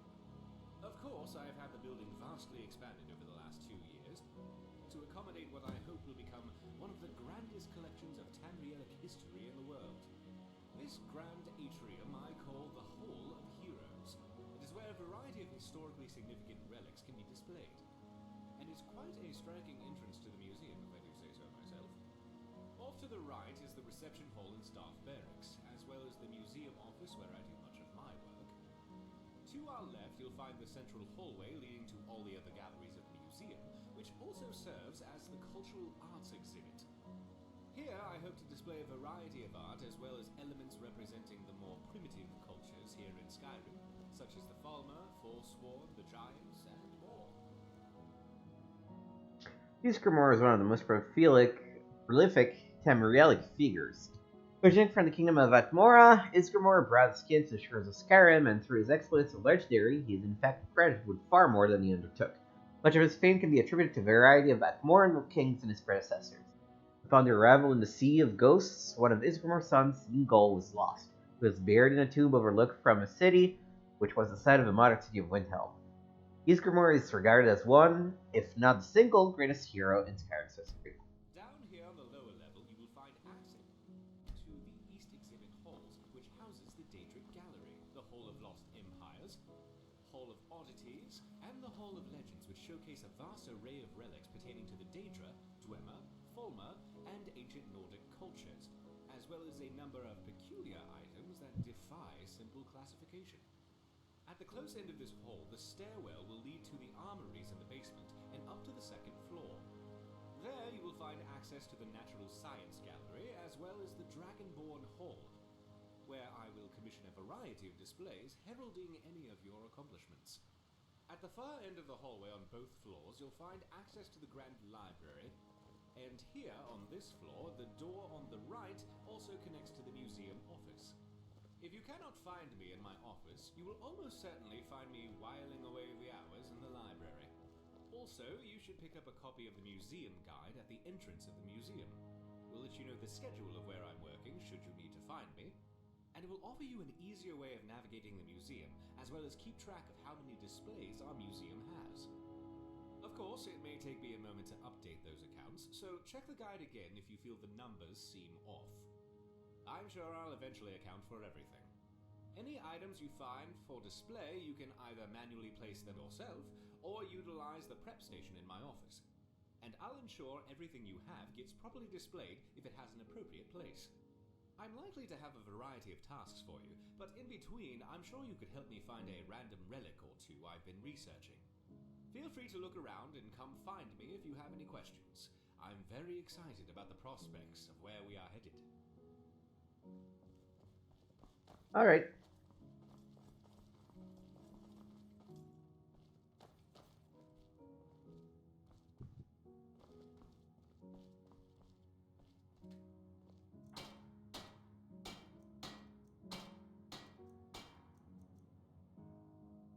Oh, that's funny. You can make replicas of things too.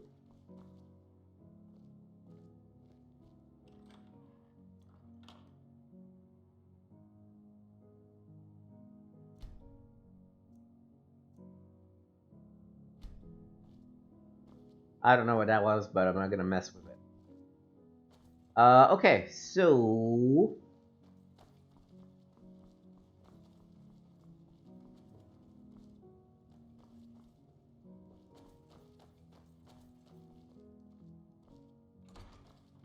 good lord, where is the museum entrance?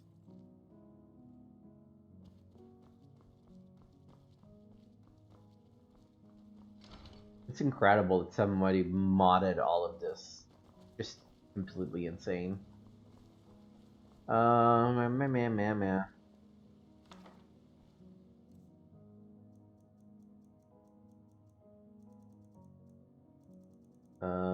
up there. The Curator's Guide is a complete guide to the Dragonborn Gallery. It contains lots of useful tips about the museum displays, mechanics, quests, and more. You can also use the guide to instantly move to any room in your museum, locate Orion, and keep track of your total display count. Read guide. Guide outlines the specific ideas and the functions in this museum. Find your way, blah blah blah. You can place any unique items by clicking the display in your inventory. Click it again to remove it. Safe for emergency use only. There are displays in the museum which appear to be vacant.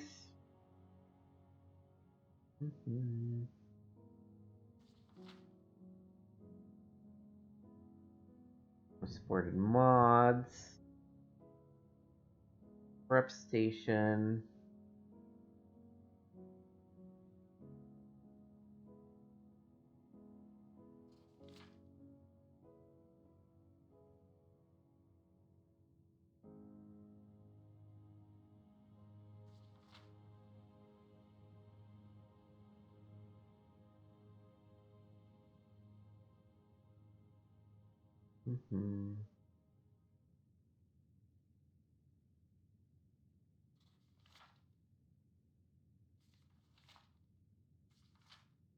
This shit's a lot.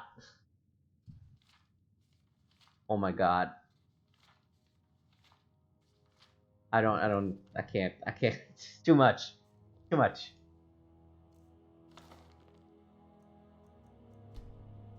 Move to the library.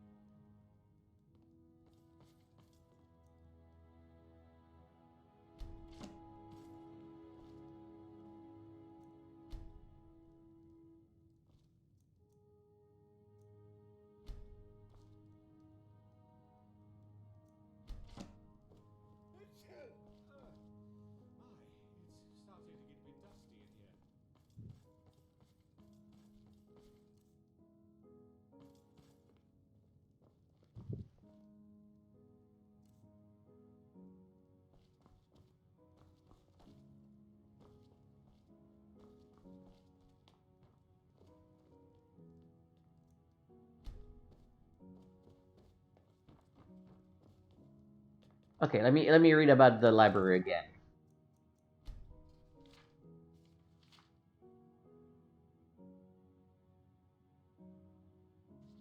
I should probably just use the prep station, but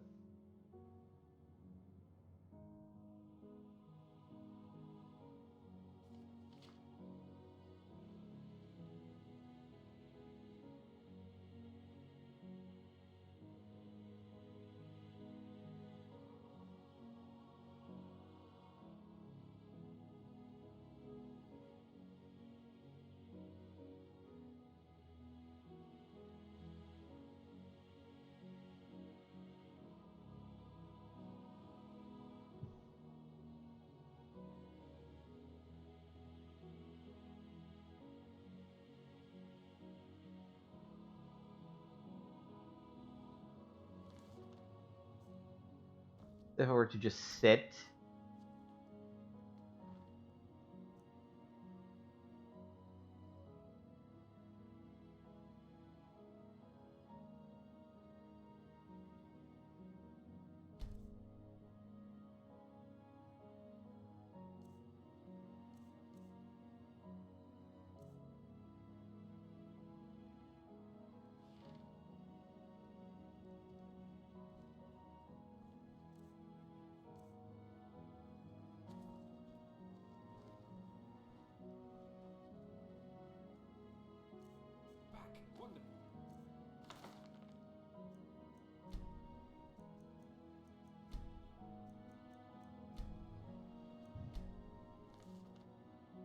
Oh, good lord.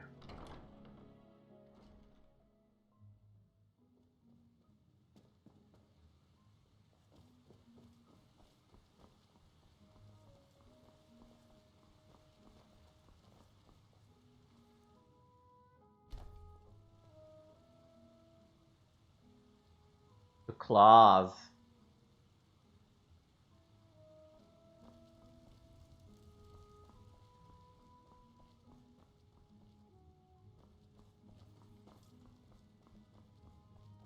I am so impressed with this thing.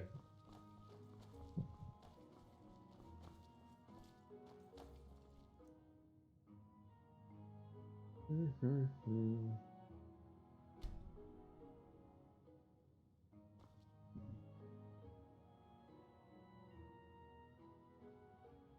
right behind you.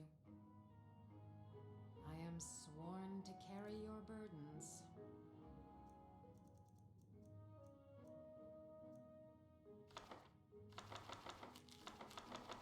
Let me get back everything you have.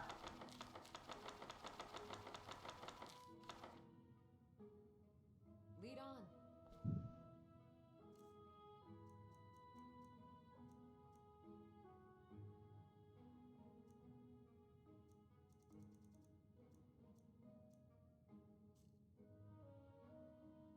Still sorting.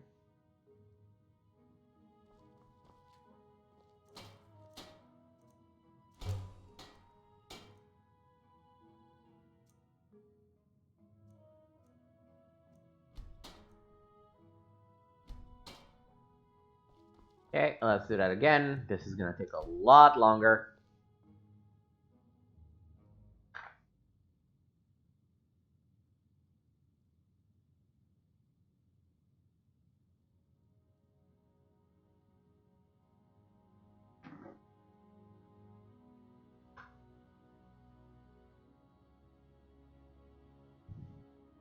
Still sorting.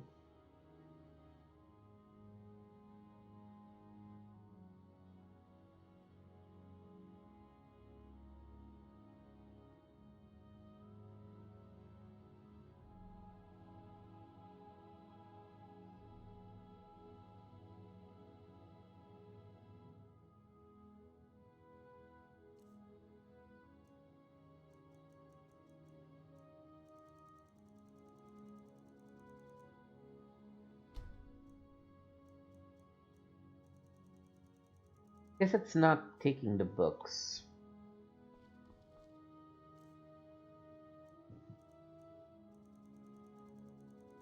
By the way, spell tome, right? Yeah. Let me read again how that works.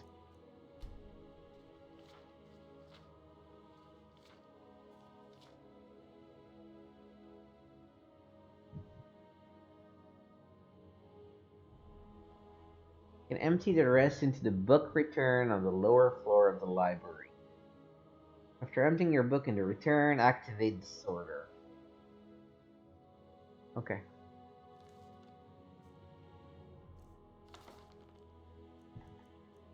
Move to location, library.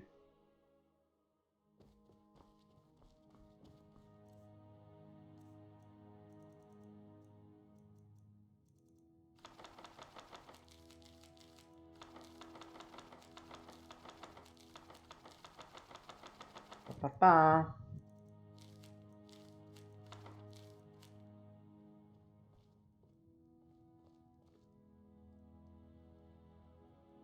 Sorting books. All done sorting. If I were to sit in here,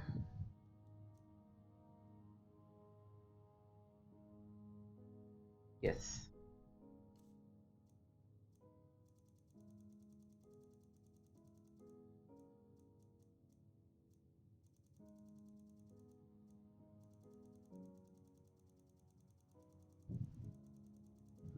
I don't understand why there's 2 copies of everything.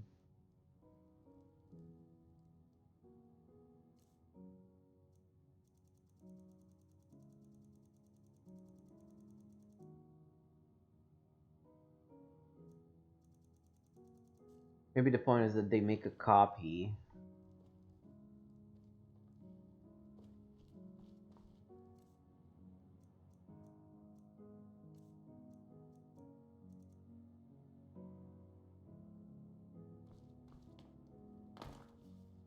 So I should sit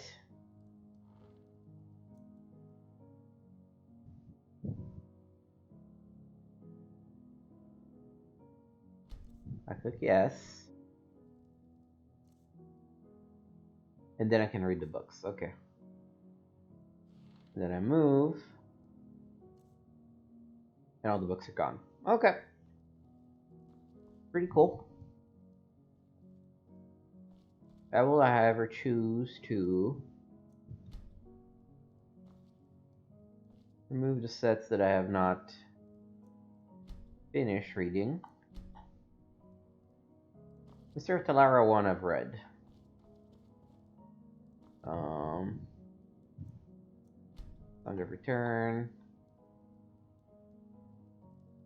Brief History of the Empire. Song of Palinal. Wolf Queen. Dance in Fire.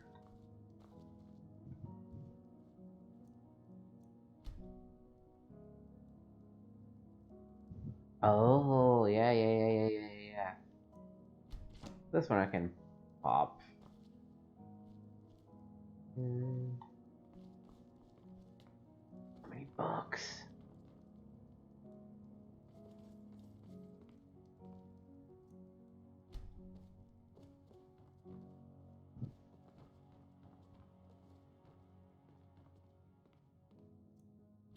Treasure maps.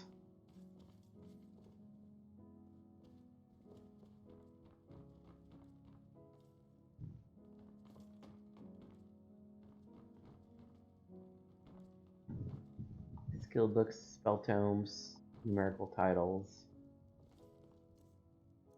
Oh, and here you can see the rest of your bookcase.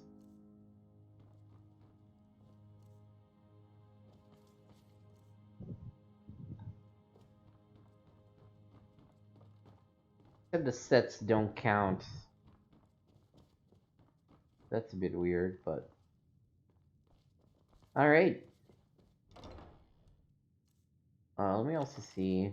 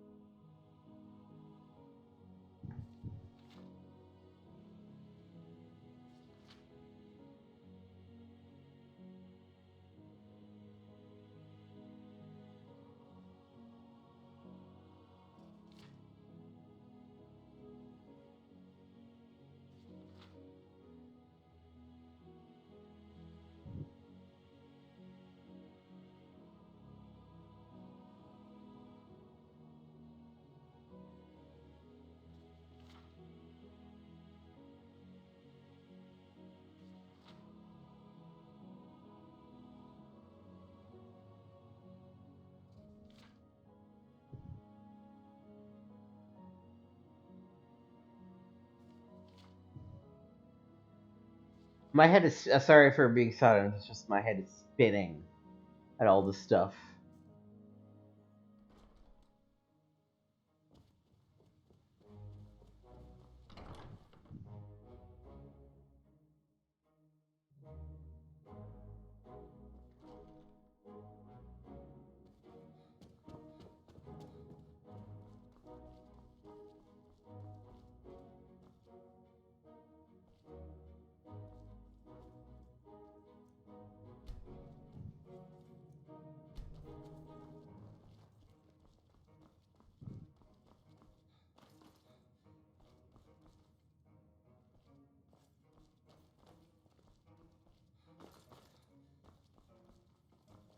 There's the jade figurine.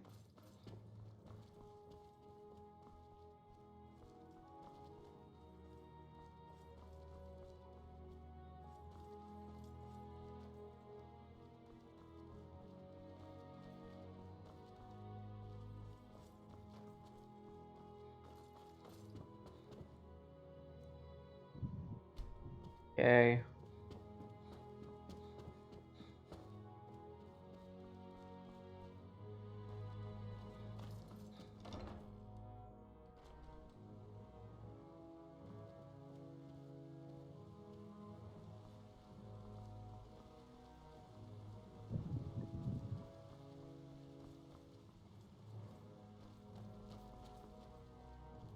How can I help?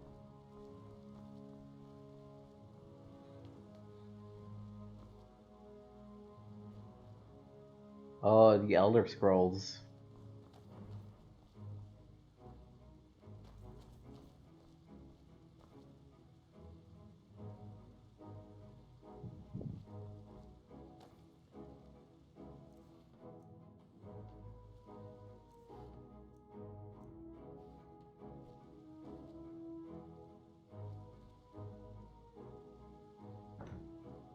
Well, you know, they call it Jewelry Cabinet, but I don't see. Oh, I guess they're.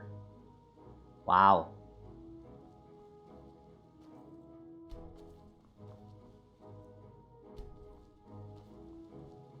Solitude.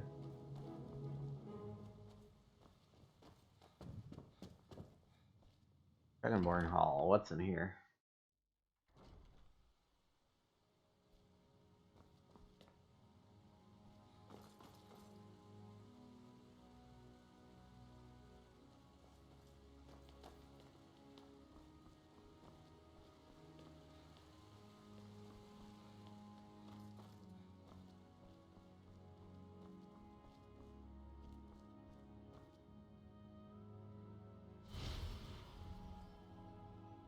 All the shrines you can activate are saved here. All the stones you can activate are saved here. Oh, that's fun.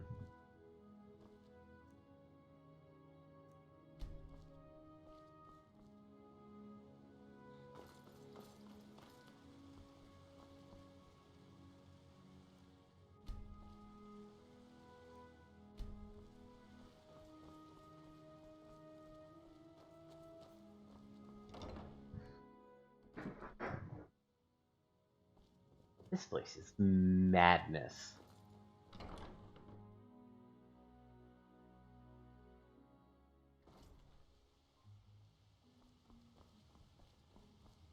And you can create your own.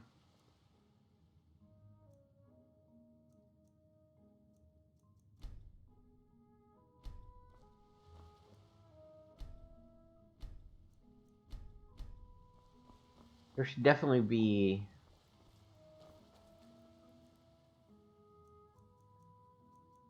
Paris, Frostbite Spider.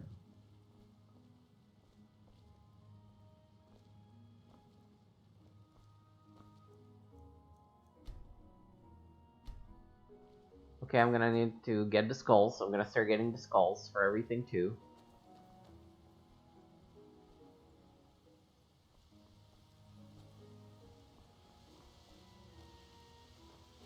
Oh hey! That's the salmon I caught.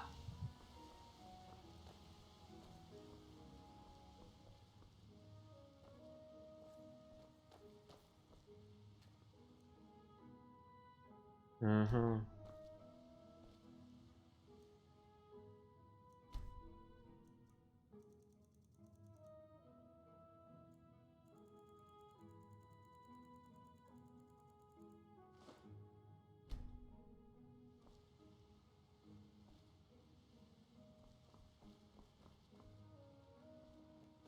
Bugs.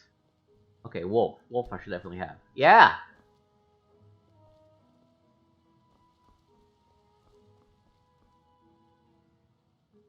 This is really cool.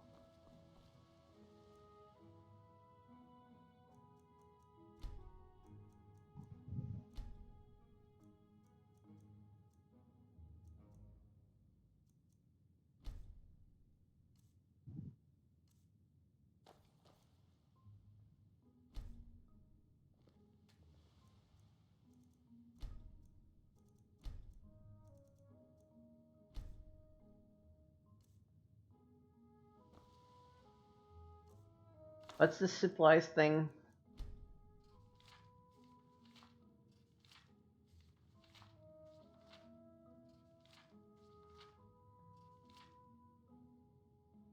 The Sifas workshop, you will find a chest overflowing with goods. Activities such as crafting material, potions, soul gems, and more will be stored in the rough storage container.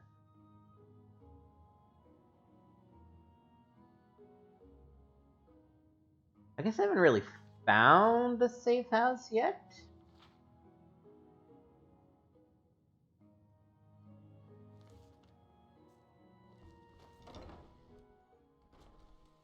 Was it part of this thing?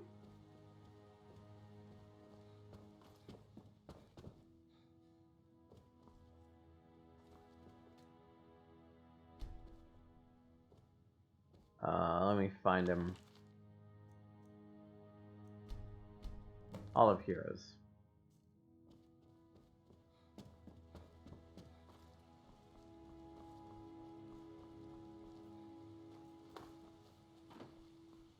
You still having lunch slash dinner slash whatever fuck the time it is?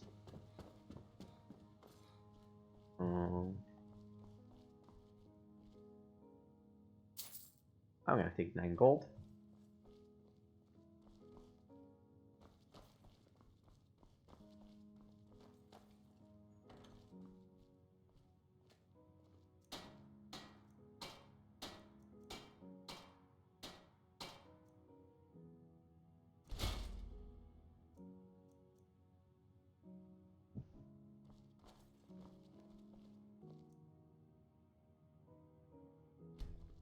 Oh shit, it's my books will also go back up.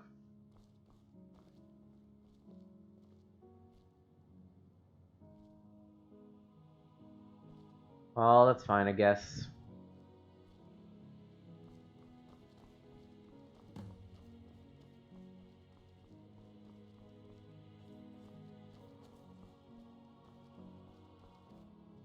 Oh.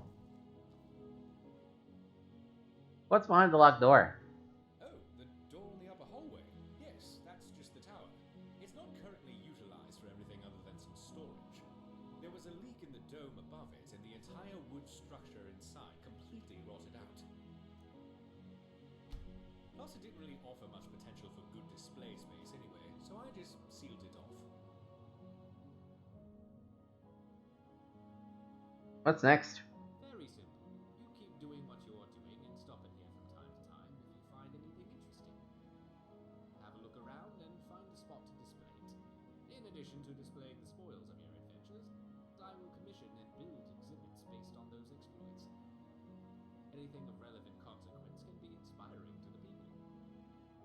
Where should I put up displays? Well, here in the Hall of Heroes is where you should place any artifact of magical or historical nature.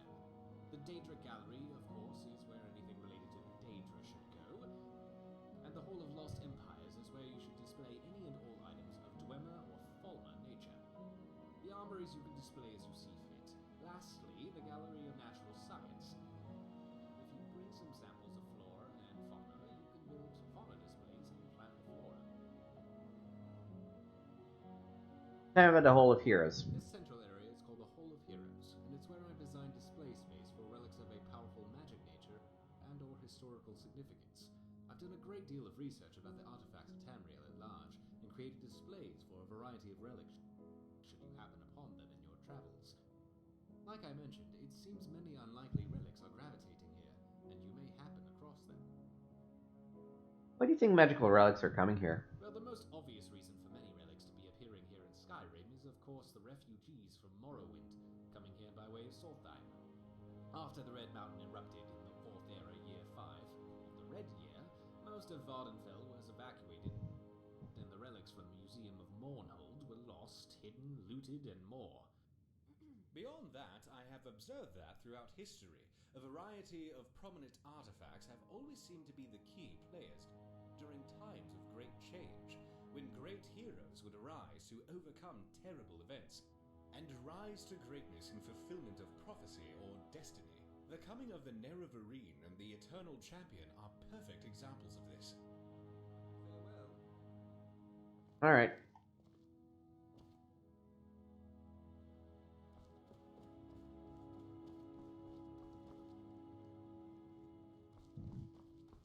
Yeah, I still don't know what the quote-unquote safe house is about.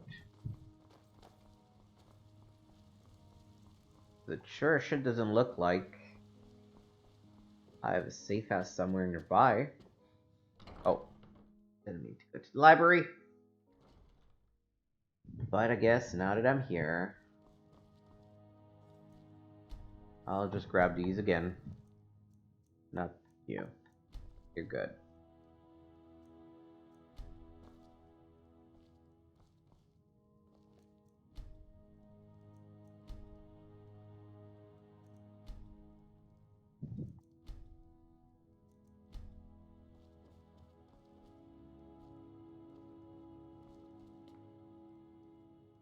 Alright.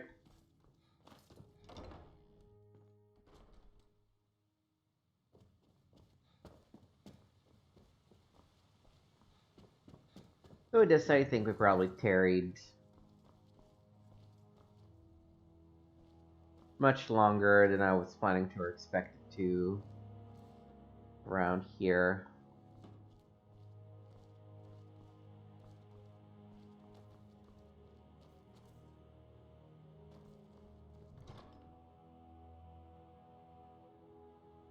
Boom.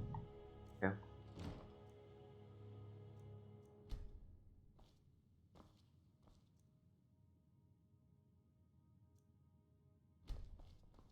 Yeah, this is all display prep station. Okay. All right, let's just head back to Solitude and keep exploring and keep collecting and keep. Actually, let's end here. Not here yet. Let's do armory. Eh.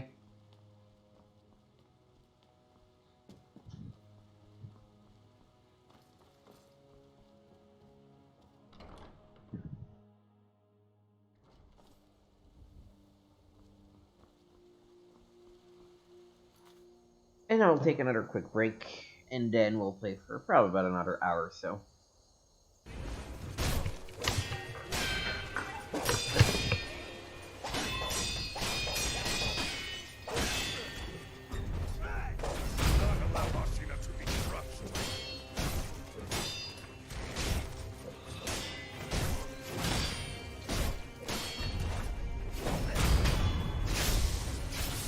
Just sweat. You're like, oh, done. Cool. That was easy. Yeah, that's it.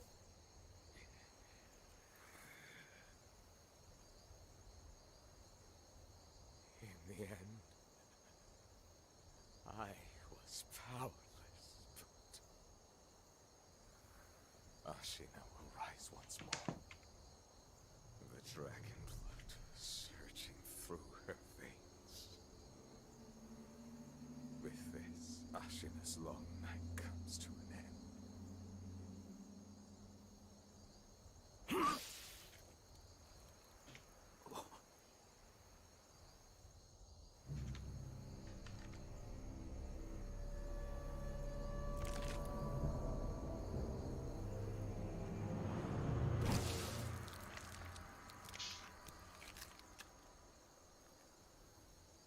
Pitiful grandchild. This was your last wish.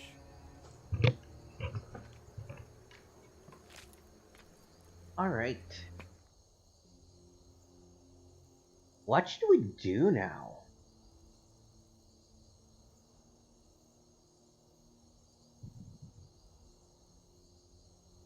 I am so overwhelmed by the amount of things that we could do that I don't even know where to start. I don't want to do Forgotten City yet. I'm tempted, but I don't want to.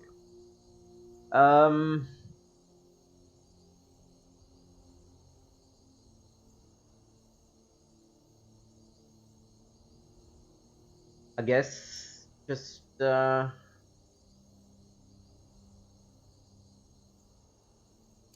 activate a couple of these.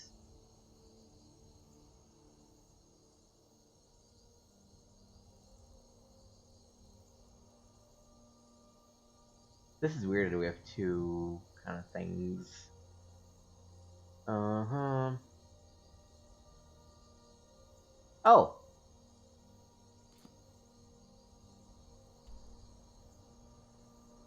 Boop, boop, boop, boop, boop. Where are you? Endraheim. Should be over here, yeah. I didn't realize that this was a quest home, not a bot home.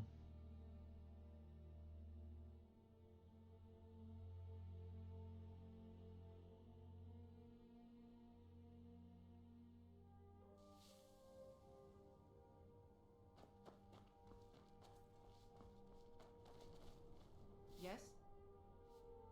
I've received your letter. I understand.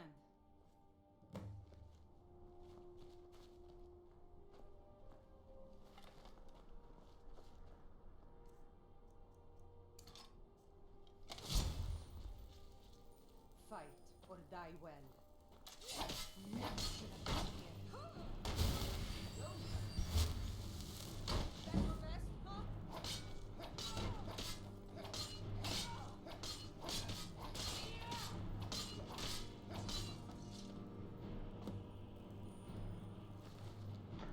I guess I'll just take the key. When the world was young, things were simpler. It was us or them. We fought to survive, and in death we found glory. Now we fight our own shield sisters and brothers for banners that change with the wind. When I killed Jarek on the battlefield, I vowed not to take up arms again. I found honor in this choice, but shame in its consequence. The bards do not sing tales of those who die in their homes, slain by time. If I am to see him again, I must stand eye to eye with Soon on the Whalebone Bridge, and earn my place in the Hall of Valor. I miss you, brother. Wait for me in Sovngarde.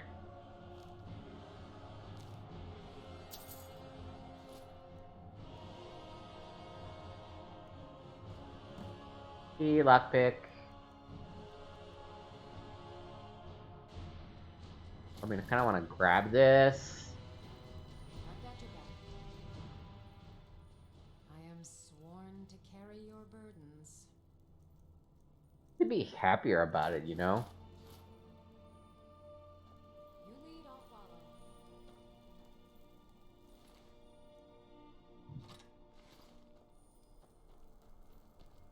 So I guess this house is now mine.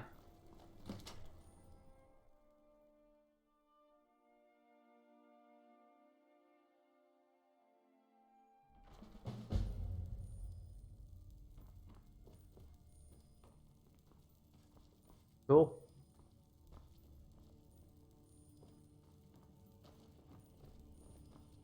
This is a really dope house.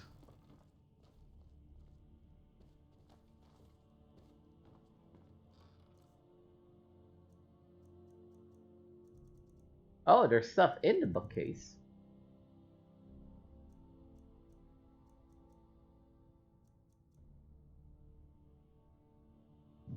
Well, let me grab the stuff that I haven't read yet.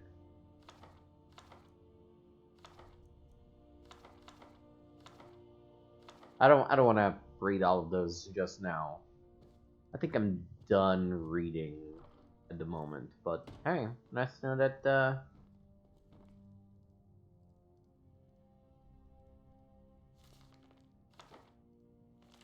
take.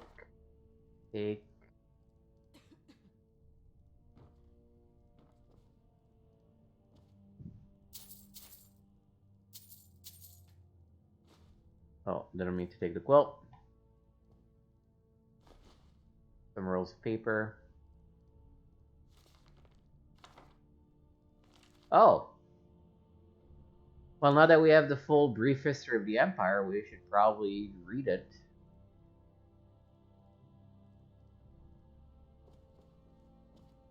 Oh, I know. Just when I was done, they pull me back in.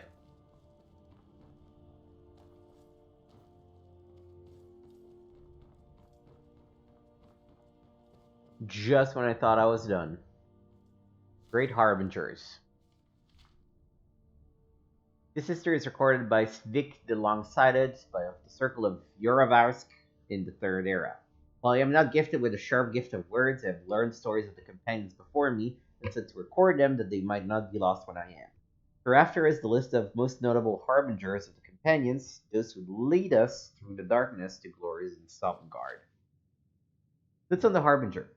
The companions have never had a true leader since Ysgramor. None have been mighty enough to corral the great hearts that beat within Yorvaskr. While others like mages and thieves need the blessing of their hierarchy to know how to dress, we companions are capable of leading our own destinies to glory. The Harbinger advises, resolves disputes, and helps to clarify when questions arise on the nature of honor. In the thousands of years the companions have held at Yorvaskr, there have been harbingers both terrible and brilliant, those known for their those for their arts, and those for their minds. Here are listed some of the most gloried harbingers who inspire song and deed. Ysgramor, the first harbinger, the first man, the bringer of words, and the one who first bound the companions to honor in that far-off land of long ago. Better people have written of him, so I will not attempt to meet their words. Yeek of the River, captain of the Yuravskr during the Return, discoverer of Skyforge, founder of Whiterun, and keeper of the original Oath of the Companions, now lost to time. While their crews had glory and conquest, his was the first to settle and serve as protector for the less war-gifted in the land as they came behind. Mreefwil the Woodthron. Several hundred years after that of Ysgramor, the companions, as we now know them, were soldiers for hire, little better than mercenaries. Our services could be purchased for the fighting of wars, but a commitment to individual honor meant that often shield brothers would be forced to face each other on the field of battle. The bonds of honor which bind the companions threatened to break until Mreefwil, in his wisdom, decided that we would no longer be part to any war or political conflict of any kind. Because of his steady hands, the companion are today known as impartial arbiters of honor, in addition to their glories on the field of battle. Surak the Lofty, the first harbinger to not be of ancestral Atmoran blood. This was around the time that the Nords began to think of themselves as such, and there were great disputes about purity in the legacy of Ysgramor. Surak first came to Yuravskr as a servant, but the Redguard quickly proved his mettle when treated disrespectfully by one of the less honor-bound warriors of the time. Granted the stature of an honorary companion after saving the life of Harbinger Tulvar the Unmentioned, he became known as the most capable shield brothers in the Hall, with speed and cunning surpassing any of the old Atmoran stock. His time as Harbinger was short-lived, but it is said that his field of knowledge of blade work continues to pass to every new companion through their training. Hinantir the Outsider, the first elven harbinger. Like Sirach before him, he was initially subject to ridicule when arriving at Yuravskr, for this was the time, near the closing of the First Era, when elves were not permitted to be full companions, and few were even allowed to see the inside of the hall. Hinantir was humble in daylight hours, performing any task asked of him. At night, he trained fiercely in the outside yard, allowing himself only minutes of sleep before resuming his servant duties the next day. So he toiled through several harbingers, never resting, never complaining, and always keeping his mind and body sharp. Given his long life, he came to be trusted by the new companions as the one who helped them learn the way of honor. When one such pupil had aged into an old man and became harbinger himself, Hinantir was the one at his deathbed. When all companions assembled, to name Hinantir as his successor, saying that even an elf can be born with the heart of a Nord sometimes.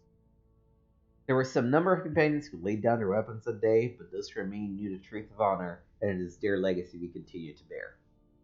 Maki of the Piercing Eyes, a harbinger known for her great beauty, but anyone who underestimated her on account of it would never make the mistake again.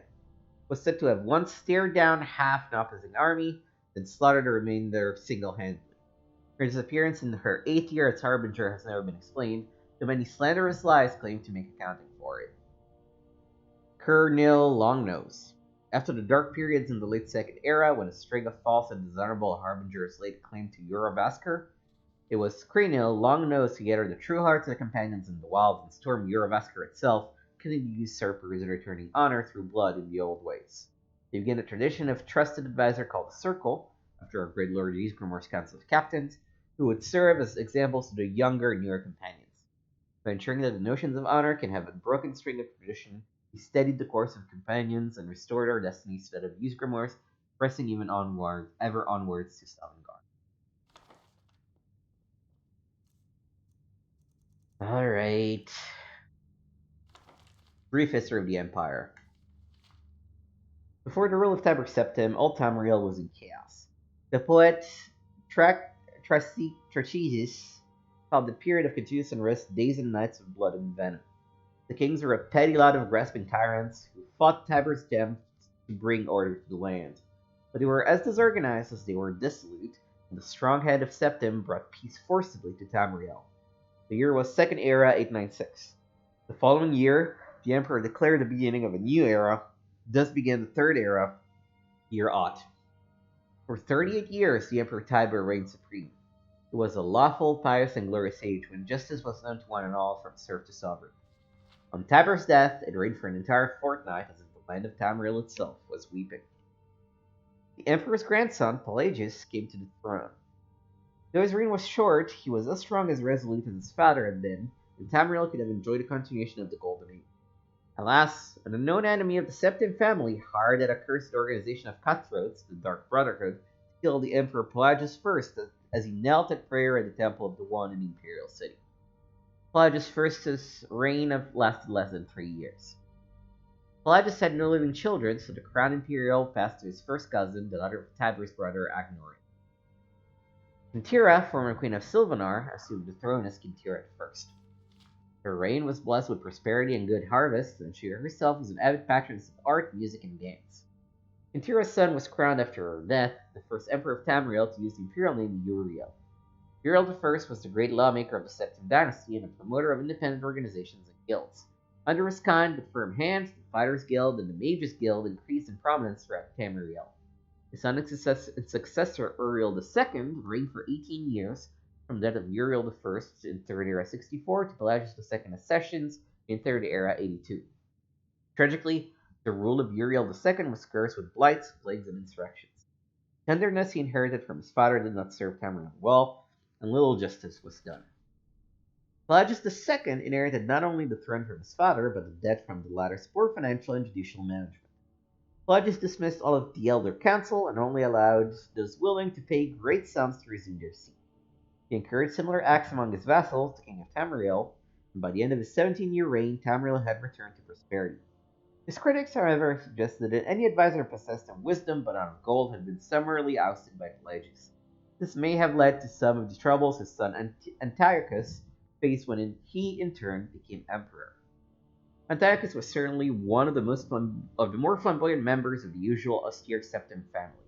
He had numerous mistresses, had nearly as many wives, and was renowned for the grandeur of his dress and his high good humor. Unfortunately, his reign was rife with civil war, surpassing even that of his grandfather Uriel II. The War of the Isle in Third Era 110, 12 years after Antiochus assumed the throne, nearly took the province of Somerset Isle away from Tamriel. The united alliance of the kings of Somerset and Antiochus only managed to defeat King Orgum of the Ilan kingdom of Pyadonia due to a freak storm. Legends credit the Sygic Order of the Isle of Aratium with the sorcery behind the Tempest. The story of Kintira II, heirs to the father of Antiochus' throne, is certainly one of the saddest tales in imperial history. Her first cousin, Uriel, son of Queen Fatima of Solitude, accused Kintira of being a bastard, alluding to the infamous decadence of the imperial city during her father's reign. When the accusation failed to stop her coronation, Uriel bought the support of several disgruntled kings of High Rock, Skyrim, and Morrowind, and with Queen Fatima's assistance, he coordinated 3 attacks on the Septim Empire. The first attack occurred in the Iliac Bay region, which separates High Rock and Hammerfell. Kintira's entourage was massacred and the empress taken captive. For 2 years, Kintira II languished in an imperial prison believed to be somewhere in Glenpoint or Glenmorrow before she was slain in her cell under mysterious circumstances. The second attack was on a series of imperial garrisons along the coastal Morrowind Islands. The Empress's consort, Compton Arynx, fell defending the fort. The third and final attack was the siege on the imperial city itself, occurring after the Elder Council had split up the army to attack western High Rock and eastern Morrowind. The weakened government had little defense against Uriel's determined aggression and capitulated after only a fortnight of resistance. Uriel took the throne that some evening had proclaimed itself Uriel III, Emperor of Tamriel. There was Third Era 1-1. Thus began the War of the Red Diamond, described in Volume 2 of the series. Volume 2. Volume 1 of the series described in brief the lives of the first 8 emperors of the Septim dynasty, beginning with the glorious Tiber Septim and ending with his great-great-great-great-grandniece, Kintira II. Kintira's murder in Glen Point while in captivity is considered by some to be the end of the purest reign of Septim blood in the imperial family. Certainly, it marks the end of something significant. Uriel III not only proclaimed himself Emperor of Tamriel, but also Uriel Septim III, taking the eminent surname as a title. In truth, his surname was Montiarco from his father's line. In time, Uriel III was deposed and his crimes reviled, but the tradition of taking the name Septim as a title for Emperor of Tamriel did not die with him. For 6 years, the War of the Red Diamond, which takes its name from the Septim family's famous badge, tore the Empire apart. The combatants were the 3 surviving children of Pelagius II, Potema, Sepphoris, and Magnus, and their various offspring. Potema, of course, supported her son Uriel III and had the combined support of all of Skyrim and northern Morrowind. With the efforts of Sepphoris and Magnus, however, the province of High Rock turned cold. The provinces of Hammerfell, Somerset Isle, Valenwood, Elsevier, and Black Marsh were divided in their loyalty, but most kings supported Sepphoris and Magnus. In 127, Uriel III was captured at the Battle of Ichidag in Hammerfell. En route to the trial in the Imperial City, the mob overtook his prisoner's carriage and burned him alive within it. His captor and uncle continued on to the Imperial City, and by common acclaim was proclaimed Sepphoris I, Emperor of Tamriel. Sepphoris' reign was marked by nothing but war. By all accounts, he was a kind and intelligent man, but what Tamriel needed was a great warrior, and he, fortunately, was that. It took an additional 10 years of constant warfare for him to defeat his sister Potema, so-called Wolf Queen of Solitude, who died in the siege of her city-state in the year 137. That's what the Wolf Queen series is about a bit. Sepphoris survived his sister by only 3 years. He never had time during the war years to marry, so it was his brother, the 4th child of Pelagius II, who assumed the throne. The Emperor Magnus was already elderly when he took up the imperial diadem, and the business of punishing the traitorous kings of the War of the Red Diamond drained much of his remaining strength. Legend accuses Magnus' son and heir Pelagius III of patricide, but that seems highly unlikely for no other reason than Pelagius was king of Solitude following the death of Potema and seldom visited the imperial city. Pelagius III, sometimes called Pelagius the Mad, was proclaimed emperor in the 145th year of the Third Era. Almost from the start, his eccentricities of behavior were noted at court. He embarrassed dignitaries, offended his vassal kings, and on one occasion marked the end of the imperial grand ball by attempting to hang himself.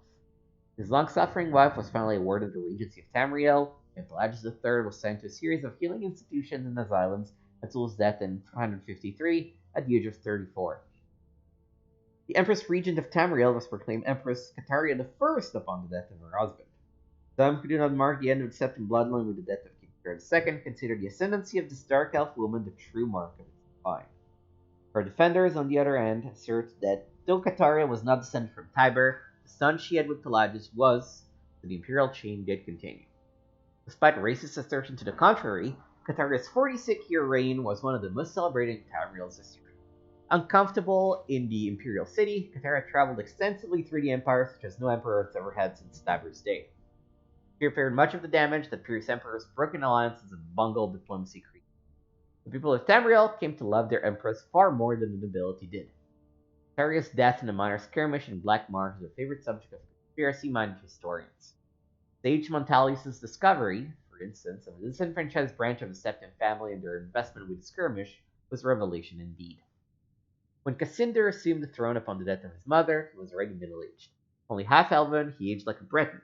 In fact, he had left the rule of Wakerest to his half-brother Uriel due to poor health. Nevertheless, as the only true blood relation of Pelagius and Tiber, he was pressed into accepting the throne. No one surprised, the Emperor Cassander's reign did not last long. In 2 years, he joined his predecessor in eternal slumber. Uriel Lariat, Cassander's half-brother and child of Kataria I and her imperial consort, Galivir Lariat, after the death of Pelagius III, left the kingdom of Wayrest to reign as Uriel IV.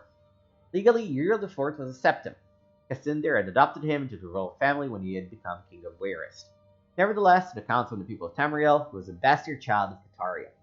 Uriel did not possess the dynamism of his mother, and his long 43-year reign was a hotbed of sedition. Uriel IV's story is told in the 3rd volume of the series. Volume 3. The first volume of the series told in brief the story of the succession of the first 8 emperors of the Septim Dynasty, from Tabard I to King Tira II. The second volume described the War of the Red Diamond and the 6 emperors that followed its aftermath, from Uriel III to Cassandra I. At the end of the volume, it was described how the Emperor Cassinder's half-brother Uriel IV assumed the throne of the Empire of Tamriel. It will be recalled that Uriel IV was not a Septim by birth. His mother, though she reigned as Empress for many years, was a dark elf married to a true Septim Emperor, Pelagius III. Uriel's father was actually Cataria I's consort after Pelagius' death, a Breton nobleman named Galavier Lariat. Before taking the throne of the Empire, Cassandra I had ruled the kingdom of Wayrest, but poor health had forced him to retire. Cassandra had no children, so he legally adopted his half-brother Uriel and abdicated the kingdom. 7 years later, Cassandra inherited the empire at the death of his mother. 3 years after that, Uriel once again found himself the recipient of Cassandra's inheritance. Uriel IV's reign was a long and difficult one. Despite being a legally adopted member of the Septim family and despite Lariat's family high position, indeed they were distant cousins of the Septims, few of the Elder Council could be persuaded to accept him as fully as a blood descendant of Tiber. The council had assumed much responsibility during Cataria I's long reign and Cassandra's first short one, and a strong-willed alien monarch like Uriel IV found it impossible to command their unswerving fealty. Time and again, the council and emperor were at odds, and time and again, the council won the battles. Since the days of Pelagius II, the Elder Council had consisted of the wealthiest men and women in the empire, and the power they wielded was conclusive.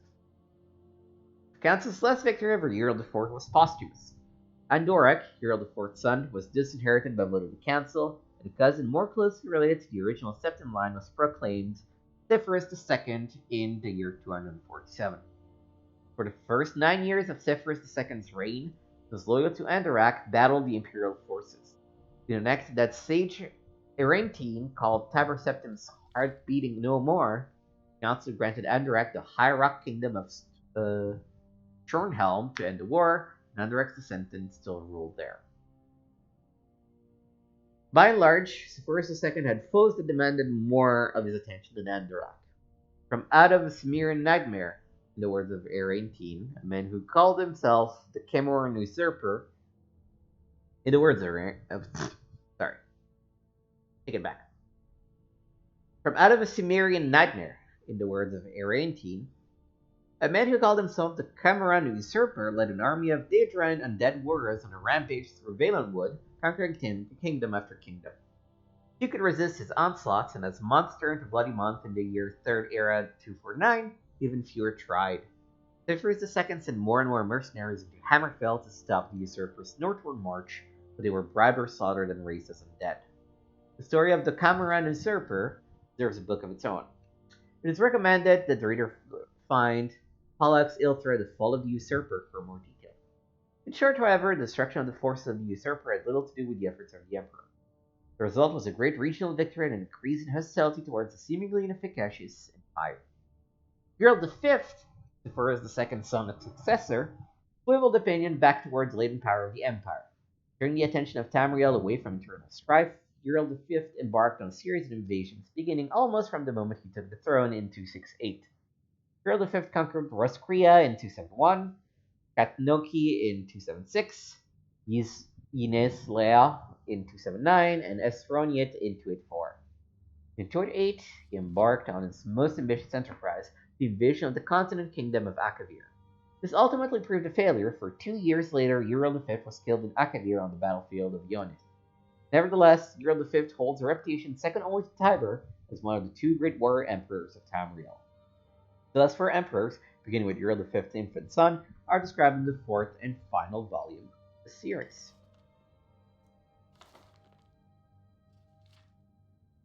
The first book of the series described in brief the first 8 emperors of the Septim Dynasty, beginning with Tiber I. The second volume described the War of the Red Diamond and the 6 emperors who followed.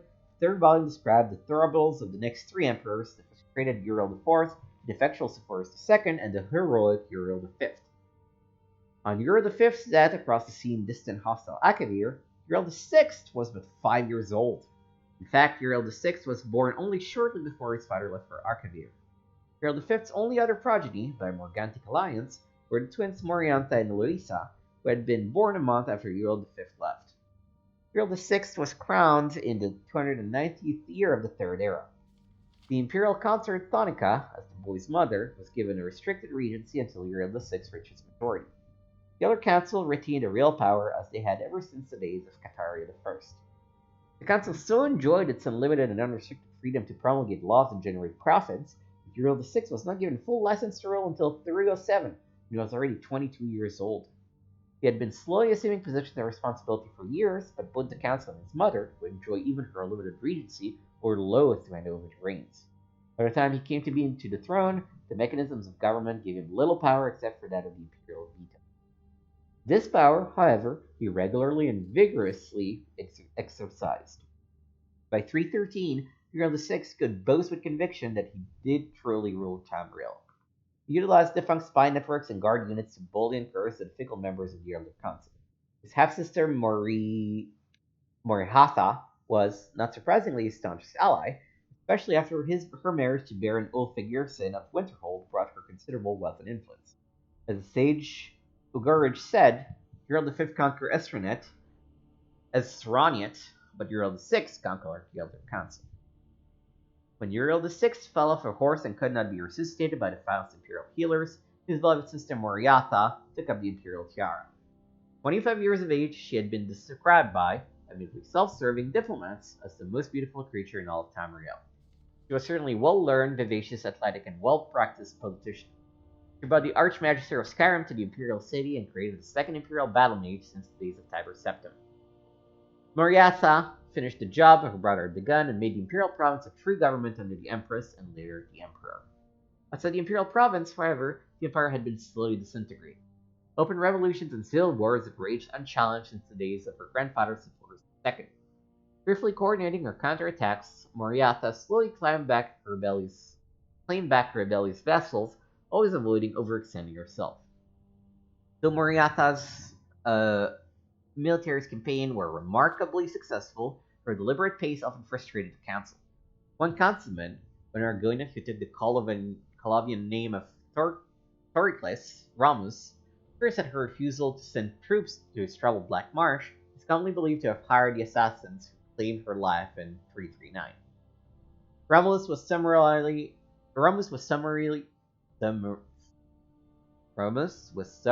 tried and executed, though he protested his innocence to the last. Morihatha had no surviving children, and Eloisa had died of a fever 4 years before. Eloisa's 25-year-old son Pelagius was thus crowned Pelagius IV. Pelagius IV continued his aunt's work, slowly bringing back under his wing the radical and refractory kingdoms, duchies, and baronies of the empire. He exercised Moriatha's poise and circumspect pace in his endeavors, but alas, he did not attain success. The kingdoms had been free of constraint for so long that even a benign imperial presence was considered odious. Nevertheless, when Pelagius died after a notably stable and prosperous 29-year reign, Tamriel was closer to unity than it had been since the days of Tamriel of Uriel I. Our current emperor, His Awesome and Terrible Majesty Uriel VII, son of Pelagius IV, has the diligence of his great-aunt Moriatha, the political skill of his great-uncle Uriel VI, and the military prowess of his great-granduncle Uriel V. For 21 years, he reigned and brought justice and order to Tamriel. In the year 389, however, his imperial battle mage, Jagger Tharn, betrayed him. Uriel VII was imprisoned in the dimension of Tharn's creation, and Tharn used his sorcery of illusion to assume the emperor's aspect. For the next 10 years, Tharn abused imperial privilege, but did not continue Uriel VII's schedule of reconquest. It is not yet entirely known what Tharn's goal and personal accomplishments were during the 10 years he masqueraded as a siege lord. In 399, the enigmatic champion defeated the battle mage in the dungeon of the Imperial Palace and freed Uriel VII from his other dimensional jail. Since his emancipation, Uriel VII has worked diligently to renew the battles that would reunite Tamriel. Tharn's influence broke the momentum, it is true, but the years since have proven that there is hope for the golden age of Tiber Septim's rule, glorifying Tamriel once again. And then he died during the Oblivion Crisis. Alright, that was a lot. Let's do some action.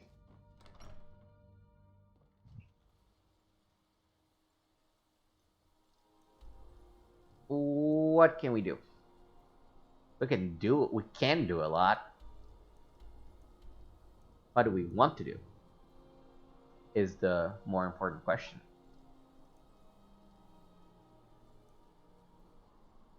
I think I want to go to Whiterun. No, not Whiterun. Winterhold.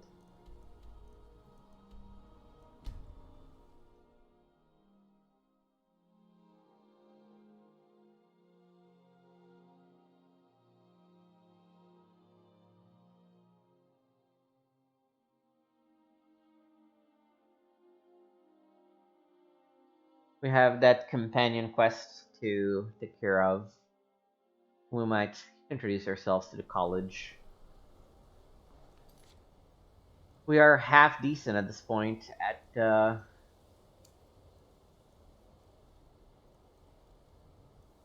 I'll keep those active.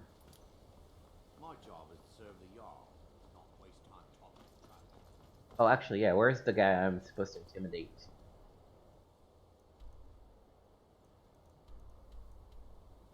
In the college. Okay.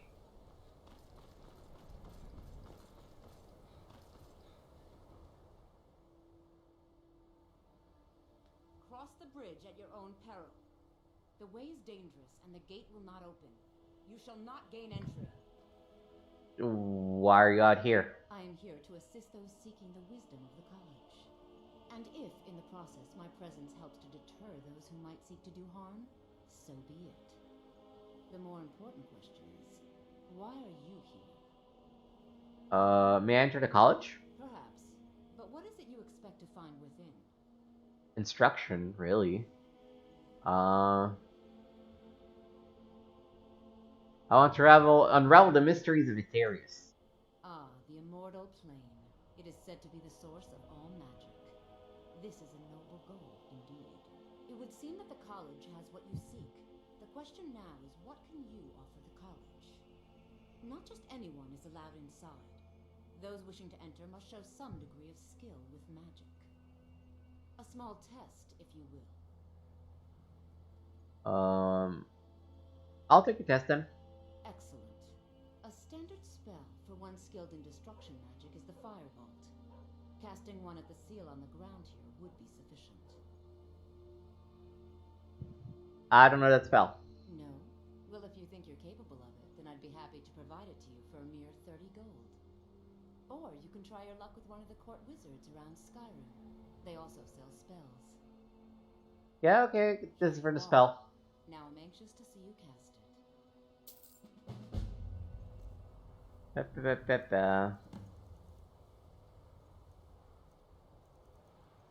Oh, I just got the spell. Yeah. Much knowledge lies within the college as well. Well done indeed. I'll lead you across the bridge. Once you're inside, you'll want to speak with Mirabelle Irvine, our master wizard. Please, follow me. Alright.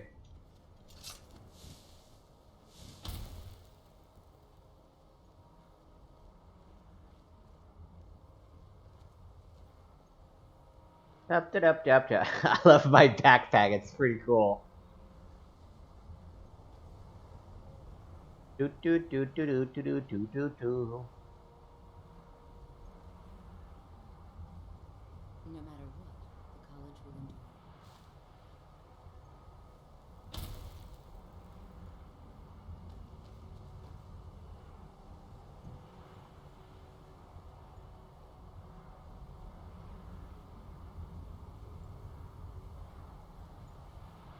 You should do something about this giant drop, you know? Like, it's, pretty crazy how you can just fall down.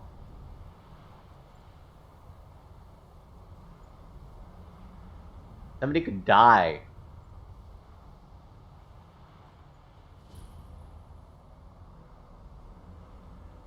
Winterhold's glory days may lie behind it, but the college lives on.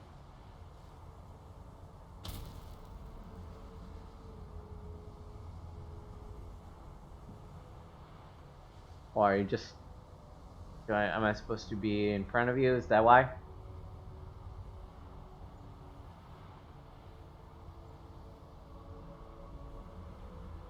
What are you doing?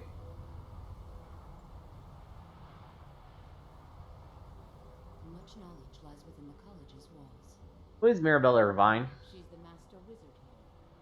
Archmage Arlen may be in charge, but Mirabelle runs the place.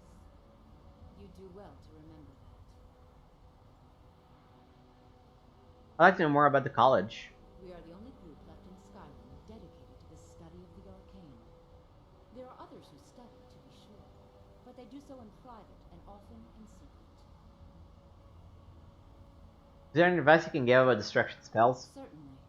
Destruction spells come in different forms, each useful for various purposes. Concentration spells can be cast immediately, though they're weaker. Good for a tight spot and less costly if you miss. You'll also need to decide whether to devote yourself to a single type of spell. Focusing solely on flame spells will make them more powerful, but you may find yourself at a disadvantage against foes immune to fire. Alright. Bye. Oh, actually. Where do I need to go again? You'll need to speak with Mirabelle Irvine. Her quarters are in the Hall of Countenance, but she could be anywhere on the grounds. Nope. Thanks. Mirabelle will be waiting. I want to learn magic. Hello, anybody? Anybody? Yes, of course. I'm simply trying to understand the reasoning behind. Ooh, somebody's mad. To the Empire bowing to your every whim, but I'm afraid you'll find that Thalmor received no Even such with the treatment. college's laid-back attitude, You are a there are guest still of the some college, things here that at are the off pleasure of the Archmage. I hope you appreciate the opportunity. Yes, of course. The Archmage has my thanks. Very good. Then we're done here. Welcome to the college. I like to join the college. Another new student. I'm surprised at how many of you there are lately. Well, first you'll need these. While you're not required to wear them, you may find them more to your liking than your current clothes. I'll give you a brief tour, and then we'll get you to your first class. Are you ready to begin? I'd love to have a look around. Wonderful. Please follow me, and don't wander off.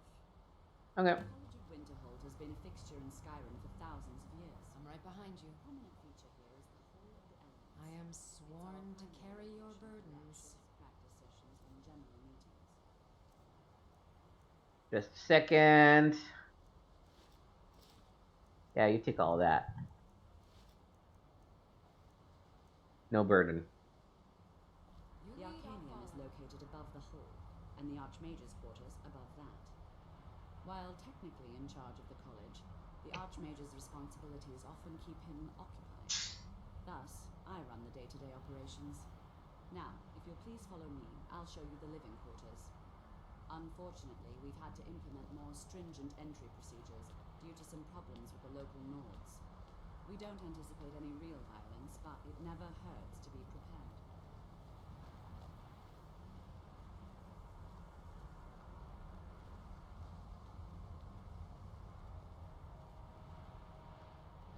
Do.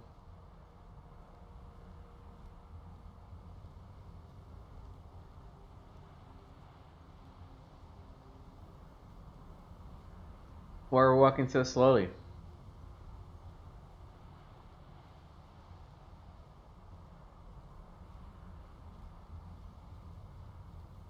Our newest members are housed here, in the Hall of Attainment. I'll ask that you please keep your voice down while inside, as others may be working on research or delicate experiments. Okay. Boop.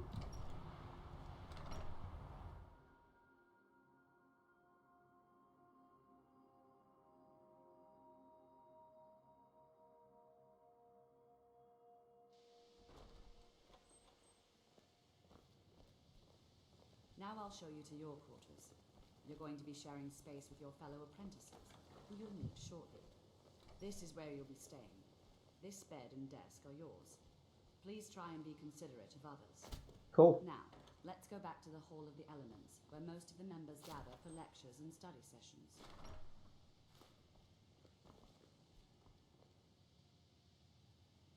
Yeah, I'm following. It's Lydia that's really in the way. Let's do this.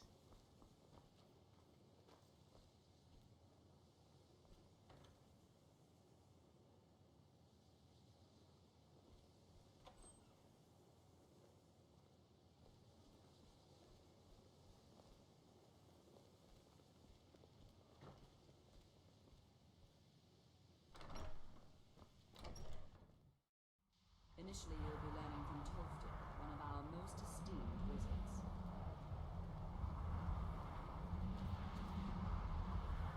Was this one normal? Doesn't sound normal.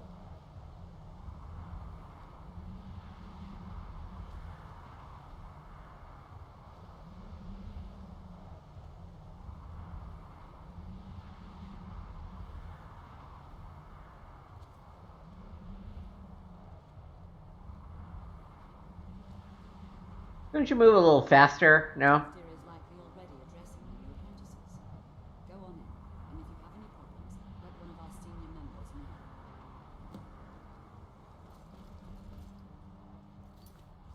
know. Ba-ba-ba-ba-bum. I assume this guy's here.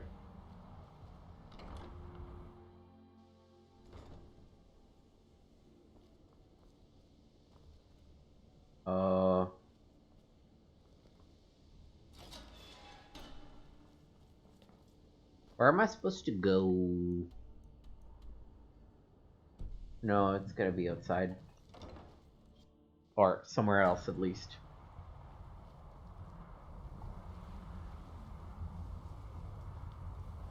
I'm working on some very important research. Oh, here, probably.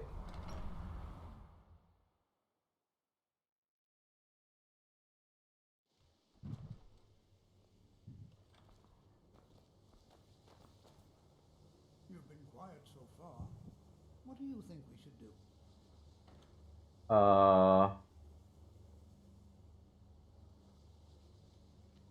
Safety should be more important than anything. Well, your classmates certainly seem to disagree with you.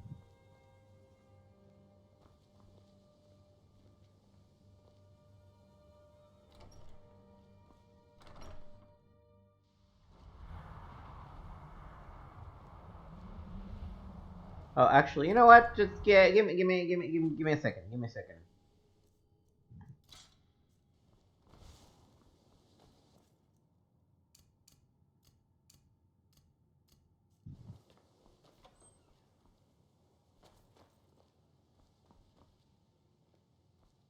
If you require assistance with summoning techniques, please let me know. If you would, please also contain your summons to the college grounds. The locals do not need to be agitated further by Atronachs roaming their town. The summoning of undead is even less advisable outside the college. I've been sent here to resolve a dispute. You can't scare me into submission. Let's go. Come on, let's see what you're made of.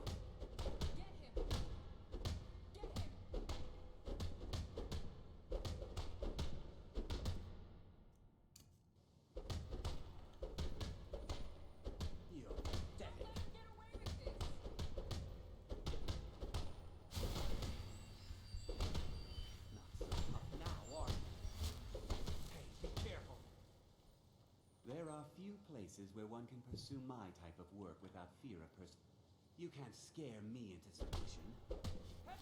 Come on, let's see what you're made of. What are you doing? What's the matter with you? You're pushing your luck.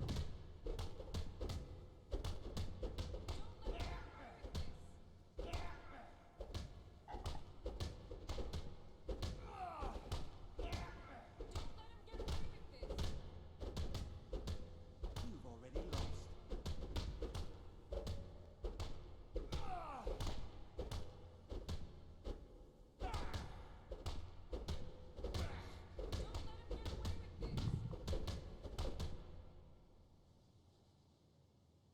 You're tougher than you look. You got me.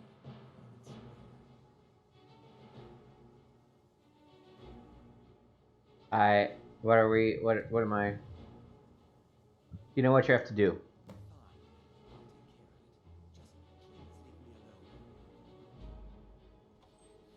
All right.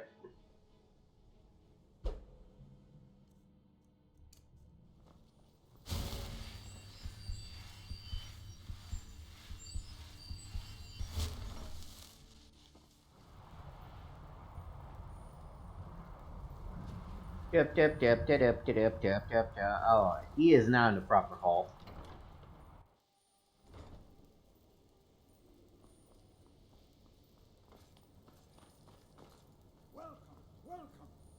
just beginning. Please, stay and listen. So, as I was saying, the first thing to understand is that magic is, by its very nature, volatile and dangerous. Unless you can control it, it can and will destroy you. Sir, I think we all understand that fairly well. We wouldn't be here if we couldn't control magic. Of course, my dear, of course. You all certainly possess some inherent natural ability. That much is not being questioned. What I'm talking about is true control, mastery of magic. It takes years, if not decades, of practice and study. Then what are we waiting for? Let's get started. Please, please. This is exactly what I'm talking about. Eagerness must be tempered with caution, or else disaster is inevitable. But we've only just arrived here. You've no idea what any of us are capable of. Give us a chance to show you what we can do. Would you mind helping me with the demonstration?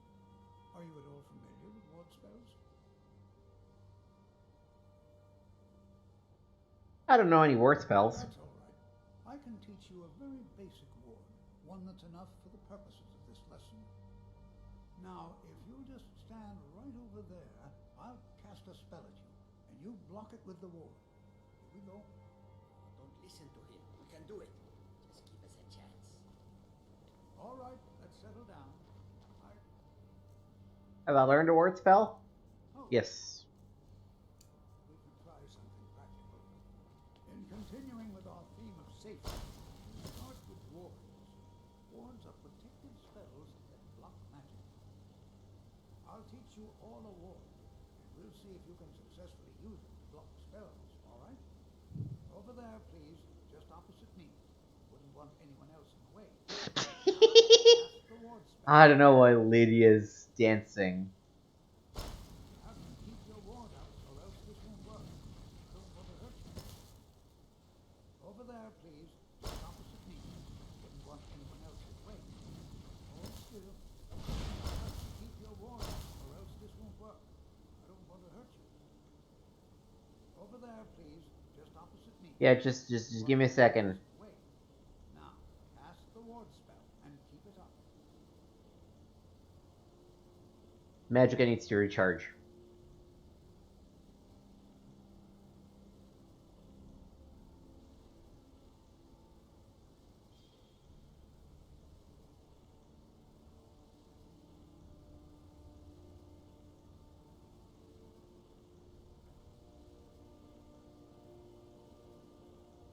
All right. What? What? Oh. Have to keep your ward out, or else this won't work. I don't want to hurt you. Over there, please, just opposite me. God damn it! Anyone else in the way.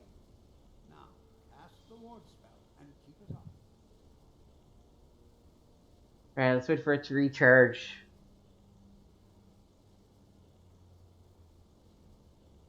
Hold still. Excellent work. There we go. Well, I think this is an excellent start. I'd like you all to continue practicing with wards, please. All right, everyone. That's all for now. Keep it up. Dope.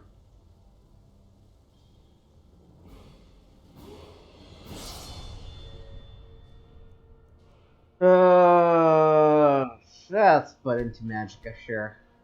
Kinda need it, to be honest.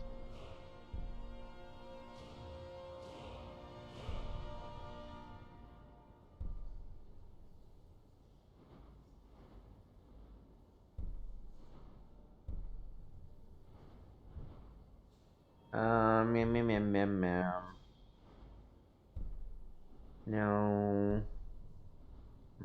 No.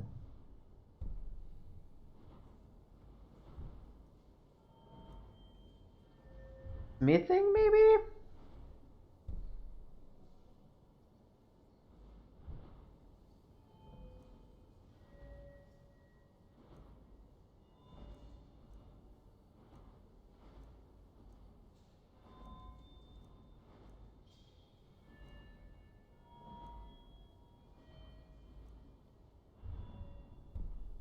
I can't quite do anything with speech yet.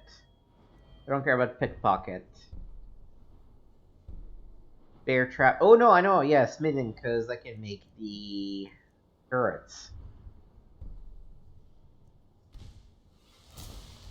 I need one more point, but then I can make turrets. That's pretty dope.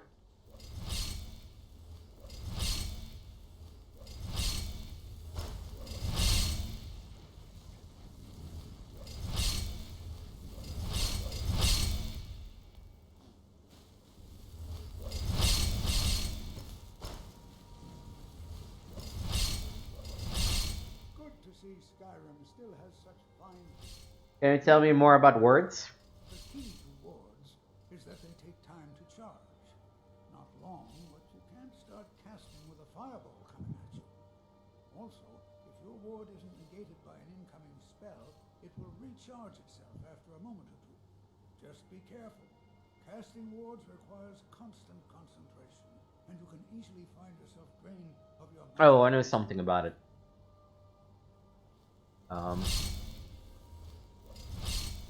Right, yeah, you work on that. I'll just go do and take care of other stuff, I guess. Yeah, okay, we finished hair muscle, so let's just go turn that in.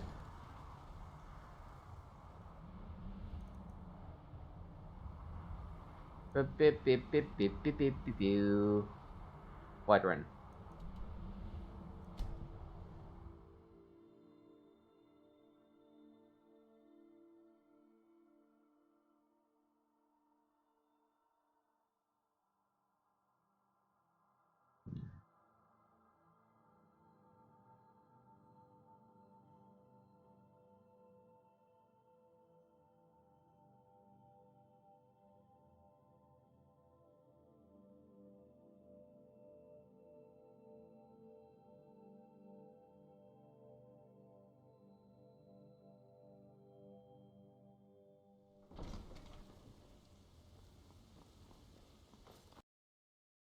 God damn it.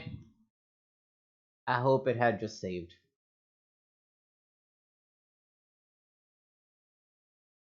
Alright, let's reboot it. Somehow every time I teleport to Whiterun, it kinda freaks out on me.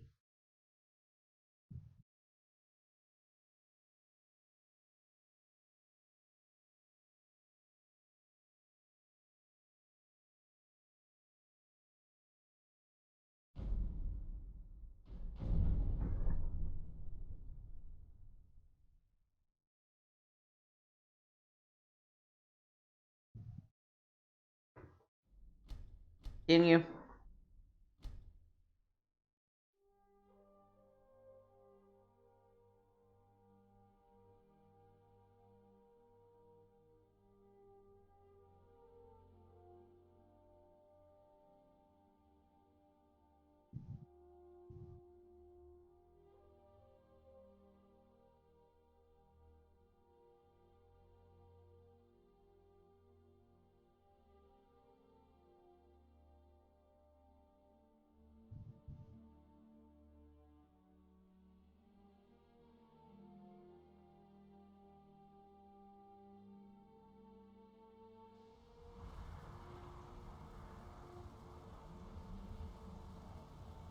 Alright, let's try teleporting again to Whiterun and hope no bad shit happens.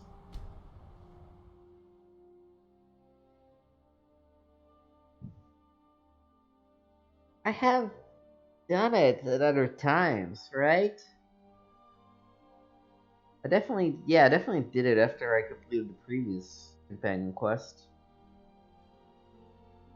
So I mean, maybe just chill for a second after it pops me in the city.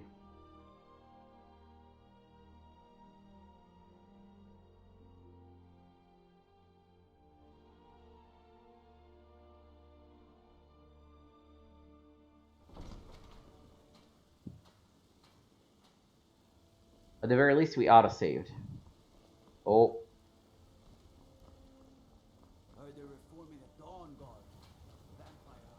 Yeah, there's definitely something off with the textures, at least, but...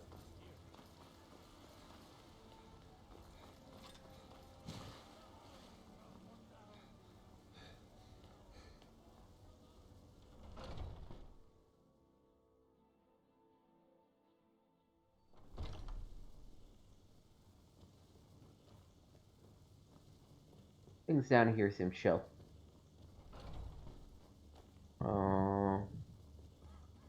Some people don't think I'm smart. Those people get my fist. But you, I like. I took care of the problem in Winterhold College. Kind of fun to push people around sometimes, isn't it? Good work, brother. I'm looking for work. There's some trouble in Hoffengar. The Legion's too busy with the war, and they're hiring us to take care of their problems. What kind of trouble should I expect? Nothing but a bunch of lonely bandits. Cowards who will take little effort. I can clear out Ironback hideout in Hafengar. I knew you could be counted on. Do what must be done. Alright. Nope. Let me track it. Where are we? Where are we? Damns the Greybeards. Oh, this is actually pretty convenient for me. I'll just go do that right now. Right now.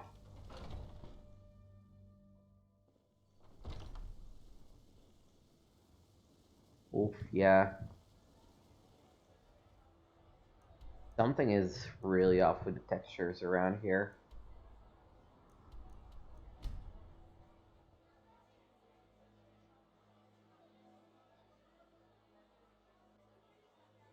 I hope it's a temporary problem.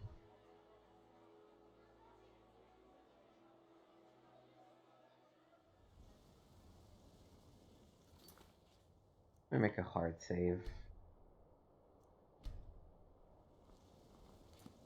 Alright, so this we've done.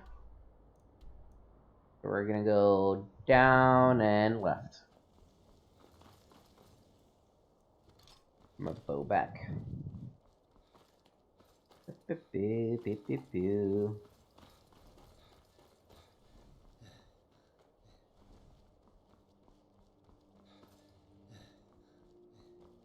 Oh, and I should switch out of the ebony arrows, because those are strictly for dragons.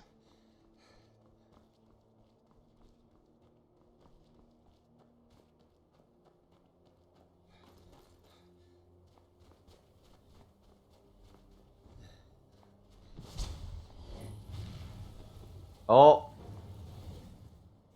Well, I guess I'll put them back on, huh?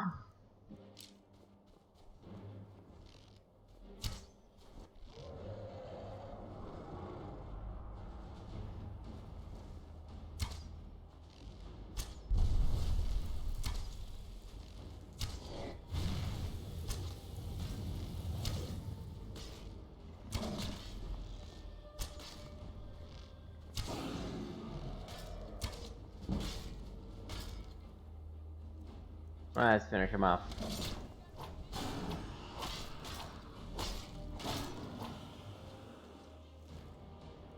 Right,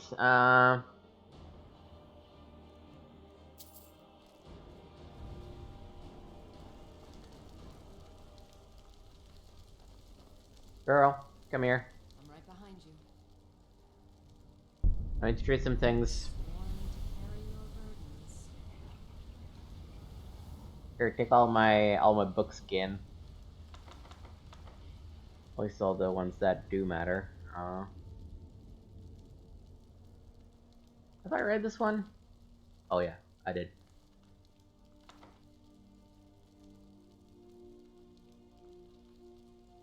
Oh, I should probably just give you all of my books. No. Lead on.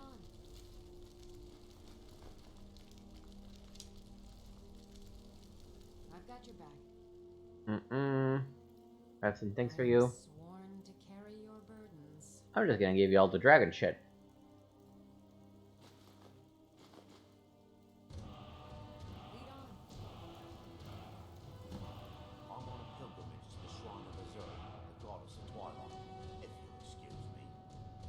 Where is the shrine? Cool. Alright, dragon taken care of. Let's go back to what we were gonna do.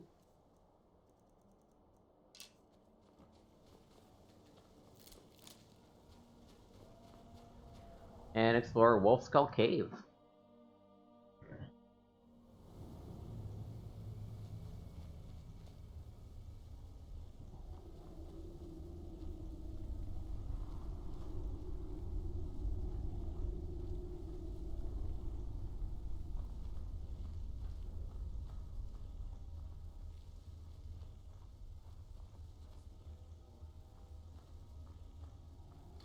Oh, no, I didn't want to grab the pickaxe. I already have one. Thank you very much.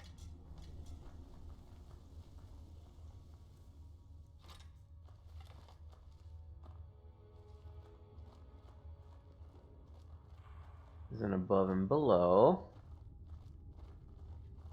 Time to end this little game.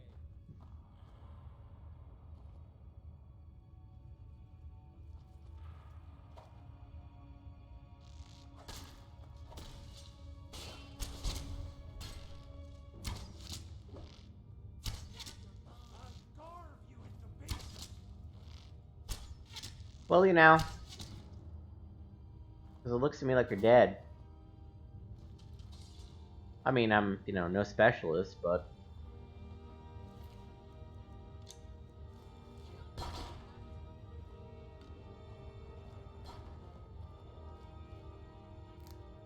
Need some help, Lydia? The fuck are you even, Lydia?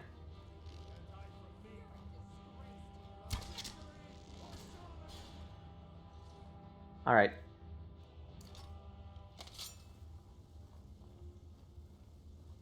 I doubt he has anything interesting, but...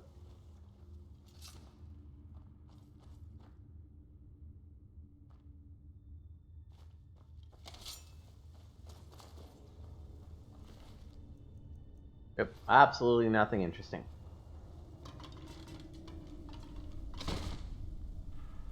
Keep going down.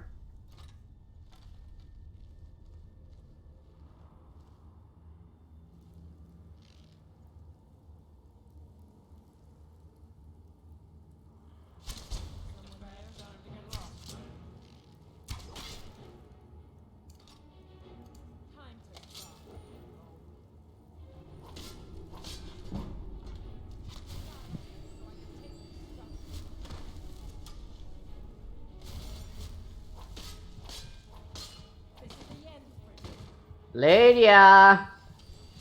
Good lord.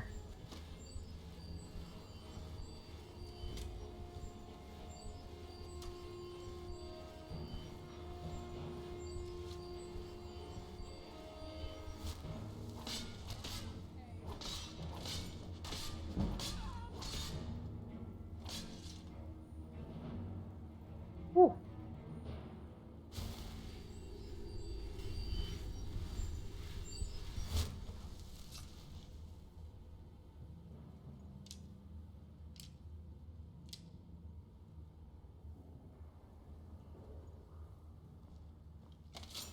Where's the body?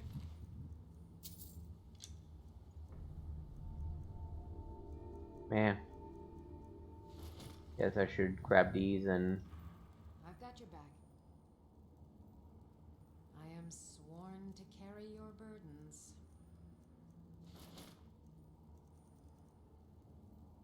Lead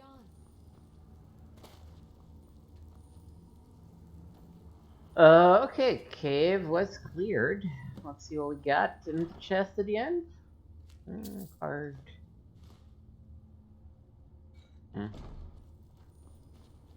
Nothing too exciting, but...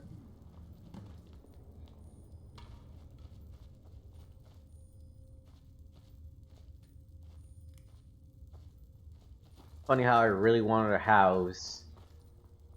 And then as soon as I got enough coin to buy a house, I was just like, ah! I have one for free, plus I have the museum. I really don't need a house.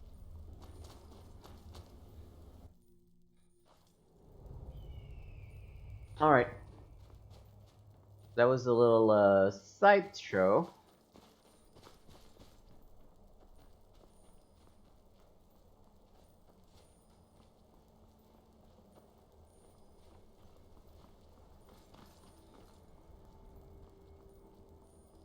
Let's go up there.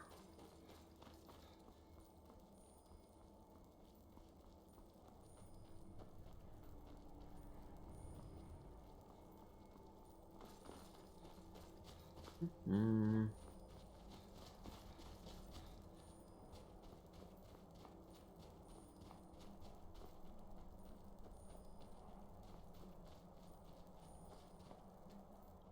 Mine some corundum.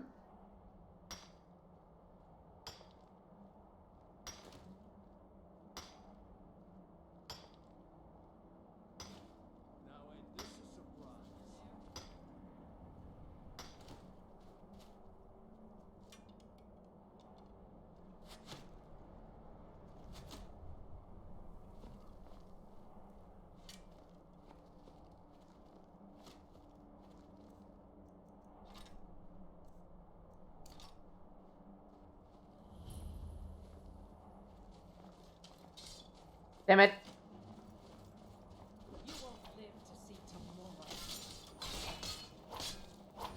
Oh, you like Hamilton too?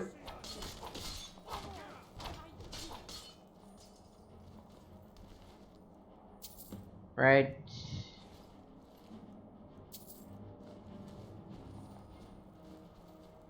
Oh, was the quarterstaff special, or?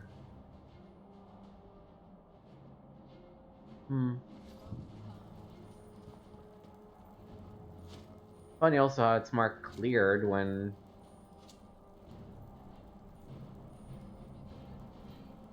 But at the very least, another bell. Thank you, Lydia. Take these.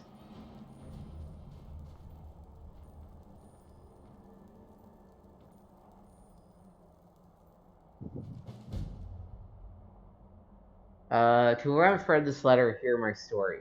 My name is Kragrash. I have been a hunter in these parts for the last 6 years. Once a week, I travel to Solitude to sell meat and skins. On one such trip, I spotted a collapsed figure by the roadside, slumped up against a log. I quickly realized that this was, in theories, the kind soul I would trade and travel with each winter. His skin was white as a sheet. His sunken face and bite marks on his neck and arms made it clear that this was the work of vampires. In theory, he never deserved such a fate. I carried him to Solitude to raise the city guard. When I arrived, they acted with indifference as cold as a corpse. I laid before them. They had seen this before, they said. They offered to bury him, but their interest in the matter ended there. It was then that I decided that at night I would begin to hunt more dangerous game. I have slain over a dozen of the fanged wretches in the months since. In fact, I've become quite proficient at the task, until one night I found a lone vampire prowling the woods. He stopped to rest, seemingly unable to catch his breath. Whether it was from thirst or exhaustion, I couldn't be sure. Still, such monsters deserve no pity. So I hid in the brush nearby, drew my crossbow, and lined up the killing shot. Suddenly, two of the devils pounced from both sides, clawing and biting. I had been led into a trap. I managed to escape, but my wounds were grave.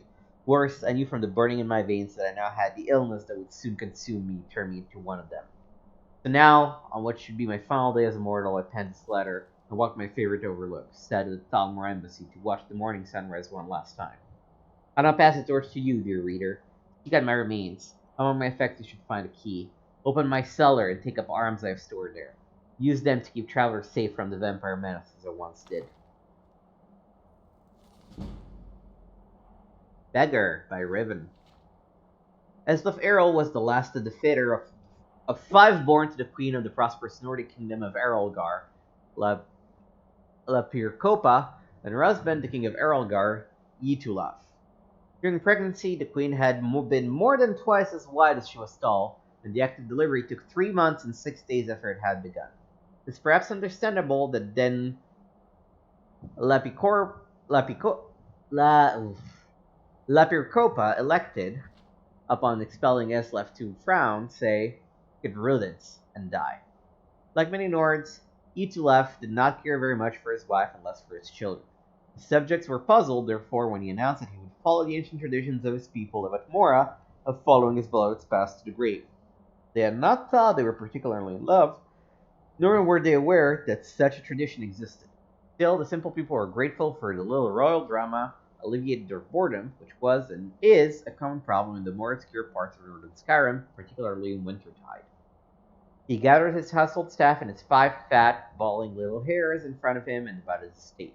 To his son Yunop, he gave his title. To his son Laernu, he gave his land. To his son Suibud, he gave his fortune. To his daughter Lythifetra, he gave his army. Utilaf's advisor had suggested to keep the inheritance together for the good of the kingdom, but Utilaf did not particularly care for his advisors or the kingdom for that matter. Upon making his announcement, he drew his dagger across his throat. One of the nurses, who was rather shy, finally decided to speak as the king's life ebbed away. Your Highness, you forgot your 5th child, little Eslaf. Good Utilaf groaned. It is somewhat hard to concentrate with blood gushing out from one's throat, after all. The king tried to think of something to bequeath, but there was nothing left. Finally, he sputtered irritably, as if she'd have taken something then, and died. That the babe but a few days old was expected to demand its rightful inheritance was unarguably unfair. But so Eslaf Errol was given his birthright with his father's dying breath. He would have nothing but what he had taken. Since no one else would have him, the shy nurse, whose name was Drusba, took the baby home.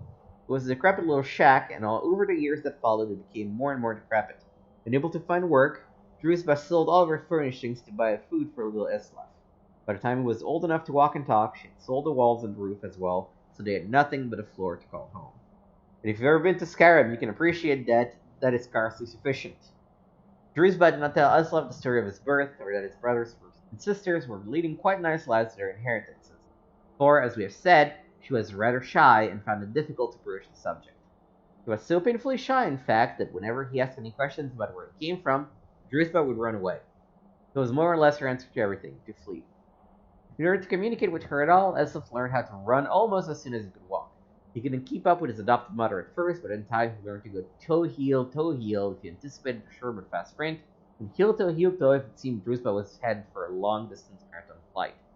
He never did get all the answers he needed from her, but Eslaf did learn how to run. The kingdom of Errolgar had, in the years that Eslaf was growing, become quite a grim place. King Yenop did not have a treasury, for Suibud had been given that. He did not have any property for income, for Lerno had been given that. He did not have an army to protect that people, for Thiefritra had been given that. Furthermore, as he was but a child, all decisions in the kingdom went through Yenop's rather corrupt council. It had become a bureaucratic, exploitative land of high taxes, rampant crime, and regular incursions from neighboring kingdoms. Not a particularly unusual situation for a kingdom of Tamriel, but a unpleasant one nonetheless. Time finally came when the tax collector arrived to Drusba's hovel, such as it was, to collect the only thing he could, the floor. Rather than protest, the poor shy maid ran away, and Eslaf never saw her again. Without a home or a mother, Eslaf did not know what to do. He had grown accustomed to the cold open air in Drusba's shack, but he was hungry. May I have a piece of meat? He asked the butcher down the street. I'm very hungry. The man had known the boy for years and often spoke to his wife about how sorry he felt for him, growing up in a home with no ceilings or walls. He smiled at Eslaf and said, Go away or I'll hit you. I don't love the tone of the story, but whatever. Eslaf hurriedly left the butcher and went to a nearby tavern. The taverner keeper had been a former valet in the king's court and knew that the boy was by right a prince. Many times he had seen the poor ragged lad in the streets and sighed at the way fate had treated him. May I have something to eat? Eslaf asked the tavern keeper. I'm very hungry. You're lucky I don't cook you up and eat you, replied the tavern keeper. Eslaf hurriedly left the tavern. The rest of the day, the boy approached the good citizens of Errolgard begging for food. One person had thrown something at him, but it turned out to be an inedible rock. As night fell, the raggedy man came up to Eslaf and, without saying a word, handed him a piece of fruit and a piece of dried meat. The lad took it, wide eyed, and devoured it. He thanked the man very sweetly. If I see you begging on the streets tomorrow, the man growled, I'll kill you myself. There are only so many beggars we of the guild allow in one town, and you take one too many. You're ruining business. It was a good thing Eslaf Errol knew how to run. He ran all night. I already read the sequel. I'm worried that something may have busted.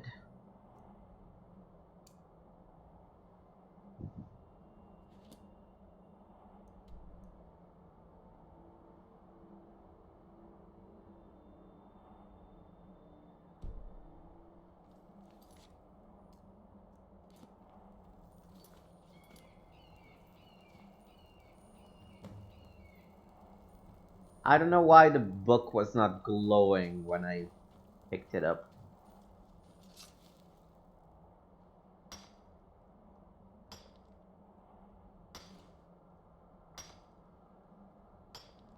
We're also gonna call it soon because we've been playing a record 6 hours, but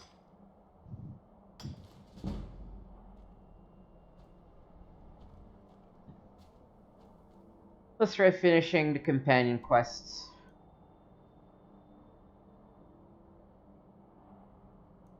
Uh,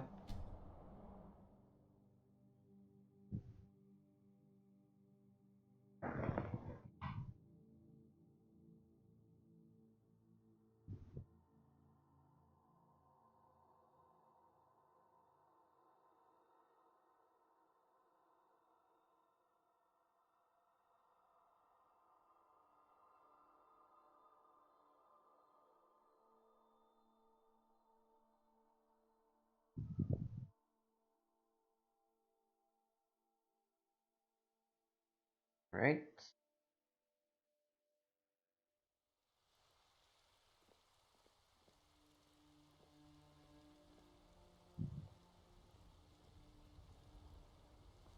Yeah, something's definitely off. Izmir, you did it! You killed the dragon.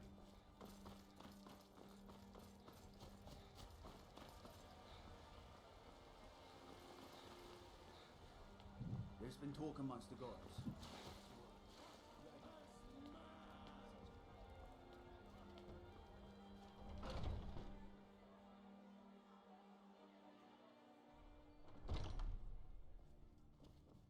This is a problem.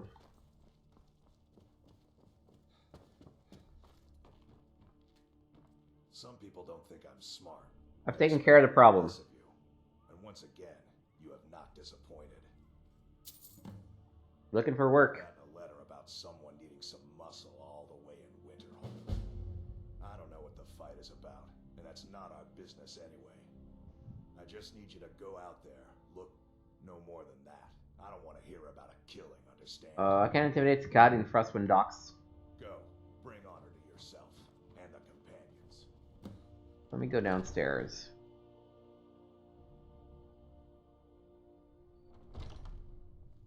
Let me look at the books. Recruit, right? Wait, is that right?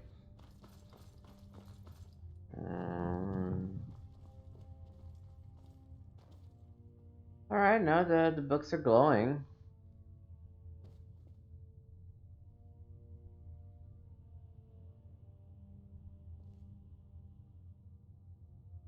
You're there. Can't steal anything from you.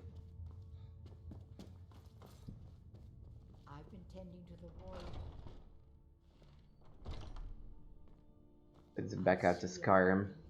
Hear everything and know everything.